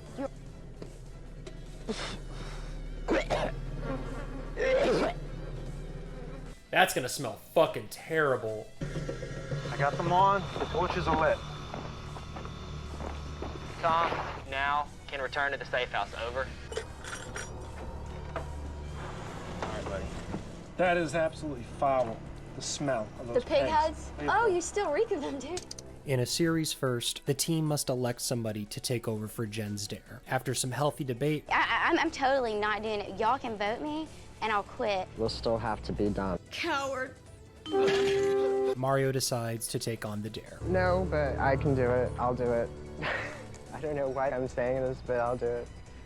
You're brave, and we're chicken. Thank you, Mario. Mario's officially my favorite fucking person here. All these other people, fuck them. You know, they're all fucking, I'm not gonna go. You fucking vote me, I'll quit. Fuck you. I don't know why I'm so amped up on this episode. I think that out of all the episodes so far, this one's the most frustrating, because it doesn't need to be as frustrating. Upon arriving in the cistern, Mario must wait in radio silence for 5 hours. In the meantime, Raven must go investigate the pool. All right, y'all. Please don't tell me I actually have to get in the pool, because there's some funky ass in here. But I see a white little candle, and I'm at the stairs. So, okay, over, now what? I can't believe what a graveyard of souls was created here. When the Mayans came back and laid siege to this hacienda. They were trying to get a Carla spin-off. Raven must conduct a seance in order to summon the spirit of Spanish soldiers. Raven, our resident witch who boasted about being a pagan and that she was friends with the Mayans. You know, Dr. Rand, whoa, what the fuck was that? Whoa, what the unfortunately has second thoughts about the dare. Okay. I don't know if I can take much more of this, guys. This is so hard. Over. I'm coming back to the safe house. Over. Once again, hocus pocus, fucking dipping. Everyone's a fucking witch till it's time to do witch shit. I can't do this. I'm like having a freaking hyperventilating attack. I'm like, I need to get this off of me. I'm so sorry, you guys. I'm sitting there and I'm like, I'm such a freaking weakling. I was chilling by the pool for a while, okay? Again, it's always these type of people. They just act like they're the fucking main character of all this shit. The biggest boasters, and then they're always the first ones to fucking quit, man. I'm so disappointed in myself. I am completely, 100% disappointed in myself. And you should be. You're a fucking witch. You're a witch. You said you were cool with the Mayans. You fucking liar. You liar! After the time limit expires, they send Justin over to grab Mario. I'm so happy you just showed up now. Oh my god. So how was it, buddy? Was it all right? It was insane. I had these bats in there with me all night. After a light jog back to the safe house, this concludes all the dares for night 1. At the start of night 2, Stephanie must go and complete the dare that Wanda Maximoff could not. Begin asking your questions now. You will maintain radio silence until further notified. Were you brutally murdered? Yes or no? If it's yes, will you please move the stick towards me? While Stephanie performs a seance, Justin must put a bag over his head and have Tom lead him over to the stables for the next dare. That was the first time they've had him put the hoods back on. That's pretty crazy. Tom contemplates pushing Justin in the mud as retribution for the previous night of letting him get lost. However, lucky for him, the dare requires him to lock Justin with his head just above the ground. Oh, okay. They put the wooden planks down. Okay. After leaving Justin to what we assume is a horrible, brutal death, Tom goes over to the jungle's fire pit. Hello? Tom makes it to the fire pit, however, the creators of fear were not quick enough to send him the next steps to his dare. Mario, I'm at the pit. Tom, I've yet to receive the next cue. I'm waiting on it, so just hold tight. Kid Mario's starting to piss me off. Oh, Tom, fuck you, dude. You hang out with the fucking ghosts and you fucking wait. Justin is then given a backstory about how he's going to reenact a murder in the area before going under radio silence. Can't move your arms. Don't have any leverage. Go ahead, try to move. Tom is then instructed to reenact an ancient ceremony. Place the heart on the stake, making sure to drive the stake completely through the heart. You'll maintain radio silence while you wait for Shaktul to accept his offering. Seriously, you feel like someone's watching you. Stephanie gets an unexpected visitor. There's a mist coming from the water. But there's something here for sure. Before Justin is notified he can return to the safe house.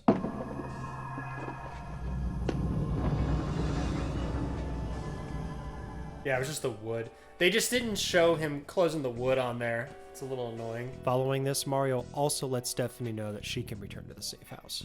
Tom continues to be a dick. Mario, let's just get on with this. Tom, eat a dick. But then Mario notifies him that he can return to the safe house as well. Unfortunately, they forgot that Justin was let out there blindfolded and has no idea where the fuck he's at. How you doing, Justin? I have no idea what it's supposed to be looking like. I mean, there's no trail. I mean, it's just... Let me know when you see a rock after about 20 yards, all right? And follow it back to the Hacienda. Yeah, buddy. I seem to be coming up onto a... Of the three, Stephanie's the first to make it back. Eventually, Justin does find his way back to the trail and is the second one to make it back to the safe house. Hey, Justin made it back. Followed by Tom, who is freaking the fuck out. Look, Mario, open the door. Open the door. Open. Tom is the guy who was like, I'm not afraid I don't believe in ghosts. Some dude behind me had his hand on me. What? You are... Was it Shaktul? Well, how much you want to bet it was like those Mayan guides earlier? They just fucking came out, you know what? We're gonna fuck with these people. And lucky for them, this was the final dare of the evening. The possibility. You know, I came in and thought it was a lot of hocus pocus, but I was scared as hell. I'm very proud of us all. All right, so that was episode 3, season 2. I don't think it was great by any stretch of the imagination. We didn't have... It almost kind of felt like the first episode, like the very first episode, but we just didn't quite get that Derek character. Even though Tom was fucking grating on my nerves so hard, about halfway through I was almost like, you know what? Tom, Derek. But no, it's about right here, because at least Tom did everything he was supposed to. So Derek's still, as of now, the biggest shitbag of fear. It's crazy though, we've only got 3 episodes left of the series. Anyway, that was season 2, episode 3. Got 3 episodes left. I'll see you guys next week. Keep things light and rebellious, and I'll see y'all next time.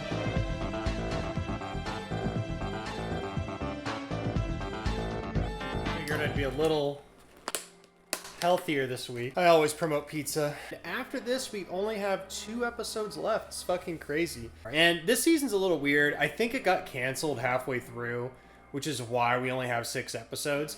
I'm curious to know if there exists any other episodes that are potentially like, I don't know, like lost media or just unaired shows. But as far as I was able to do research-wise, I couldn't find any or any that were mentioned. So my guess is probably not. I feel like it'd be a little stupid for them to be shooting this on like a week-to-week basis. Who knows, right? Sphere has made it back to America, and we're gonna be looking at the sugar mill. The mill was the site of a lot of pain, death, horrific accidents. There's so many deaths and accidents that occurred here. A number of young ladies were ritualistically killed and mutilated. But I wasn't kidding either. I'm gonna be fucking eating fucking salad this time.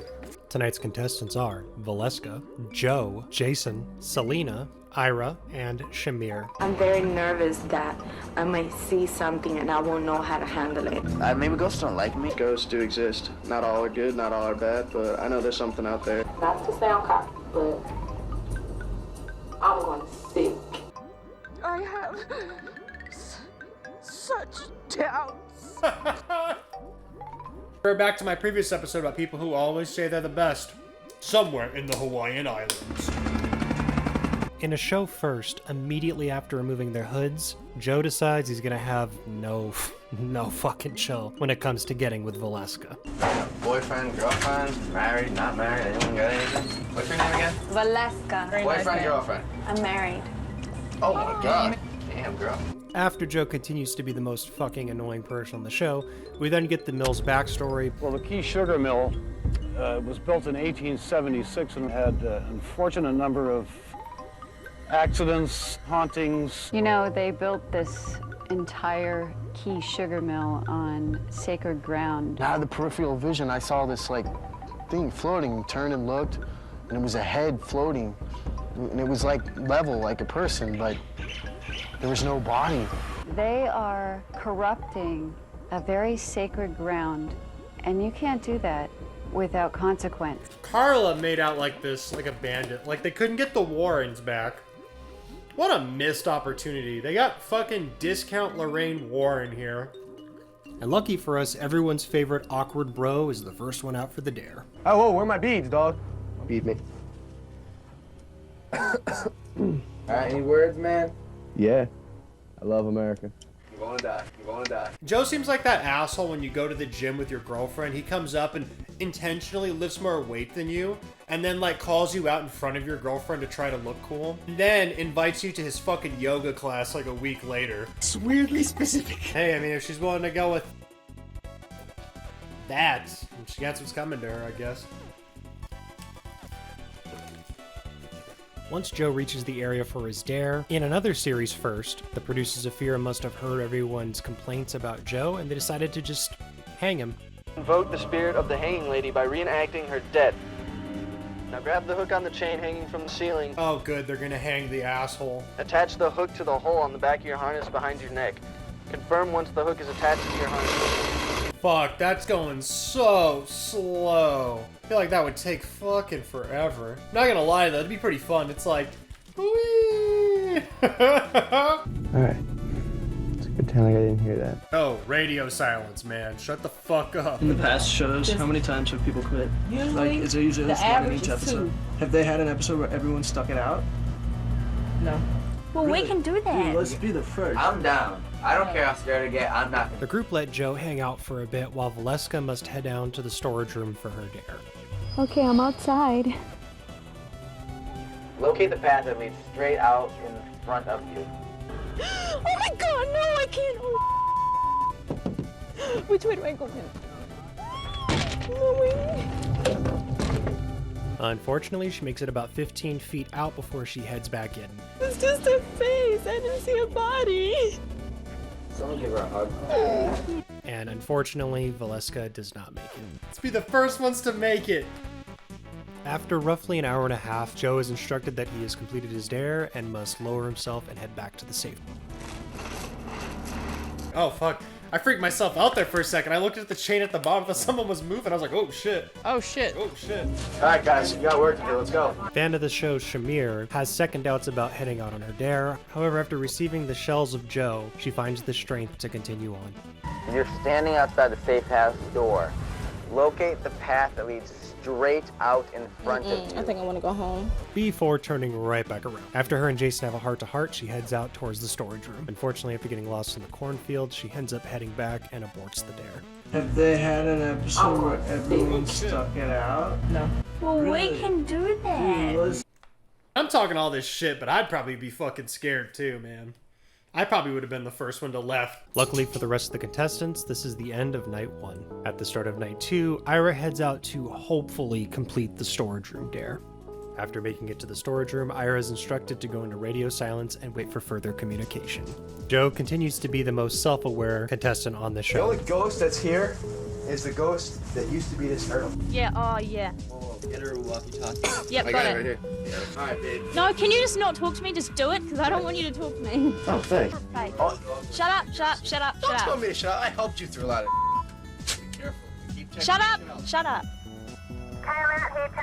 Joe's just so fucking annoying. When she reaches the elevator, one of my personal fears happens, where the elevator just gets stuck in between cement. Okay, I'm scared right now because I just opened the door and there's just like a brick wall. I haven't gone down far enough. I'm way underground. Trapped for 37 minutes? Jesus. Luckily for her, the elevator does decide to start randomly moving, and she continues the dare. Psychics believe that there are powerful remnants tying these workers to this tunnel and this earthly plane in the form of objects and tools that are still in the water. Take off your vest completely. You may then remove as much of your clothing as you feel comfortable swimming in. I can't look. It's gonna be on TV. I cannot wait to see that. Bad Touch Joe over there is like, oh, yeah. They're still here, and they're trying to make others suffer for what happened to them. I give this episode this. It's like an A for creativity. I mean, they're straight up playing fucking Tomb Raider in this episode. We cut back to Ira, who's informed that his dare is complete and he may head back to the safe house. We then cut back to Selena, who's been out of contact for 72 minutes.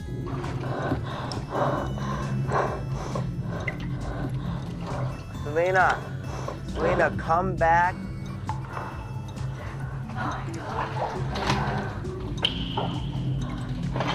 I'm okay. I'm out. Dry yourself off, okay? Get your beautiful, beautiful self back to the safe house. Naked. Naked. Bad Touch Joe strikes again. Next up is Jason, heading over to the cane grinder. Slide down through the flaps and into the cane grinder. You should be in the grinder box up to your knees. I'm now touching. I'm up to my knees. Tell me where to go next. If I hear one more noise like that, I swear to God, I'm gonna quit.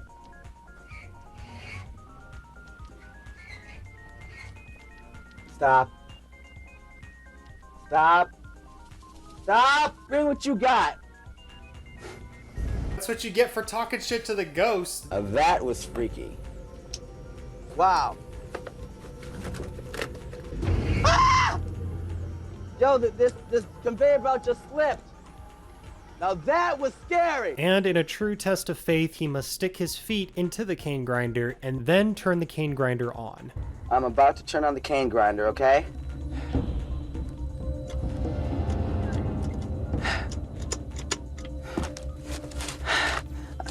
I just did it. Nothing happened. I pressed the button a lot and nothing happened. That's good. That's the idea. You've done your deed. You now may return to the safe house. And luckily for the group, this was the final dare. I do know there were some definite things that I think happened in there that I can't really explain, and it got me spooked a few times here and there. I was scared. I heard stuff. I felt stuff. I realized that I have a limit. I realized that I can push myself beyond that limit. That was episode 4 from season 2. And it was pretty good. Fucking Bad Touch Joe over there, like, God. He's that guy that literally never shuts the fuck up. He also just wanted to touch everybody in the creep. Really, this episode, without Joe, I don't think it would have been as memorable, honestly. Like, the atmosphere on this one wasn't too bad. Without fucking Creepy Touch Joe over there, or Bad Touch Joe, I don't think it would have been nearly as interesting to watch, because I could just see everybody getting so fucking tired with him. Especially when the one girl was like, don't talk to me, don't talk to me. I was just fucking laughing my ass off. So, alright, we got 2 episodes left. Make sure to keep things light and rebellious, and I'll see you guys next week.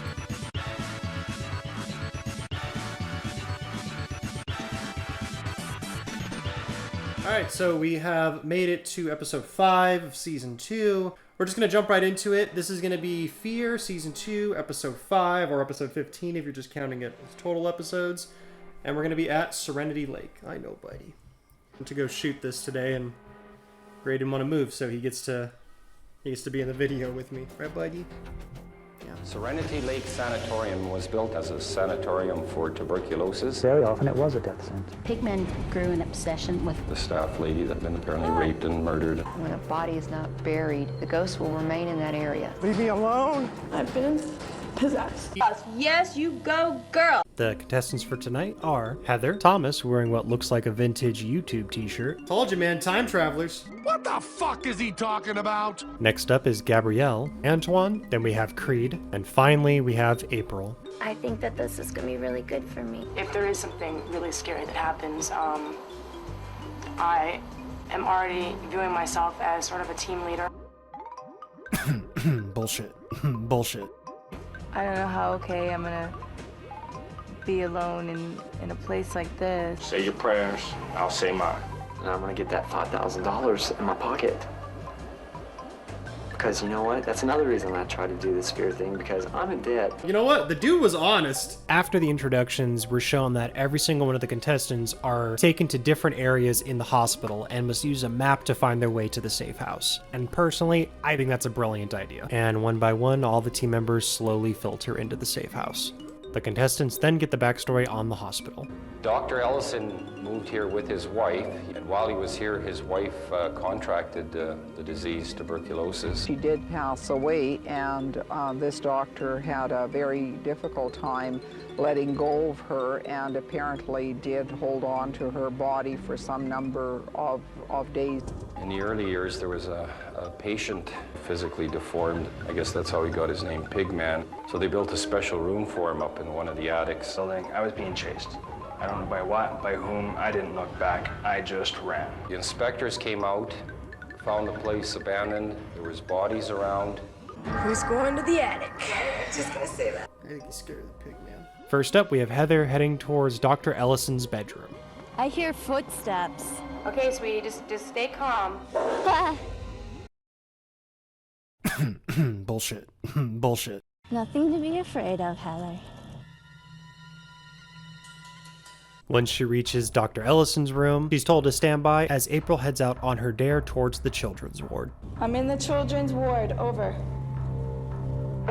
I just want you to know I'm very sorry I have to read this to you right now. April is then dared to kick balls back and forth in order to channel the spirits of dead children. By rolling the balls in this room across the carpet, inviting the dead children to come out and play with you. Oh, God. I think one of the things I like about this episode, kind of like what I liked about the voodoo one, is they have a lot of the areas that are very familiar looking, so like houses and stuff like that. In terms of creep factor, I think it works pretty well. Heather is informed that for her dare, she must stand in front of the mirror and perform auto-writing to channel the spirit of Dr. Ellison's wife. There's a reason they've only used this like twice in the second episode of the first season and this one, because it's fucking stupid.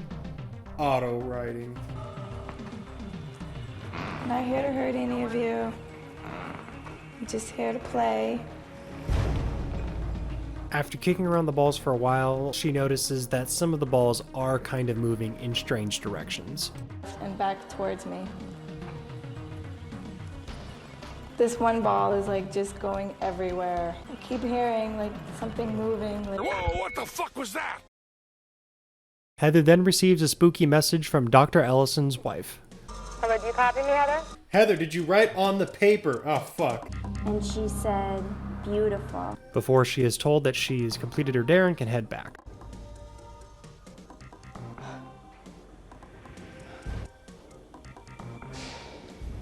Hello? Something's not right here. April is also notified that her dare is complete, and luckily, because I personally feel she was about to freak out. Next up, Gabrielle and Creed must head over towards the basement of Dr. Ellison's house. Like, don't end up alone with some dude.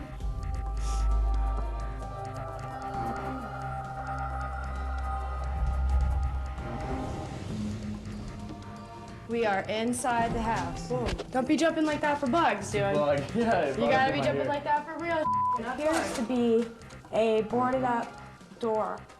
When investigators searched this house for signs of Dr. Ellison after he vanished, they uncovered this hidden door. And there's a mattress on the floor.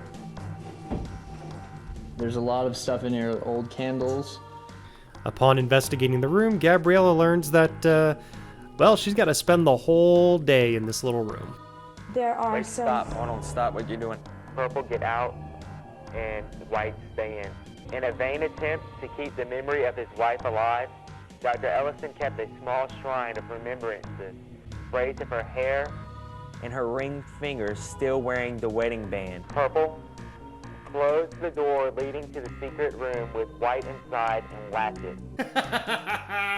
This is the bad part. She must now remain in this room for the next 20 hours with the radio turned off. 20 hours? Yeah, Gabriella said you have to stay in here for 20 hours.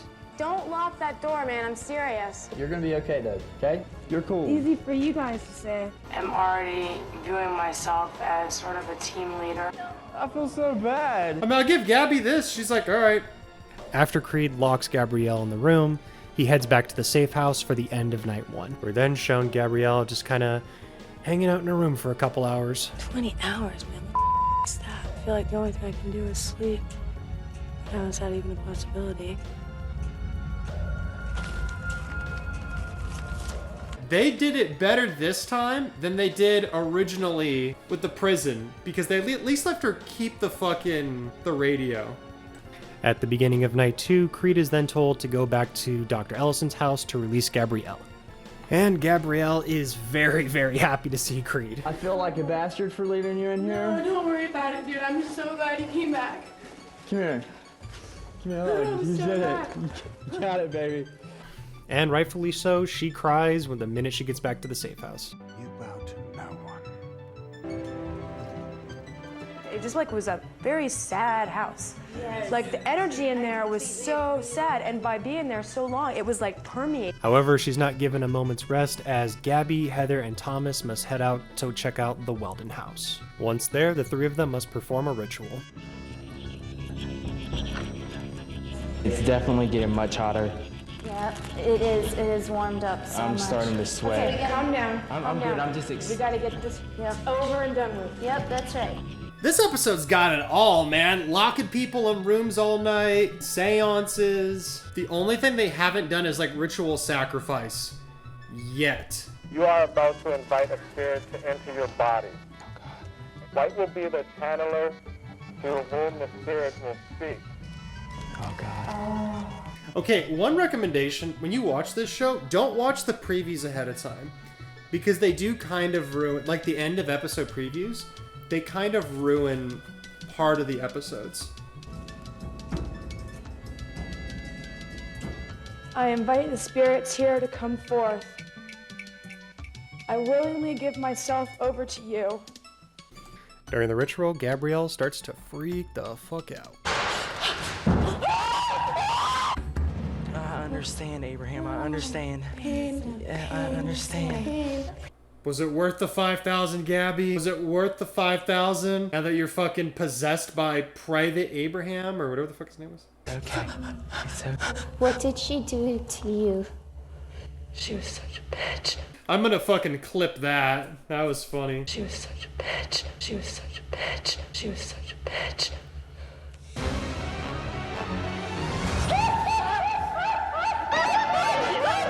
After Gabrielle gets possessed, In 2 days, I've spent 20 hours alone in a room in the dark. And I've been possessed. What do you mean? I got possessed. Gabrielle and Heather are allowed to head back to the safe house. However, Thomas is then informed that he must wait. Come on, girl. We believe I just you. got possessed. What do you mean? I got possessed. Thomas is then informed he must investigate the upstairs storage room. However, after going about 3 feet, he decides that's just not gonna happen. No, sir. Y'all.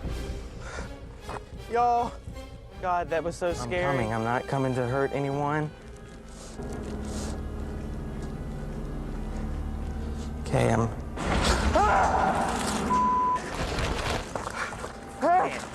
This is not worth $5,000.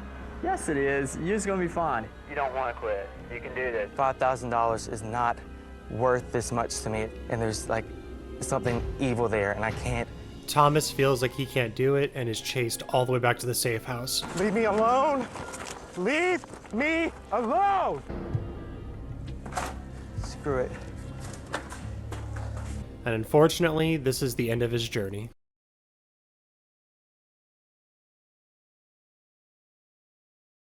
You a bitch. Gabby spent 20 hours. I got possessed. Whenever I picture these people running, have you ever seen The Frighteners with Michael J. Fox? If you haven't, that's a really good fucking movie. It's a Peter Jackson movie, great movie. But anytime these people are running, I just imagine the ghosts from Frighteners. Not the bad guy, but just the random ghosts just running through. In his stead, Creed must head to the upstairs area. I see the crosses on the doors.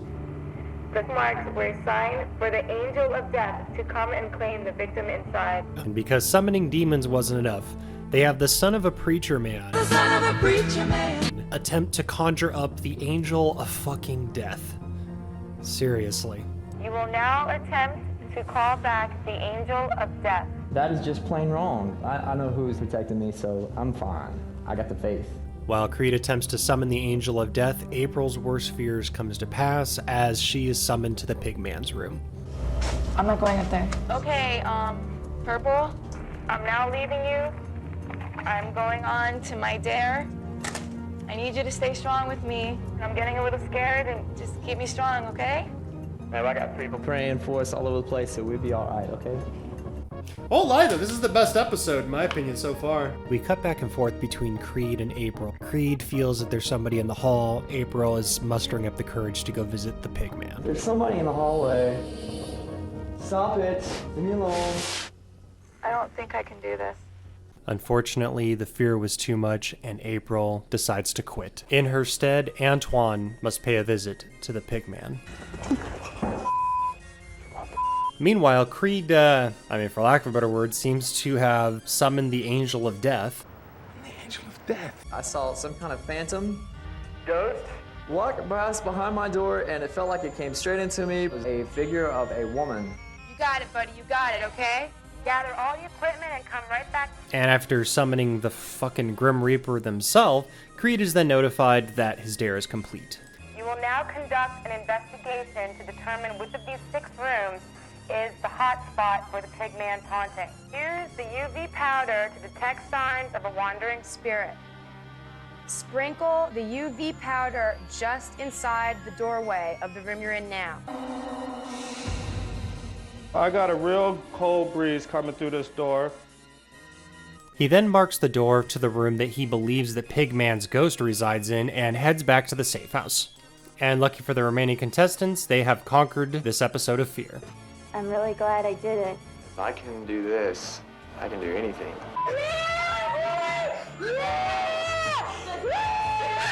Alright, so that was the second to last episode of the series, and I gotta be honest, I think that was the best episode so far. And I don't mean best as in like funniest, because there's definitely funnier episodes. I think if we're looking at overall creepy vibe mixed with like the ambiance, and I think it had the whole package. As of now, if you're gonna only watch one episode, this is the one I would say to watch if you're not looking to like laugh or for like the memes. Anyway, make sure to keep things light and rebellious, and I'll see you guys next week for the series finale of Fear. Right, buddy? You gonna show up for Fear? Are you gonna show up for Fear? I don't want to show up for Fear. I know.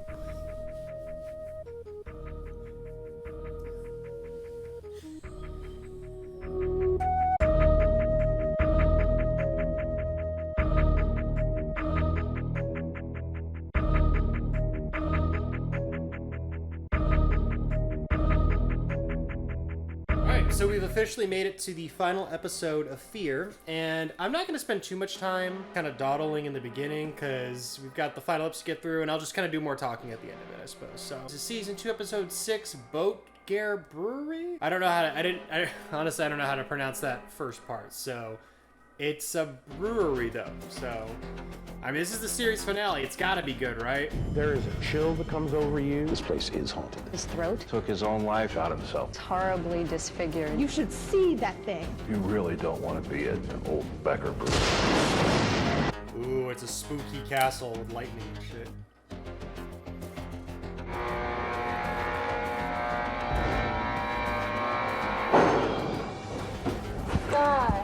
We're back to the normal safe house. All right, so for the last time, tonight's contestants are Megan, Scout, Mark. We have another weird Mark tonight. It really scares me, the fact that people listen to and like Limp Bizkit. But I guess, you know, since it's the last episode, we might as well just run the gamut of all the bullshit we've done for 15 other episodes, am I right? Oh, hi, Mark. He was clearly like a Slipknot guy back in the day. Pavan, Cyan, and finally Rex, who, as far as I can tell, did not go on to have a successful rap career. But, I could be wrong.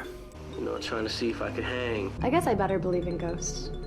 I mean, I'm probably going to be experiencing them tonight. You better start believing in ghost stories. You're in one. I am extremely superstitious. I walk under ladders. From knocking on wood. I let black cats cross my path. Mark is just so fucking extra. He's the troll of this fucking episode. I'm not a quitter. Bullshit. Bullshit. Ask God to spot you. That's the only way to escape. When the devil got you, you got to. It really doesn't exist. I think it'll be interesting. We're then given the backstory on the brewery. The entire Becker family fell victim to suicide or murder. Yeah, the reality is always way more scary than the ghost shit. There was a daughter who was a pagan witch in Germany. She placed a curse on her I family. don't claim any religion, but if I were to be one, I would probably be a Catholic Celtic witch. So much wealth, but there was so much spite and bitterness and jealousy. I wonder if Carla comes back for Celebrity Paranormal Investigators too. Like, I mean, she probably didn't have anything to do for 4 years. She's like, fuck, man, I need the money. I'll come back.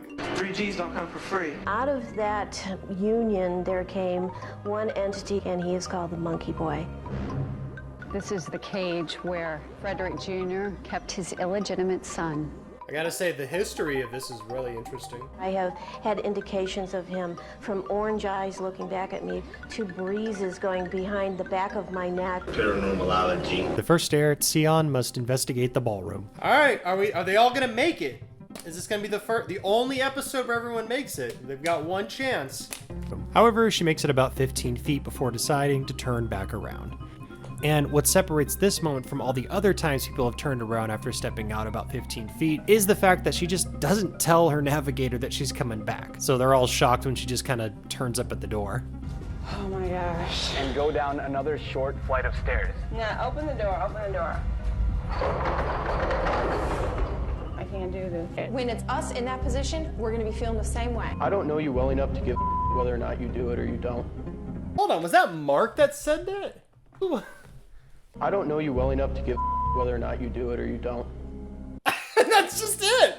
Jeez! I kind of respect that brutality. I can't do it. It's totally cool. 1 down, 5 to go. You were there for like 5 minutes. You were there 5 minutes. Get out of here. Get out of here. Mark knows what's up. That probably biggest asshole. And unfortunately, this is the end of her journey. Sion then joins the line of other prestigious contestants who only walked 15 feet and then quit, with special accommodation to that one lady who just never left the safe house. No. Mm-mm. Wow. There's no way I want to do this at 4:40 in the morning, you know? You didn't even try. And I already forgot who she was.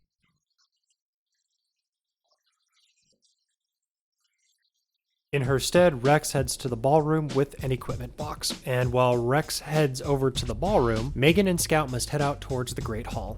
Locate a staircase leading down on your left. Stop at the top of these stairs. Upon reaching the stairs, Scout is notified that she must wait at the stairs while Megan proceeds alone into the caverns. Mama. I mean, her fucking joke is better than anything I've said in 16 episodes.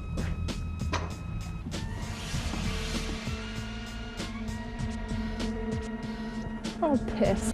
Who the fuck says that? Oh, piss? The friend of the merchant. Oh, shit. Oh, piss. Oh, piss. We cut back to Rex, who finds out that for his dare, he must break a bunch of mirrors while shouting, "Avenge your death, Otto." Otto, come forth and avenge your death. This is whack.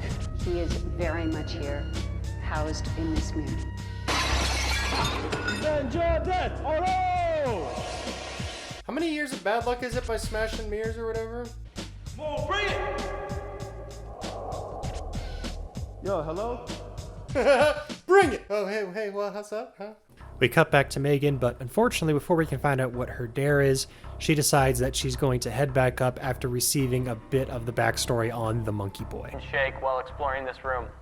I'm coming back up. You can do it, Megan. I don't want to do this. I'm coming back up. All right, are you gonna do this thing? Hell no.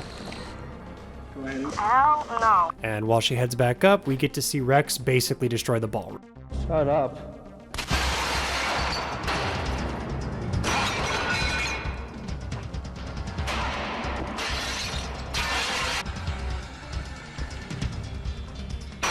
Break more of the mirrors. That'll get him to stop. It's like a boss fight. He had to take out all of the fucking mirrors in order to drain its health. After completing his dare, Rex heads back to the safe house, followed shortly by Megan and Scout. And unfortunately, this is also the end of Megan's journey. Great, now that the numbers are lessening, I'm getting more scared. I'm not leaving. I just know that for a fact. I have such doubts. Dude, Mark is seriously the best person on this show. Like, he's a little fucking annoying, don't get me wrong, he's a little try-hardy. But Mark right now is fucking making this last episode great. In Piss Girl's place, Pavin must investigate Monkey Boy's cage. Upon reaching the cage, he's notified he must try to contact the spirit of Monkey Boy.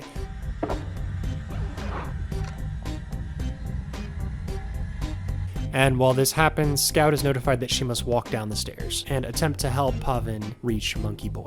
Is there a spirit present? What is your name? Are you a member of the Boettger family? Are you angry that we're here? Do you want us to leave? Have you ever known Are you her? angry at your father? Did you ever know your mother? What do you mean? I got possessed. After getting a quick hello from Monkey Boy, Oh my god. Oh my god, just moved. they're notified that their dare is complete and they can head back to the safe house. Next up, Mark must head to the storage vault.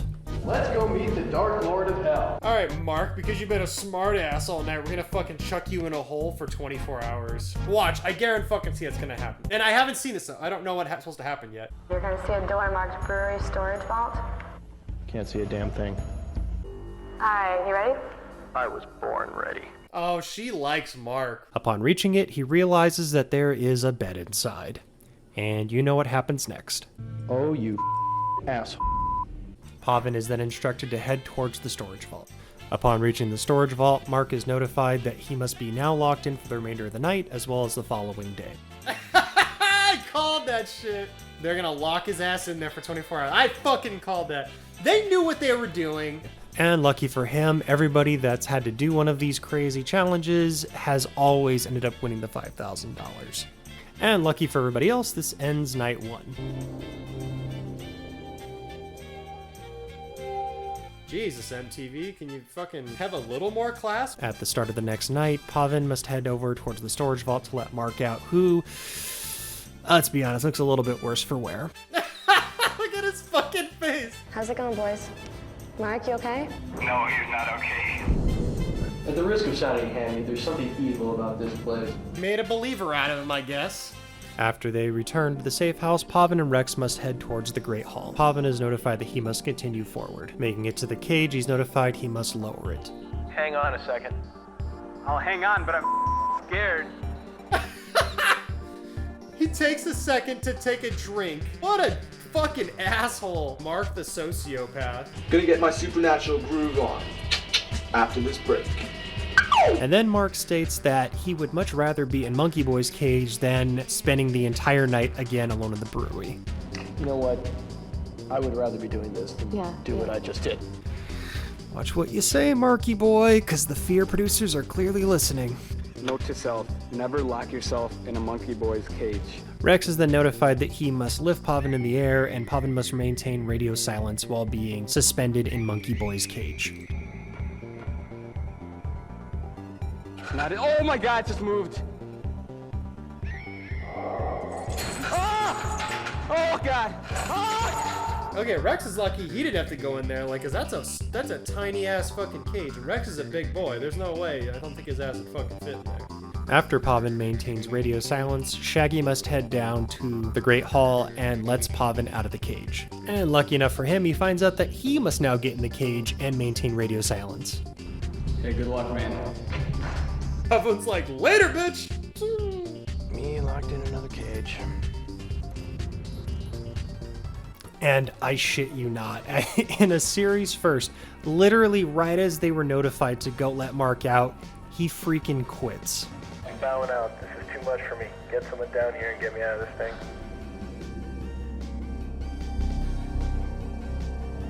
Are you sure about that, Mark? Literally coming to get you. You fucking coward. Mark just quit. He's what? God, you're so close. That's too much for him. Tell him I was about to go down. No, I'm not gonna How you tell doing, him. man? You all good? You know, the sick part is I was probably like 20 minutes away from being told I was gonna be let out of here anyway. It's all good. Oh, that makes me so mad, because it's like, dude, you talked all that shit, and you gave up. There we go. I'm gone. So, I'm out. Yeah. I was so sure going in that I could make it.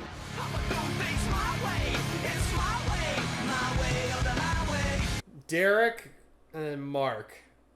And I think I'm just more disappointed in Mark more than anything. So he's just right there. And lucky for Rex, he gets to take over Mark's place and gets inside the cage himself. Let's do this!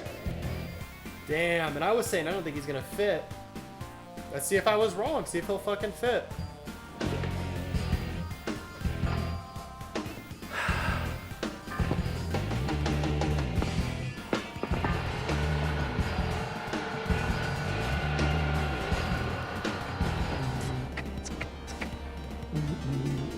Yeah. Okay, come on, bring it on, bring it on. Damn, that's so fucked. Like, he is so tight in there, dude. That's not okay, man. Yeah, this episode's a little repetitive. It's like they had one thing that was scary. Oh, go break the glass, go sit in the cage. Lucky enough for Rex, he is able to withstand the wrath of the monkey boy and completes the dare, thus completing the final dare of fear. Yeah, that's all he had to do, and he would have won his 5 Gs. And this is the final episode, too, and you bowed out like a bitch. Sorry, Derek, I respect you a little bit more, because you stayed.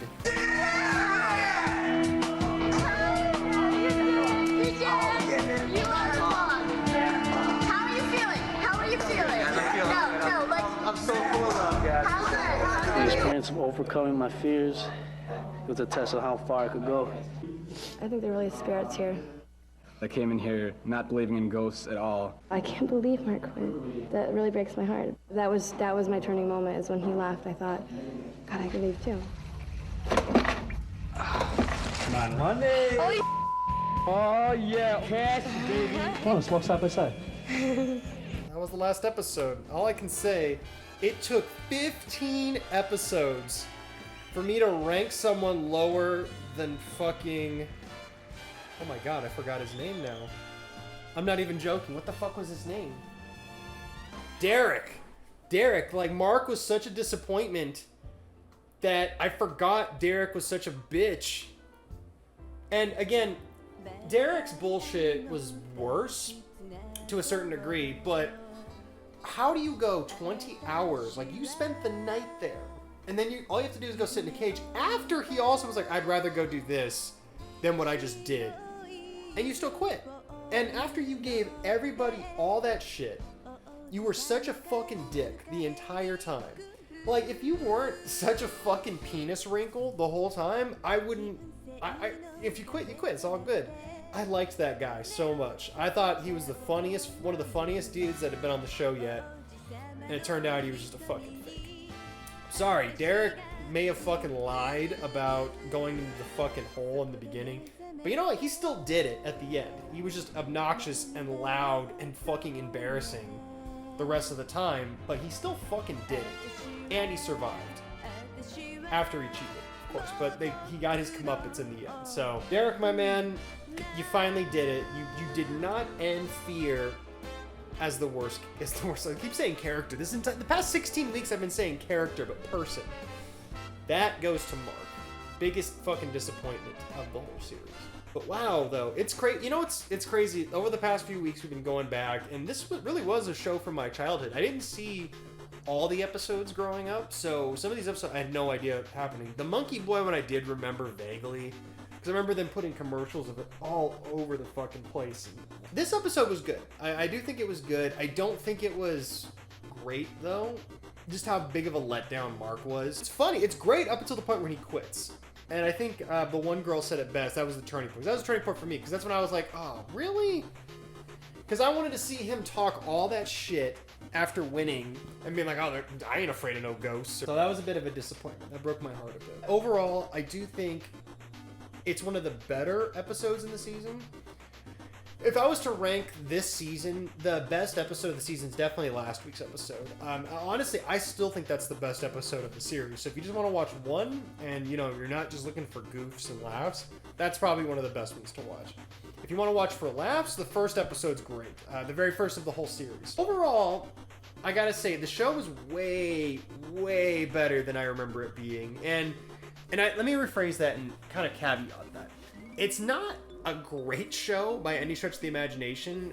It's reality TV, so you have to kind of take that as it is. It's fucking reality TV. You can watch it in this setting with it being dark and fucking spooky and shit.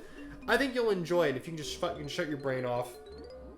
It's not a bad watch. I was expecting going in, it wasn't going to be as good or as ambient. I was sitting here when I first started the series. I was like, oh fuck, this might not be a good idea because it's like, what if it's just fucking boring or dumb? Or I'm not gonna have anything to say. I'm just gonna be sitting here like this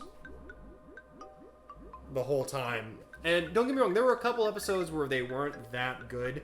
But like any TV series, there's gonna be a couple episodes here and there that aren't as good as the other ones. So I definitely feel like you should watch the series. If you've gone through this whole 16-week ride with me, then thank you. I appreciate that. And watching, liking, commenting, subscribing, all that jazz. It's been a fucking great ride. But make sure you go back and watch the show itself. You can technically get it on DVD. I think the DVDs are like $40 though on eBay. I don't know how much better quality they're gonna be in, but again, they're on YouTube as of right.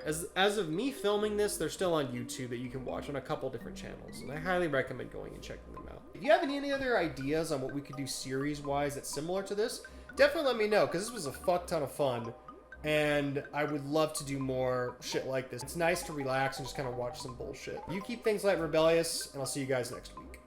You're platinum, you're a rock star. Yeah! You're a rock star! You're a rock star too, baby! Do it, Big Daddy Platinum, baby! You're platinum, you're a rock star.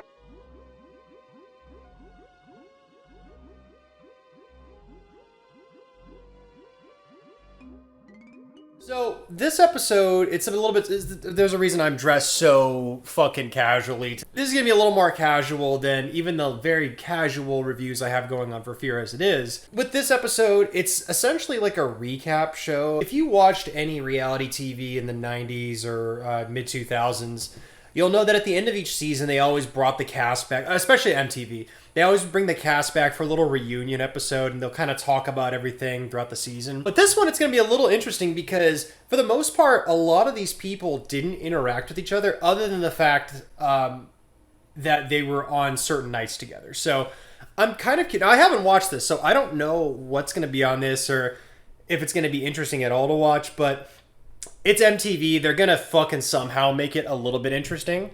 So I don't have anything special to say, and we're going to jump right into it. 10 Haunted Sites. Wow, only 36 endured nights in quit. That's kind of interesting. They give you the metrics of it right away. And that makes me wonder, did any of these people get paid for going on this reunion show, or was this in their contract initially? Oh my God. I can feel the spirit of the man with me. I don't want to go. Oh my God, guys. Oh my God. Oh my God, please tell me Derek's coming back. I hope they fucking bring Derek's ass back. I'm gonna be playing platinum, motherfucking platinum this whole time. The Magic Castle.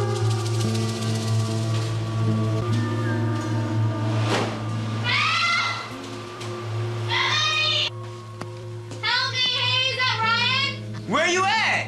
I have no idea. That's funny they brought Ryan. And he brought up Ariana. Oh, Ariana, yay! So this special's already great. 10 out of 10. What does it say? It says to go out the back exit. Is this a theater? No, what does it say to do All right, next? the last thing it says to do is to click on the mouse. There should be a computer. Welcome to the Faces of Fear. You are backstage in the Magic Castle. Ariana, give your vest to Ryan. Ryan, open the curtain. What's coming out the curtain? You right there, right? Yep. Okay.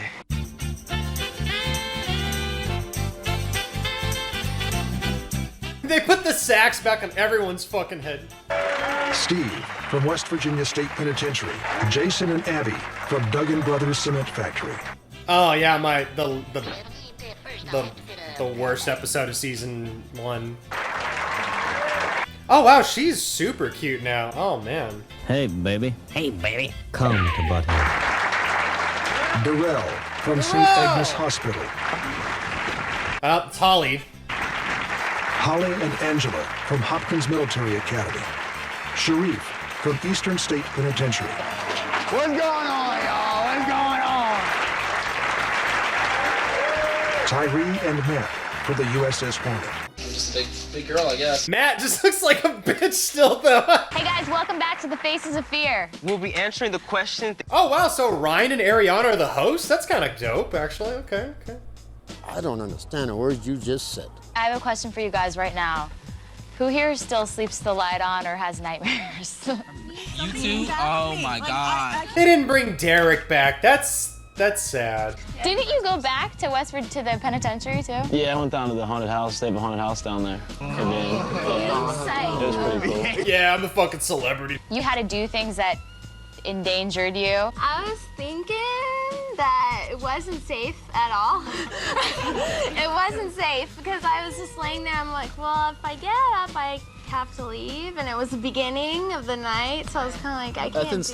At least she's a good sport about it. Things could happen bad. Like there were already glass breaking, and I didn't know how that was breaking, and there was like birds flying in there and stuff. And so it was kind of just really. That was our. Because anybody lesser than that, I think, would have fucking shit their pants. I would have shit my fucking pants. I'm hanging up there on the drop of a 350-foot cliff or whatever it looks like, and they want me to push this stuff off, and people were screaming different things at me, and people were yelling. I heard Abby was crying or screaming like, "Ah, don't do it!" I think it's cool that he came back. It's like, all right, the people are gonna be talking shit, and he's like, I'm gonna fucking face it. If you're meant to die, you're meant to die. So I just did it. I was like, if I'm meant to die right now, it'll just happen, and my life will be over, and I'll go to heaven. All right. Everyone's like, that's not okay, and Holly's like, this question's for Matt. You completed your dare, but you still left the boat. Why? oh, they're calling Matt out right away. I was tripping. I was just so I was in this room, right, and that's where Athena got her ass kicked by the ghost, and she came back, she was bleeding, right, and then they sent me in there right after, so all that's going through my head is like, you know, what's gonna happen to me, and they give me this like Ghostbuster like EMF detector, turn it on, and like I'm just figuring this thing's just to scare the hell out of me, right, so I turn it on, it's just going nuts, right, and I'm walking around, and I just whipped it. I'm like, you know what, this is just stupid.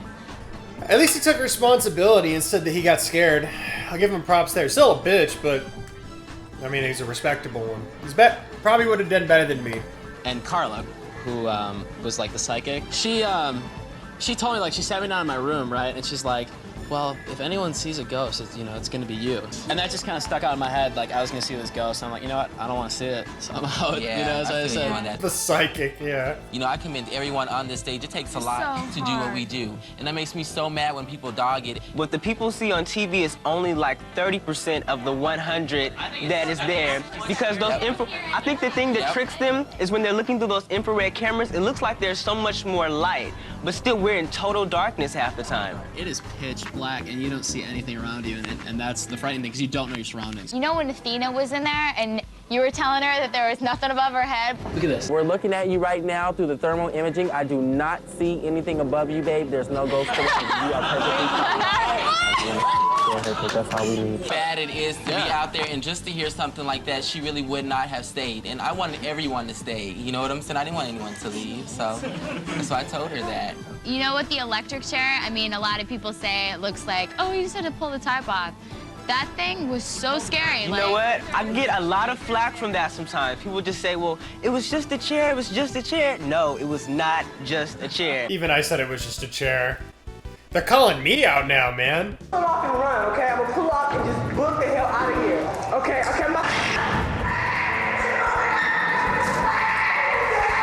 Honestly, in comparison to the other episodes, this episode wasn't as scary. Like, going back and rewatching it, it's not as good as the other episodes. Okay, it's funnier than some of the episodes, more entertaining of episodes, but it's not that scary. When I first found out that I was going on the show, I told like a whole bunch of my friends, and the only thing that they remembered when I mentioned the Fear Show was his scene. They was like, dude, do not go out like my man. See, at first when you started out, it seemed that you didn't believe that there were any ghosts. After your last stare, you looked totally terrified. Are you a believer now?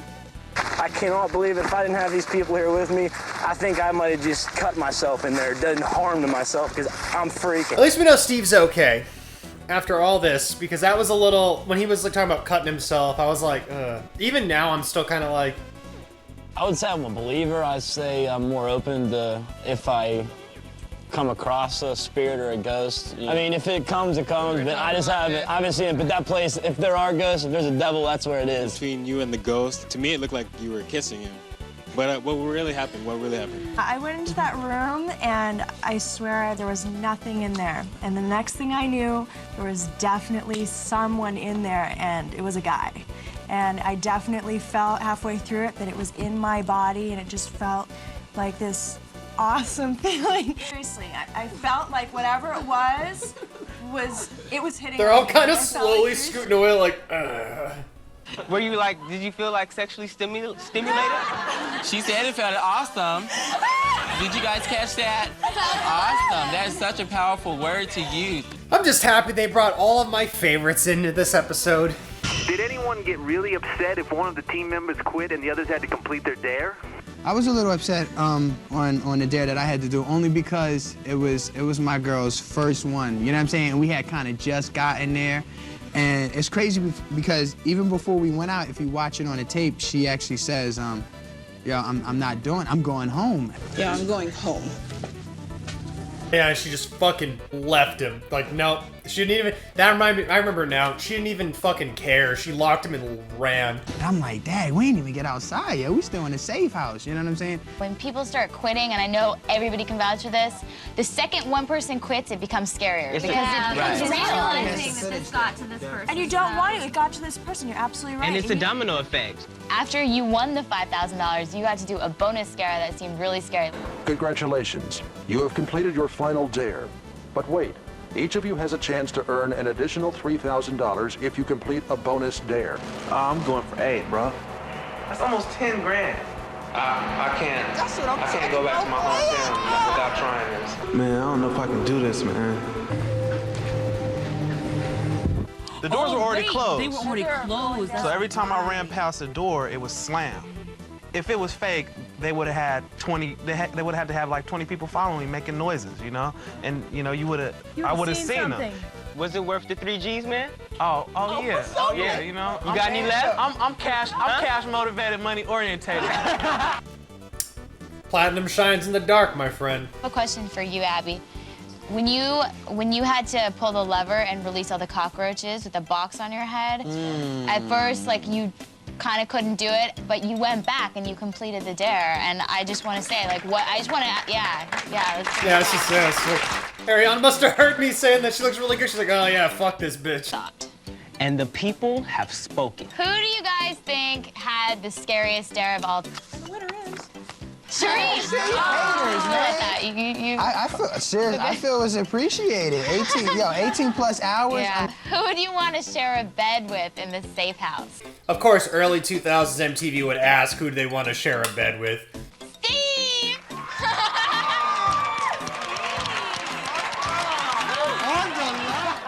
Who was your favorite team member of all time? Yeah. I gotta go with Tyree. Is it just out of the people that are here? It's just out of everybody here? I don't know. I say Abby. I'm gonna go with Tyree because it's just classic. Yeah, either Abby or Tyree. I'm going with Tyree. All right. Either Abby or Tyree. Let's see.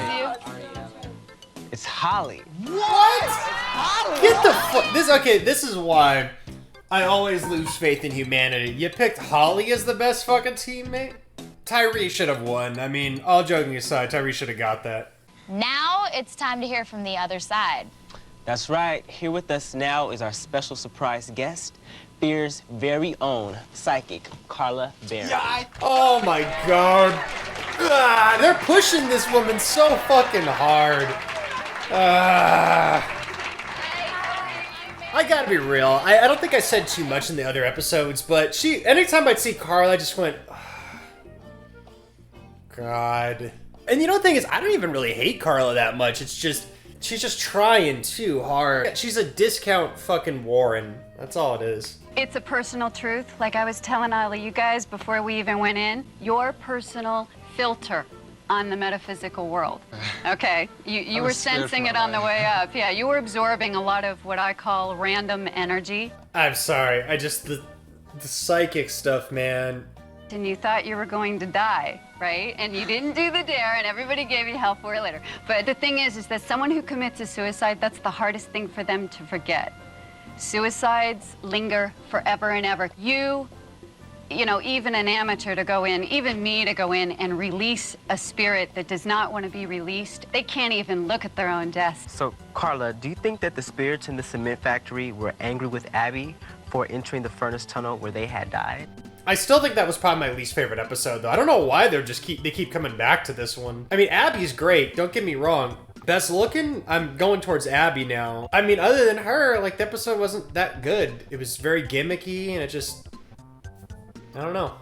Males tend to get the brunt because generally it's a male spirit that's being malevolent. I don't know what it is with females or... You escaped it, Tyree. I don't know what the deal is with you. You just have everybody's energy. I was gonna call Tyree out. Oh, that was cringy. Carla caught herself. You're still holding on to a little bit of the negative energy. You're still carrying a piece of... I'm seeing your aura is disturbed. Where it was. Oh my God, honey. Oh my God. Oh, Angie. Carla, Jesus Christ. This is, again, with psychics, man. Like... Oh my God. Let me take it into me. Oh my God. Let me take it into me. Oh, thank you. Thank you, Jesus. Yeah, you're totally helping this woman who has a psychological problem. Just give her all of the energy. She's Jesus. She's gonna die for your fucking sins. Like, okay, sure, she might be helping her to a certain degree. This is why I think Angela is a plant. Because of this, a little bit. But at the same time, if she's being real, what is this psychic doing to her? She's not doing anything to help her. She had a traumatic experience, and now you're making it worse. Thanks, Carla. I'm gonna take it out. All right. Yeah, I totally think Angela's in on this. I mean, just watch this whole section. It's out of you. It's out. I'm making sure that we're gonna seal you now, okay? Right, honey? I'm gonna seal you now. Just because I don't do this that often, but... Okay. Okay. It entered through your feet, by the way. That's how it entered. Did you have pain in your feet when you went home? Yes? I'm taking it home with me. I'll know what to do with it. You're dealing with the horny ghost. Of course Carla would take it. I want to say thank you so much for stopping by. Oh, thank you, guys. Really I'm so appreciate glad it. you were all Cool. here. Ugh, that was so cringe. Not the cringiest psychic stuff I've ever seen, but that was pretty cringe, man. I want to hear from each of you. How has being on Fear changed your life? Even though it was crazy and I wouldn't recommend it for anybody, it overcame a lot of fears for me. It made me feel that I could be more confident. This back home was teasing me and stuff like that. You know, which of course you're gonna get that, but the $8,000 then, was good too. You know what I'm saying? That didn't hurt. It was all to the good. How proud I actually made my family that I was able. Just the fact that I had stood up and I had accepted the challenge and I had got through. I think I learned or was reminded that I need to keep myself liberated here while I'm alive on Earth and just give thanks for my life every day and enjoy every moment of my life because you don't know when you're gonna go, and I'm not getting stuck here. You know what I'm saying? I'm going back to the source. I'm like completely traumatized over the whole thing, but I'm glad I met my meow mix. That came really good for me out of the whole situation. And also, I feel like superhero. We all had some good scares, but there were also a lot of good times too. Tyree, Angela, Holly, Darrell, Jason, Sharif, Steve, Abby, and Matt, and you, Ryan. Thank you all so much for coming. See ya. And all I really have to say, I think for the most part I gave my opinions on that one.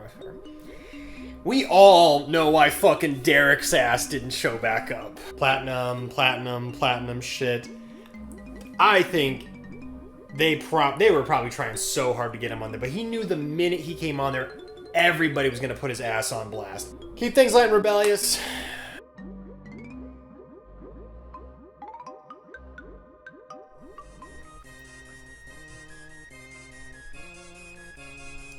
So it turns out there is another video after the final episode of Fear, and it's called The Other Side of Fear, I believe. And I've never seen this before. I didn't even know this existed until I started doing research on the series itself. So I'm going into this completely blind. I don't know if fucking Derek's gonna show back up, our fucking main man Carla's gonna show back up. I'm literally going in blind. So it's not super long.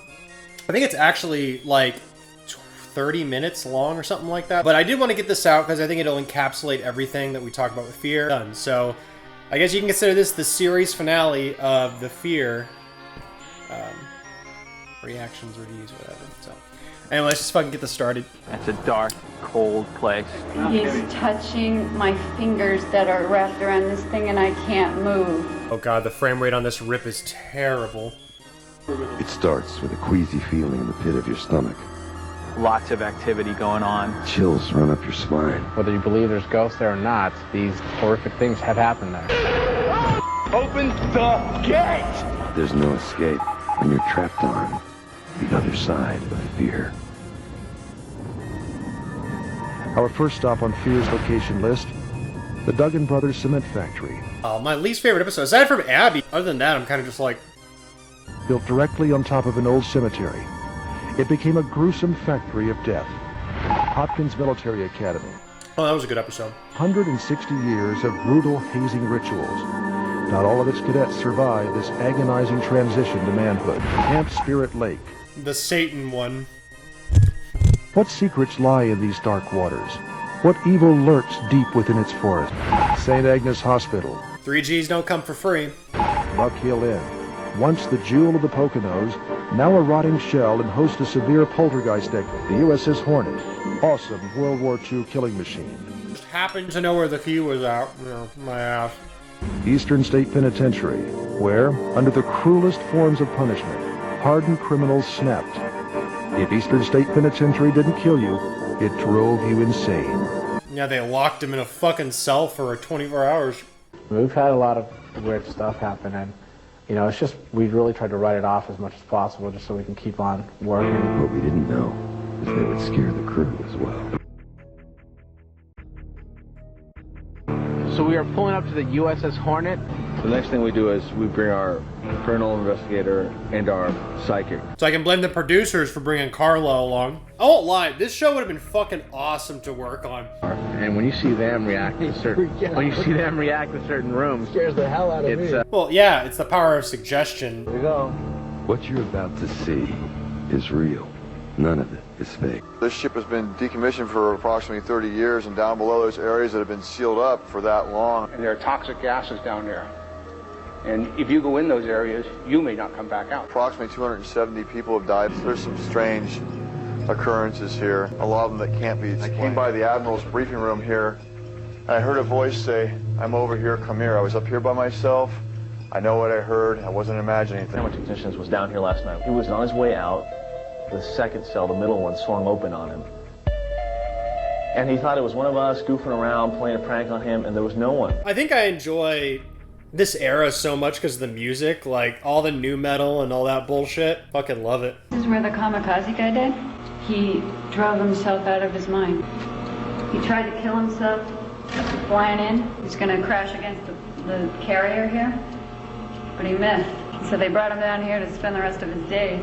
The important detail is that Carla didn't know of that story. You reflect back at the true accounts. There was a kamikaze pilot that went into the ocean, and they picked him up and put him in here as a prisoner of war. Talking about Carla knowing this without knowing it or whatever, but I'd be a little more impressed if they told us that, oh yeah, We put a bag over her fucking head too before we came to these places. Because if they told her ahead of time where she was going, I mean, I get it. Cell phones were not a big thing back then. I mean, they had them, but they weren't like, you know, like cell phones now. And laptops were a thing too, but again, they weren't as big as they are now. We didn't have a fucking Wi-Fi yet, or at least like widespread Wi-Fi. But you could still, if they gave her the list of places they're going ahead of time, she could have easily fucking researched all of them ahead of time. My hand is really hot right now. No, he's touching my fingers that are wrapped around this thing and I can't move. He's right here. My hand, feel if my fingers are warm. Like I said, it'd be a little more impressive. I knew for sure you didn't know. I don't even know.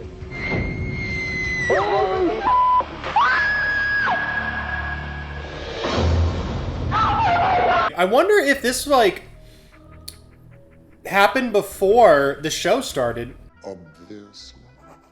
This was actually the first penitentiary built in America. The word penitentiary comes from penant, you know, paying penance. I don't know, did the crew do all the dares ahead of time? I imagine they probably did. They did like a dry run before everyone got there. Probably not the 48-hour experience, but they just did all the dares to make sure it was fucking safe. Since they shut this place down, no one spent the night here. No one. God, I gotta get a better fucking... If I didn't find a better version of this to watch, for you guys to watch, I'm really sorry. Here we are at Eastern State Penitentiary, and we're here kind of doing an evaluation of our location. So there'll be a cast member in each of these. Every other. It's a bit rainy today, but we brave the elements. We brave the elements and the supernatural. Cleared their apartment in LA, huh? Now, I'm sure there's probably a scientific explanation for this. I just haven't heard it myself. Isolation chamber was the last place that we went. He started going, oh, this is isolation, this is it, but it's very dangerous. And just at that moment, I was like, oh, I haven't heard this before, right? And right at that moment, I felt Carl, like, tug on my backpack. So I was expecting him to be like, did you hear that? It's too dangerous. So I was like, skeptic. And when I looked around, Carl wasn't anywhere around. I walked in there and I was trying to spook myself out. I went in there when it was all dark and I stood in the place. And I just was like, okay, I was standing right about there when I felt it, so let me stand right here, and took it. I don't understand what I'm supposed to be seeing. Immediately when I did it, it was right there, and it was like, and I, you know, was still on the preview, and I was holding the camera in the same place too. And there was obviously, like, on the, you know, you look on the camera, you could see the wavy, whatever it was. What, the dust? Your finger? Like, I don't know if I believe that. Like, I mean, it's possible, I guess, but that could be anything, though. Like, come on. When we were up in Subblock 20, for some reason, you know, we were talking about the cast stain there.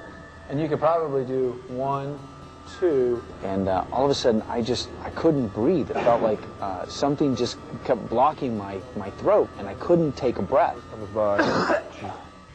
See, that's kind of funny. Like, the guy literally said he couldn't breathe at one point, and then they stuck a motherfucker in there for 24 hours. What if he would have been fucking killed by the ghosts? Jesus Christ, man. Fucking assholes. Ghost or no ghost, something weird was going on. I'm beginning to believe. I never expected to believe, but I do now, you know, it's scary stuff. We have spent years researching haunting phenomenon, and Eastern State Pen is definitely a location that has exhibited this type of activity. What happened? I went to put these on the cameras up there. I got halfway down the hallway, and the window just cracked up there. I turned around, I heard glass break, I just turned around, there was nothing there. We've been told that recreating dares helps release spirits. We want kids to go try to find those trapped souls.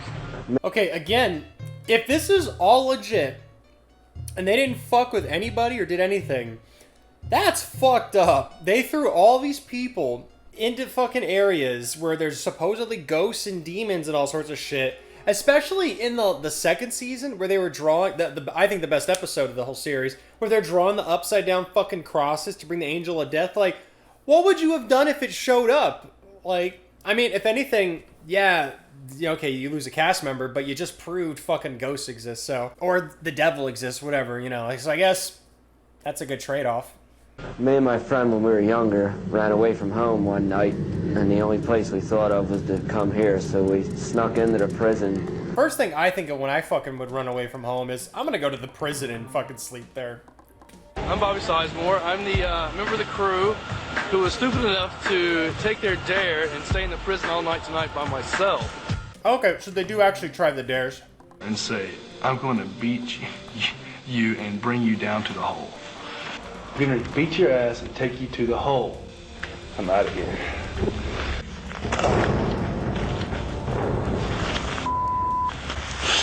Don't know what that was. Go to death row. You're all going to die. You're all going to die and laugh. Are you fucking kidding? So, this guy has to do all the dares by himself in the middle of the fucking night.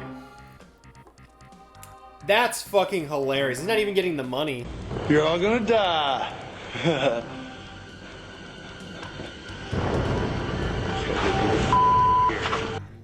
Oh shit. You want to try to scare her?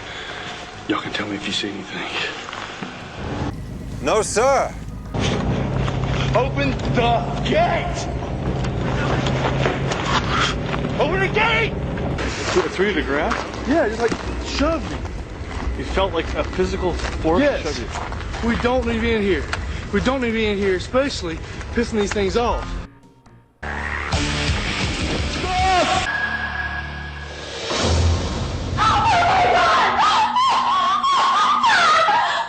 Do you believe in ghosts?